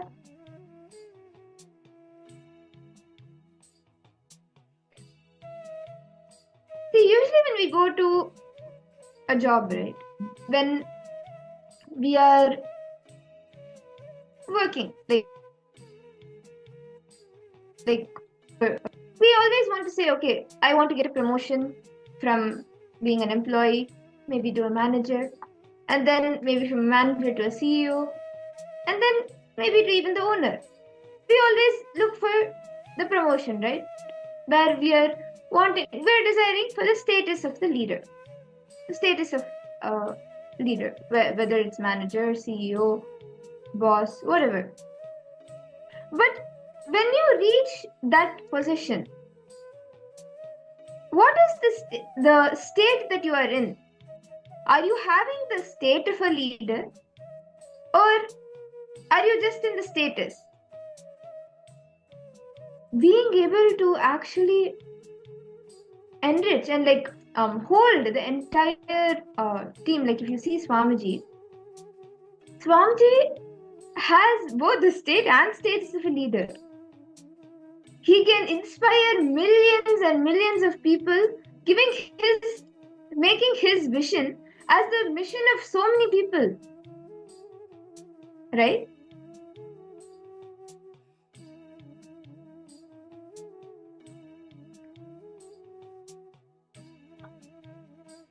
Are each of you catching? All the participants. Ma Grazina Maria, what were you able to catch? See, we all saw, right, how one is being your own boss and understanding that and bringing responsibilism into everything, into every aspect. So you are able to manifest the situations, everything, how much you are able to handle. Now, actually owning up for every situation that is happening in your life will help you experience the status of a leader. Sorry, the state of a leader. Whether you have the status or not, having the state of a leader is important. See, assume, like if you just assume, you can assume that when you put yourself into your own shoes, like your own responsibilities, the life's purpose and the maturity that you have, you will see that you are not missing out on the different choices that you have. You will actually experience that Ishwaratva, the leadership in you. Very beautifully in the Paushka Ragama, verse 51 to 53, Paramashiva calls this status Bhoga Tattva, and one experiences the multitudinous, the enjoyments, and becoming very active in performing all the functions of the Lord. As Paramashiva says, Sadashiva Gunopeta Bhogakyam Tattva Mashrataha Mano Bilashitan Bhogan Bhunjana Vidinanapi Pati Krityadikarasu Pravrita Patyurichaya Ye Prapta Tattvamasva Ye Prapta Tattvamassanam Visheshena Kriyadikaha Adhikara Gunopeta Mahantas Chakravartinaha. He says in this verse, Paramashiva elaborately says how one experiences the ultimate bhoga. One experiences the ultimate enjoyments. But at the same time, becoming very active and performing all the functions, all the responsibilities of the Lord is Ishvara. So basically, Swamiji is saying, right? So you see, leadership is what? Okay, I have to sit and focus only on work alone. No. Or I have to sit and focus only on work, forget about all my enjoyments and all this thing I want. No. Having the ability to do both, having your enjoyments and at the same time doing the work is Ishwaratva. This is an important quality for all of us to get, because sometimes we understand that leader is what? Okay, a person who's goal-oriented. Yes, a leader is goal-oriented, but he knows basically he's responsible for everything around him. He knows what time to be played. He knows what time to enjoy his pleasures. He knows what time to be focused and integrate to his work. So this is what Paramashiva was saying in the Paushka Ragama, that a person who has the peak enjoyments and at the same time performing all the activities is Ishvara, a leader. Now, can I request all the participants to bring your paper and pen? Let us all internalize for a few minutes. Let's all internalize what are the different decisions that we have taken. What are the different decisions that you have made just to retain the choices that you have made, just to retain the choices that you have made, the decisions that you have taken. And foolishly you missed out fitting yourself into the different responsibilities that align you to your purpose. For example, you may be a teacher who your responsibility is to teach kids and help them in learning. But you take the decision to go out and be with your friends, be with your family, go out for movies. And during this, you are not reaching, like you're not sustaining your and reaching your own capabilities. Like you're not focused on your own responsibilities, on the responsibilities that you have taken up as a leader.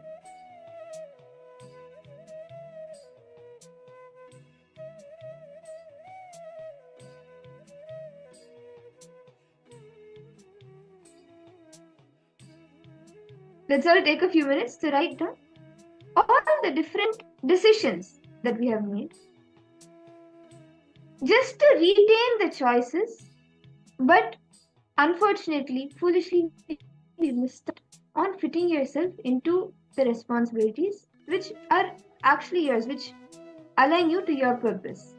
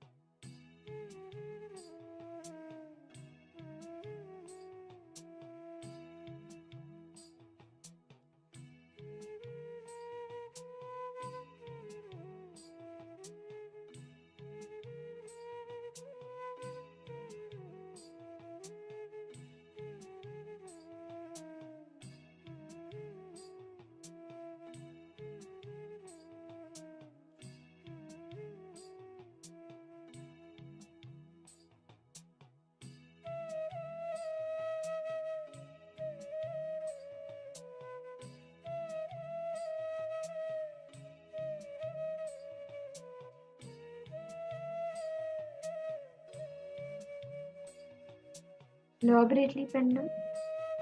What are those decisions? For example, you may be an engineer,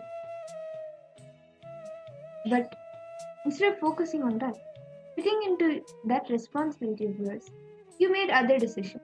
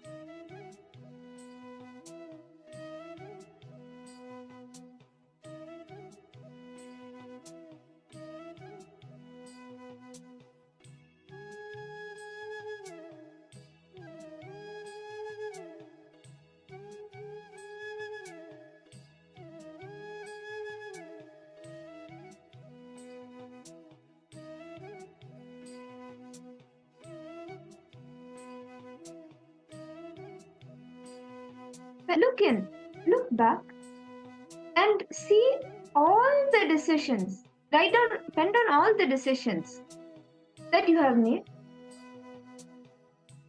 All the decisions you have made just to retain the choices that you have made against your purpose. It's all participants understanding. See, many times in life, we are not reminding ourselves of our true purpose. Right? How many of you are able to catch this? Rahul, see, we forget our true purpose, why we're actually here. We consider our true purpose as, okay, I have to work. My 9 to 5 job is my true purpose. Having attachments or having commitments to the family, fulfilling them is my purpose. But understand, what you call as your purpose is not the purpose. It is one corner. It is lowest standard of purpose, you can say. Understand, your highest purpose is experiencing Paramashiva. As Swamiji says, every one of us, our purpose, why we have come to planet Earth, why we have born, is not for a family in which you are in right now. It's not for a job in which you are in right now. It's not for the relationship which you are in right now. Not for the amount of money which you're earning right now. Not for anything. For you to experience the Paramashivatva in you. That is why you took human form. And that is why you're even here today with Swamiji. Understand? Many times in life, we take decision forgetting our true identity, forgetting our true nature, our true responsibility, and fulfilling our pleasures, what we wanted.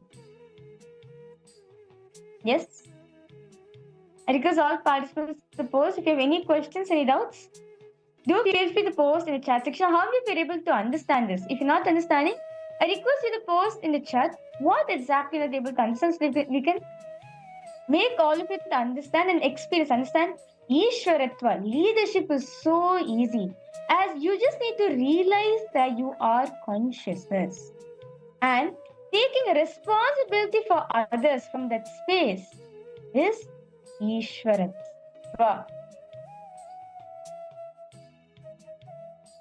Are all the participants understanding? You can experience this space of Ishwaratva, this space of having leadership not as a state, not as a status, but as a state. I see some participants are posted here. Now, Brezina is here asked, not sure if I understood correctly.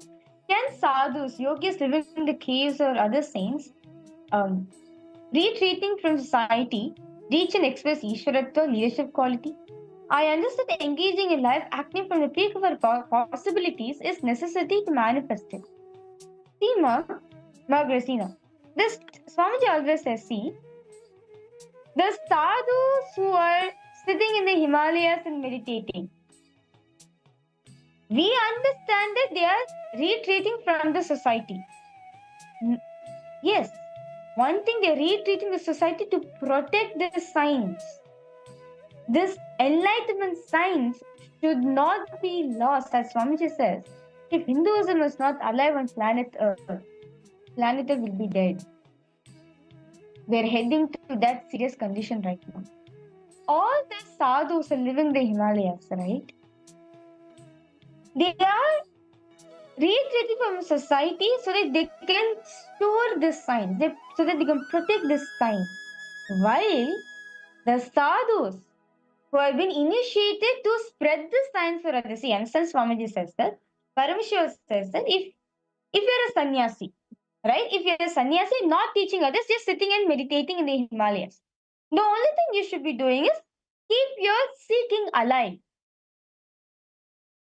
Right? The only thing he says is, take care of your body, make sure you do all the routine, all the specific thing Paramashiva has given. But a sadhu or an incarnation who takes a responsibility to spread this mission out to the world, he says, Paramashiva says to make sure to keep your seeking alive. Take care of your body. Make sure your body is healthy and healed. Make sure that seeking is alive in you. Are you understanding, Mama Christina? Not all sadhus, as Swamiji said, right? Not all sadhus are initiating the 16 initiations to initiate others. Not all sadhus are qualified to initiate others. Those who could, see, to give an example, Ramana Maharishi, he's a great enlightened master, but he couldn't initiate anyone. Anyone who came to get initiation from him, he said that I can't give initiation because I'm not initiated into this yet. Right. Whereas Swamiji is initiating the 16 initiation to initiate others. Swamiji can initiate us. His disciples can initiate others. So are you understanding, Ma? Each sadhus, there's a different way actually. We can't compare them. Each sadhu, based on the initiation they've received, based on that, they have taken responsibility for it. If they are sadhu, they have not received any initiation, they only receive initiation from Guru for themselves. Their responsibility is practicing, keeping the sign self, sitting Himalayas and practicing. Those are sadhus who have taken the responsibility to share the signs to others. They have to do the job of treating, giving the signs, teaching the signs to each and every single one of us.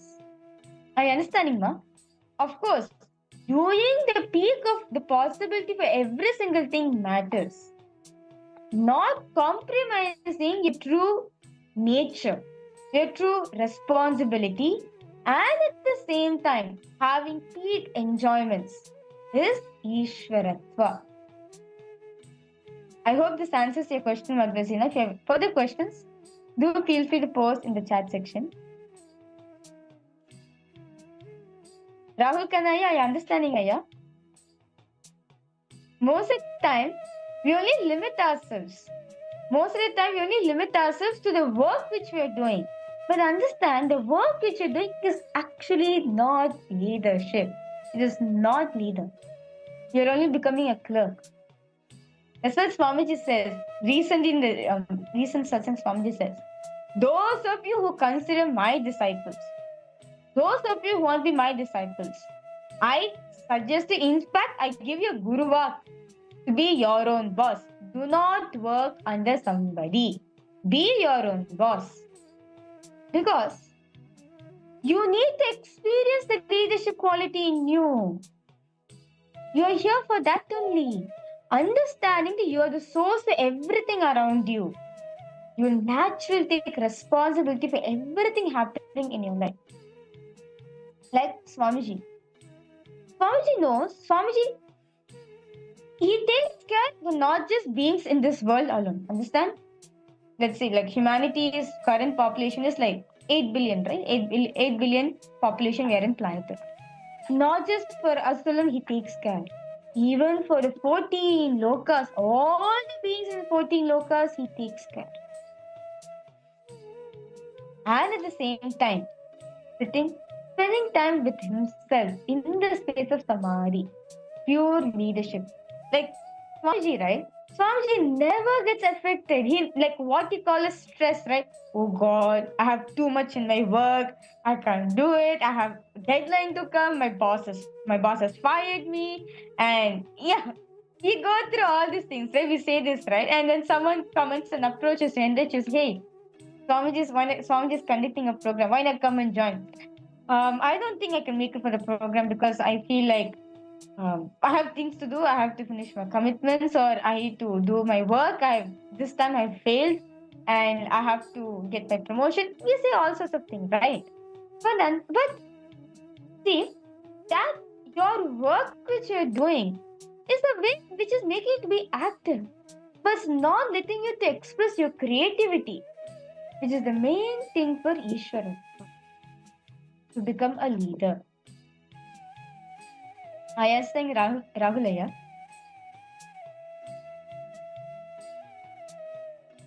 Nithyanandam, Jeremy Maxfield, you have any questions? Because if you have any questions, go ahead and post in the chat section. Okay.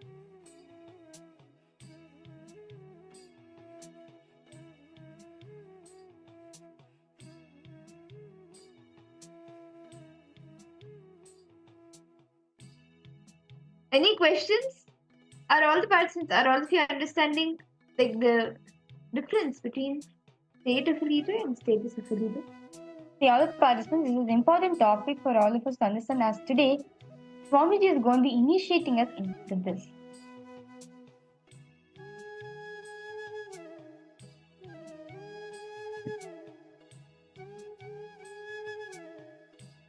So it is important, very important for all of us to experience the Ishwaratva happening. How do we manifest Ishwaratva in our life? Can I request all the participants to take a few moments and look in, analyze and complete with all the incompletions that are there.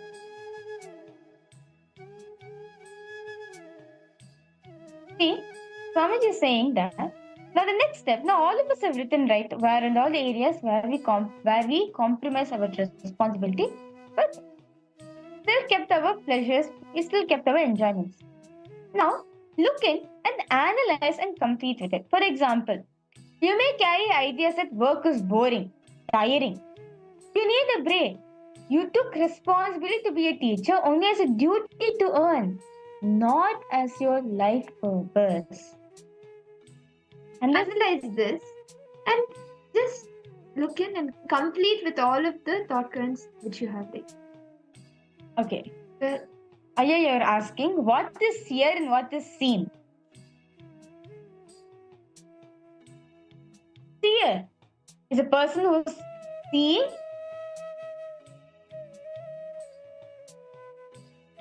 So, okay, I'll tell you. Seer is a person who's seeing the scene. Basically, I'm seeing the scene, right? I am the seer. The scene is what I'm seeing actually. Are you getting it? Okay. To give an example, I'm this book. Okay? I'm seeing this book. So I am the seer. My scene is I'm seeing the book. That's the scene. Yes? Okay. So seer is the one who sees the scene, who's seeing the scene of the scene. See, okay. SCENE. The scene is what is happening as life. Scene is what exactly I'm seeing in the scene. Seer is the person who's seeing the scene. Okay. So let's all take a moment. Just look in and complete. Look in, analyze and complete with all the different thought currents. See, many times, okay, the next step Swamiji is saying that because any of the responsibilities which I've taken, you only take it as, okay, it's only thing for me to earn. At least, like, if I don't work, I will not have food the next day, right? Many of us sometimes we think like we will compromise anything, go for, because we be like, at least if I work, I'll get something. But until Swamiji says, because of this idea, because we carry this cognition in us, that is why anything comes in your way. First few days, you start with inspiration. Later on, as you start working, you'll be like, God, it's so tiring. It's so boring for me. I can't take it anymore. I think I need a break. I think I need a vacation and go. But whereas if you take whatever you're doing as your life mission, you'll always find enjoyment, fulfillment in whatever you're doing. Like teacher. Normally, we take the job of a teacher to what? Let me teach the kids so that I can earn something, right? This is the cognition. But when you make teaching as when you take teaching as your life mission, as your life purpose, you'll become a great teacher. You'll find various different ways to teach one concept. You become a world's, who knows? You become a world #1 teacher. Same for doctor. You only limit yourself as long as I get something out from it. As long as I earn something from it, it's okay, let me become a doctor.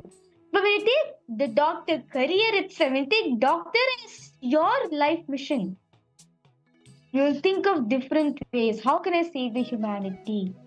What are the different opportunities I can do to become responsible for the humanity? Swamiji says, when you make your vision as your mission, you will manifest the reality in a bigger scale. All this while, the vision which we carry, we have not made it as a life purpose. We have not made it as a life mission for ourselves. It's just a substantial identity. Like it's just an understanding which you're keeping it. Yes? Now, look in all the incidents which are written. Look in, analyze, and continue to do that. Is it from the space of a leader, or is it from the space of a club?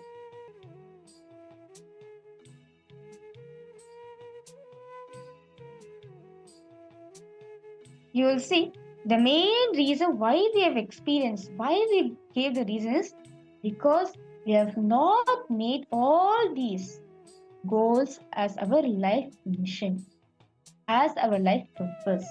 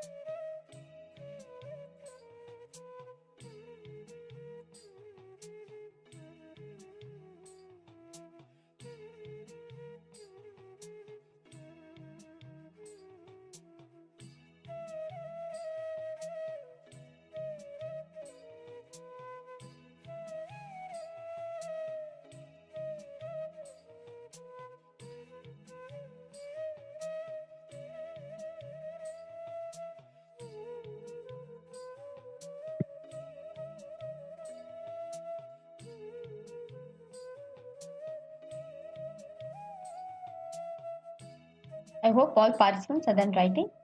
If you have any further questions, any doubts, do feel free. I know this is like one of the important topics, right? Always be like, Ma, I want to be my own boss, but how is it? How can I become my own boss? Swamiji is giving so many techniques, but how is it can we actually practically implement in our life? So if you have any questions, go ahead and ask in the chat section, no problem.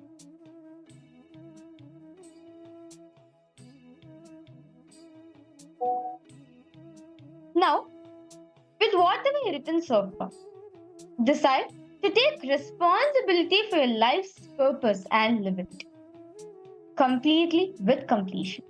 Went on, what are the actions you're going to be taking towards this?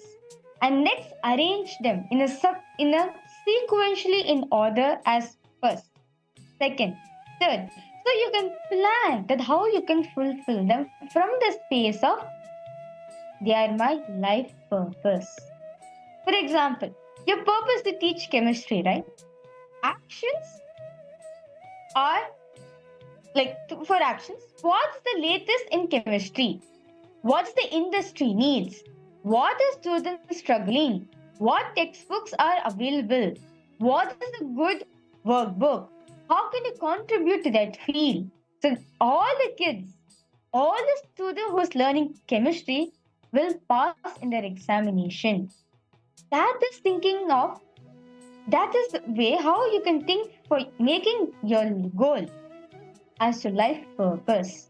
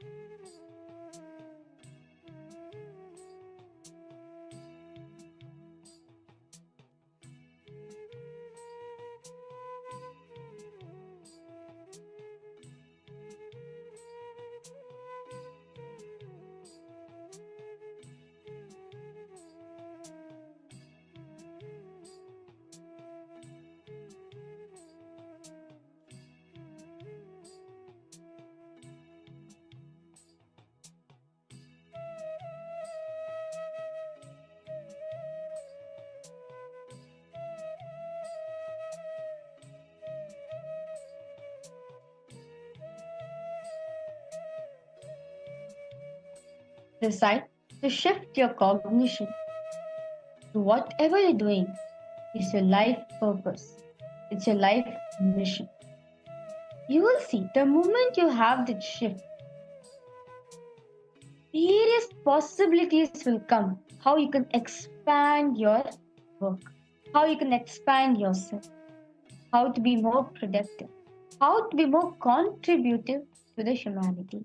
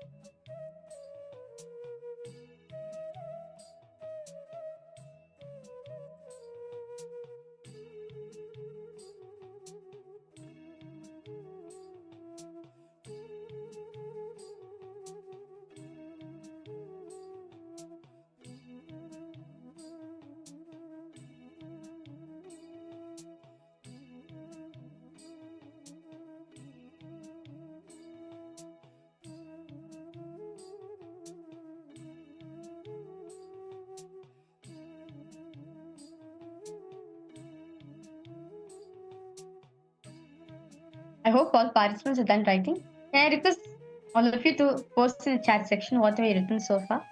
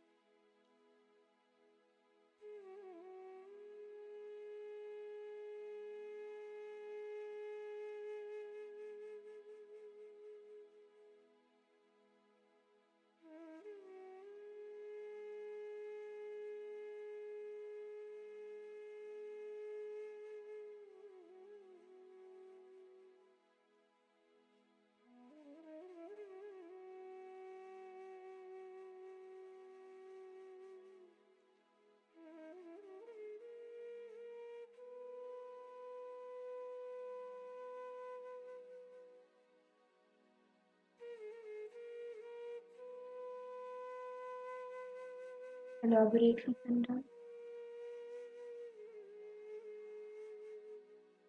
And decide to take the responsibility of your life's purpose and actually live it. Decide completely with completion. And write down all the actions that you're going to take towards this. You can even arrange them in subsequently in an order as what you will be doing first, then second, then third. So you have a clear plan.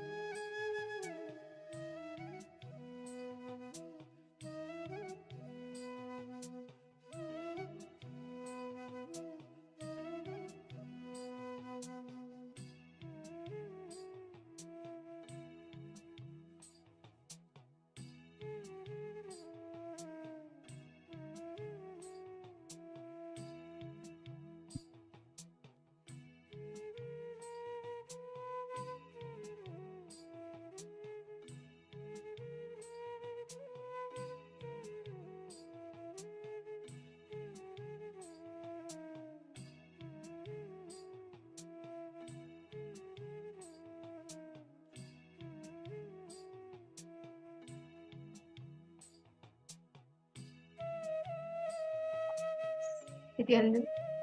I hope all the participants, all of you have been able to complete writing down the plan for what actions you are going to take. Can I request all participants to share what have you written so far? Ma Irene, Ma Grazina, Ma Shulni Durga, Ma Margarita, Ma Kaili Wong, Rahulaya, Jamiaya,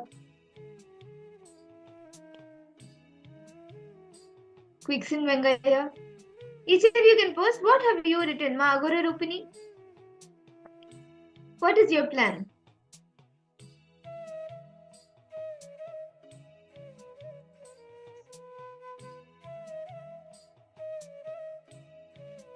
Or if you have any further questions, any doubts, go ahead. Feel free to post in the chat section. Or if you want, like if you have a question mark, how do I actually implement this in my practical life? You can ask questions, no problem.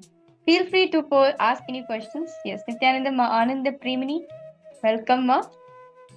Ma Judy Silla, Ma Fatima Dehastani, Ma Teresa, Ma Irene Lemos, Nithyanandam, Nithyanandam, Ma Teresa, Nithyanandam. Okay. Now that all of us have made a plan, start executing it, start actually following it, live up to it.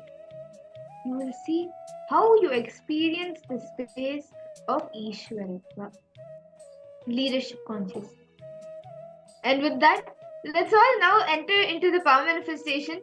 Today, all of us are manifesting a very interesting, fun power of being able to control silicon or a device through your third eye, just through your will. So can I request all the participants to bring your devices, any other device apart from the one that you have joined us on Zoom with.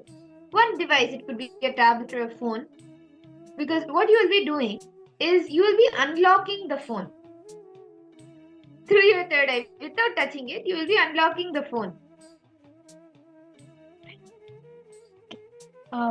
Rahul, I have posted. Okay, I'm trying to put 3 things into one. How to be my own boss, working from breath cognition, and enriching people. Okay. Rahul, can I request you to expand? Okay, to be your own boss means, what do you mean by being your own boss? Working from breath means, from breath cognition, means what? Swamiji says breath is like emotional oriented cognition. So what exactly do you mean by breath cognition? See, actually, for one of it to happen, the other one has to happen. For you to be your own boss, the working from the breath dimension also has to happen, and even enriching others also needs to happen, because when you become your own boss, automatically you experience the leadership, the state of a leader, and you start enriching everyone around you, because you're able to get much more people enter into your inner space. You are able to accommodate more people into your inner space, so you start enriching. Yeah. I request you if you can just expand these 2 points a bit more, so you can understand and help you how you can do all the 3 things together. Like, to give an example, like Swamiji. How Swamiji does multitasking, right? My God. 25 departments will be there around him. Literally, 25 departments will be there around him. He'll attend to every department at a time. Understand? And you will not even know, like, 1 second he will be there with you. And he will continue to be there with you. You will not even know in those 5 minutes when, like, you were speaking or he was speaking. At the same time, he would have spoken to someone else also, Swamiji would have given Swamiji's vision for that person also, and then listen to what I am saying or what this department A is saying, and answer back to department A, but at the same time give the vision to department B, C, D. It'll be like Swamiji is here sitting the entire day, but at the same time he has attended to every department, every person. Okay, so you posted working on starting business in AI or brand management. Okay.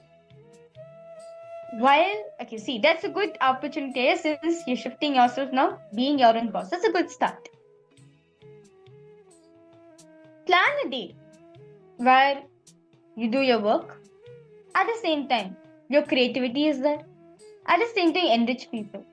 To give an example, like if you're a boss of a company, you can plan, like you can have you can think as you're having discussions with your, or like as you're attending your daily needs for your office, for your company, you can plan various different ways. You can do research in various different ways how to enhance the productivity of the company, on how to expand the company in a global scale, and at the same time enriching people about Swamiji. You can start enriching it with your closest colleague, like whoever you're close with. You can start enriching them. Hey, are you, like, you can ask them casually, you can ask them, are you suffering from anything? Are you stuck? Come, let's have a talk. Give completion technique to them. Let them do the completion process. Then talk to them during the breaks time. Then ask them, give them Swamiji's videos to watch, or make them to use the Nithyananda AI, or invite them for any of the Paramashivoham classes, or do the yoga with them. Invite them for spiritual things. So many things you can do here. It is all about just one decision. I'm ready to take responsibility.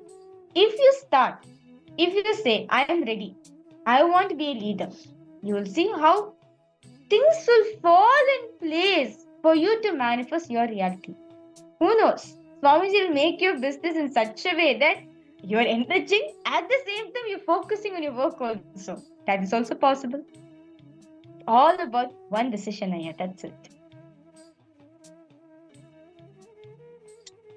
Okay. So yes, now that is all enter into the power manifestation. Okay. So can I request all participants to please get your silicon devices and come? Please get your devices. We are going to be manifesting the power where you're going to be commanding. You're going to be playing with the silicon, but not with your hands, with your third eye. Whatever you normally do with your hands, either with your hands physically or using a keyboard, using a remote, you will be doing it through your third eye. So you can, I request all the participants, please bring your silicon device. It could be a phone, it could be a tablet. It can be an iPad or computer, anything is please get your tablets or your phones, anything is fine.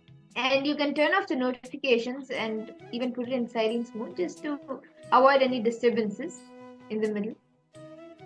And what you will be doing is through your third eye, you will be increasing or decreasing the brightness of the phone.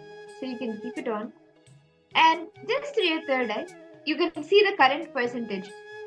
So you'll need to do two things. I request all the participants, one, arrange a timestamp camera if you could, a video if you could. And also take a screenshot. With the timestamp, take a screenshot of the current brightness.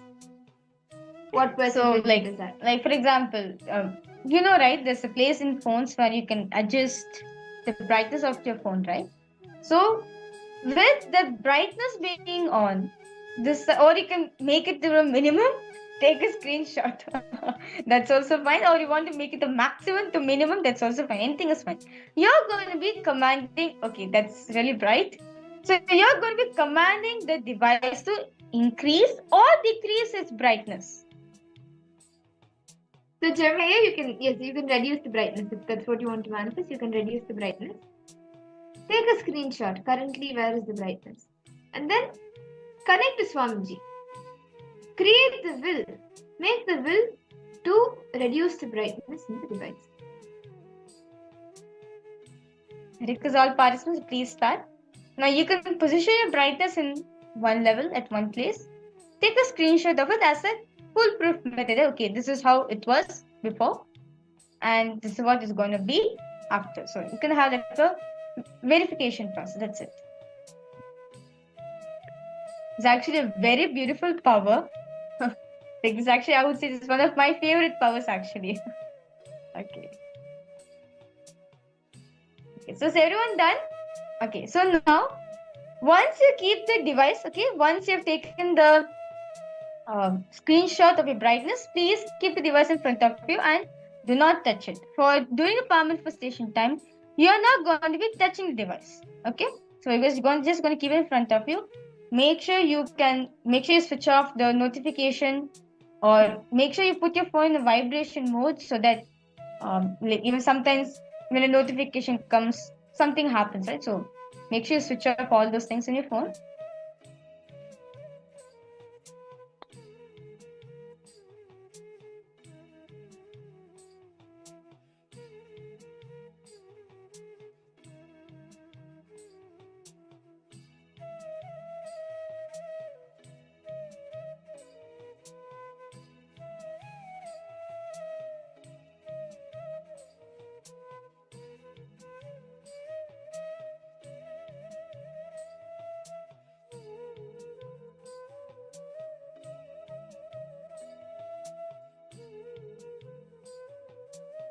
Now, intensely chant the Mahavakya, connect the Swamiji, and from the Hara center, make the will. Create the will from your Hara center.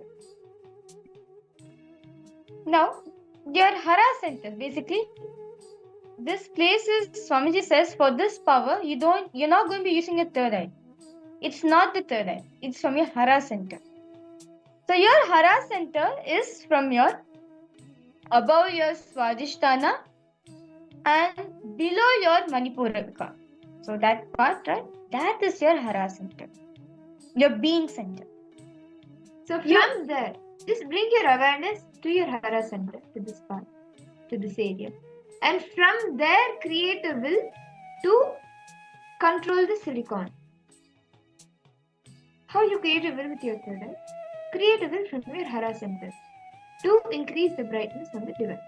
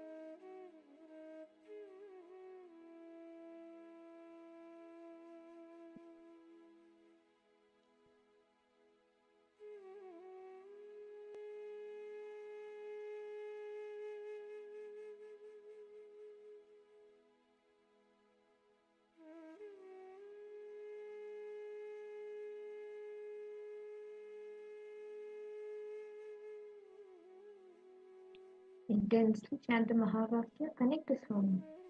And from your Hara center, create the will to alter the brightness of the silicon device.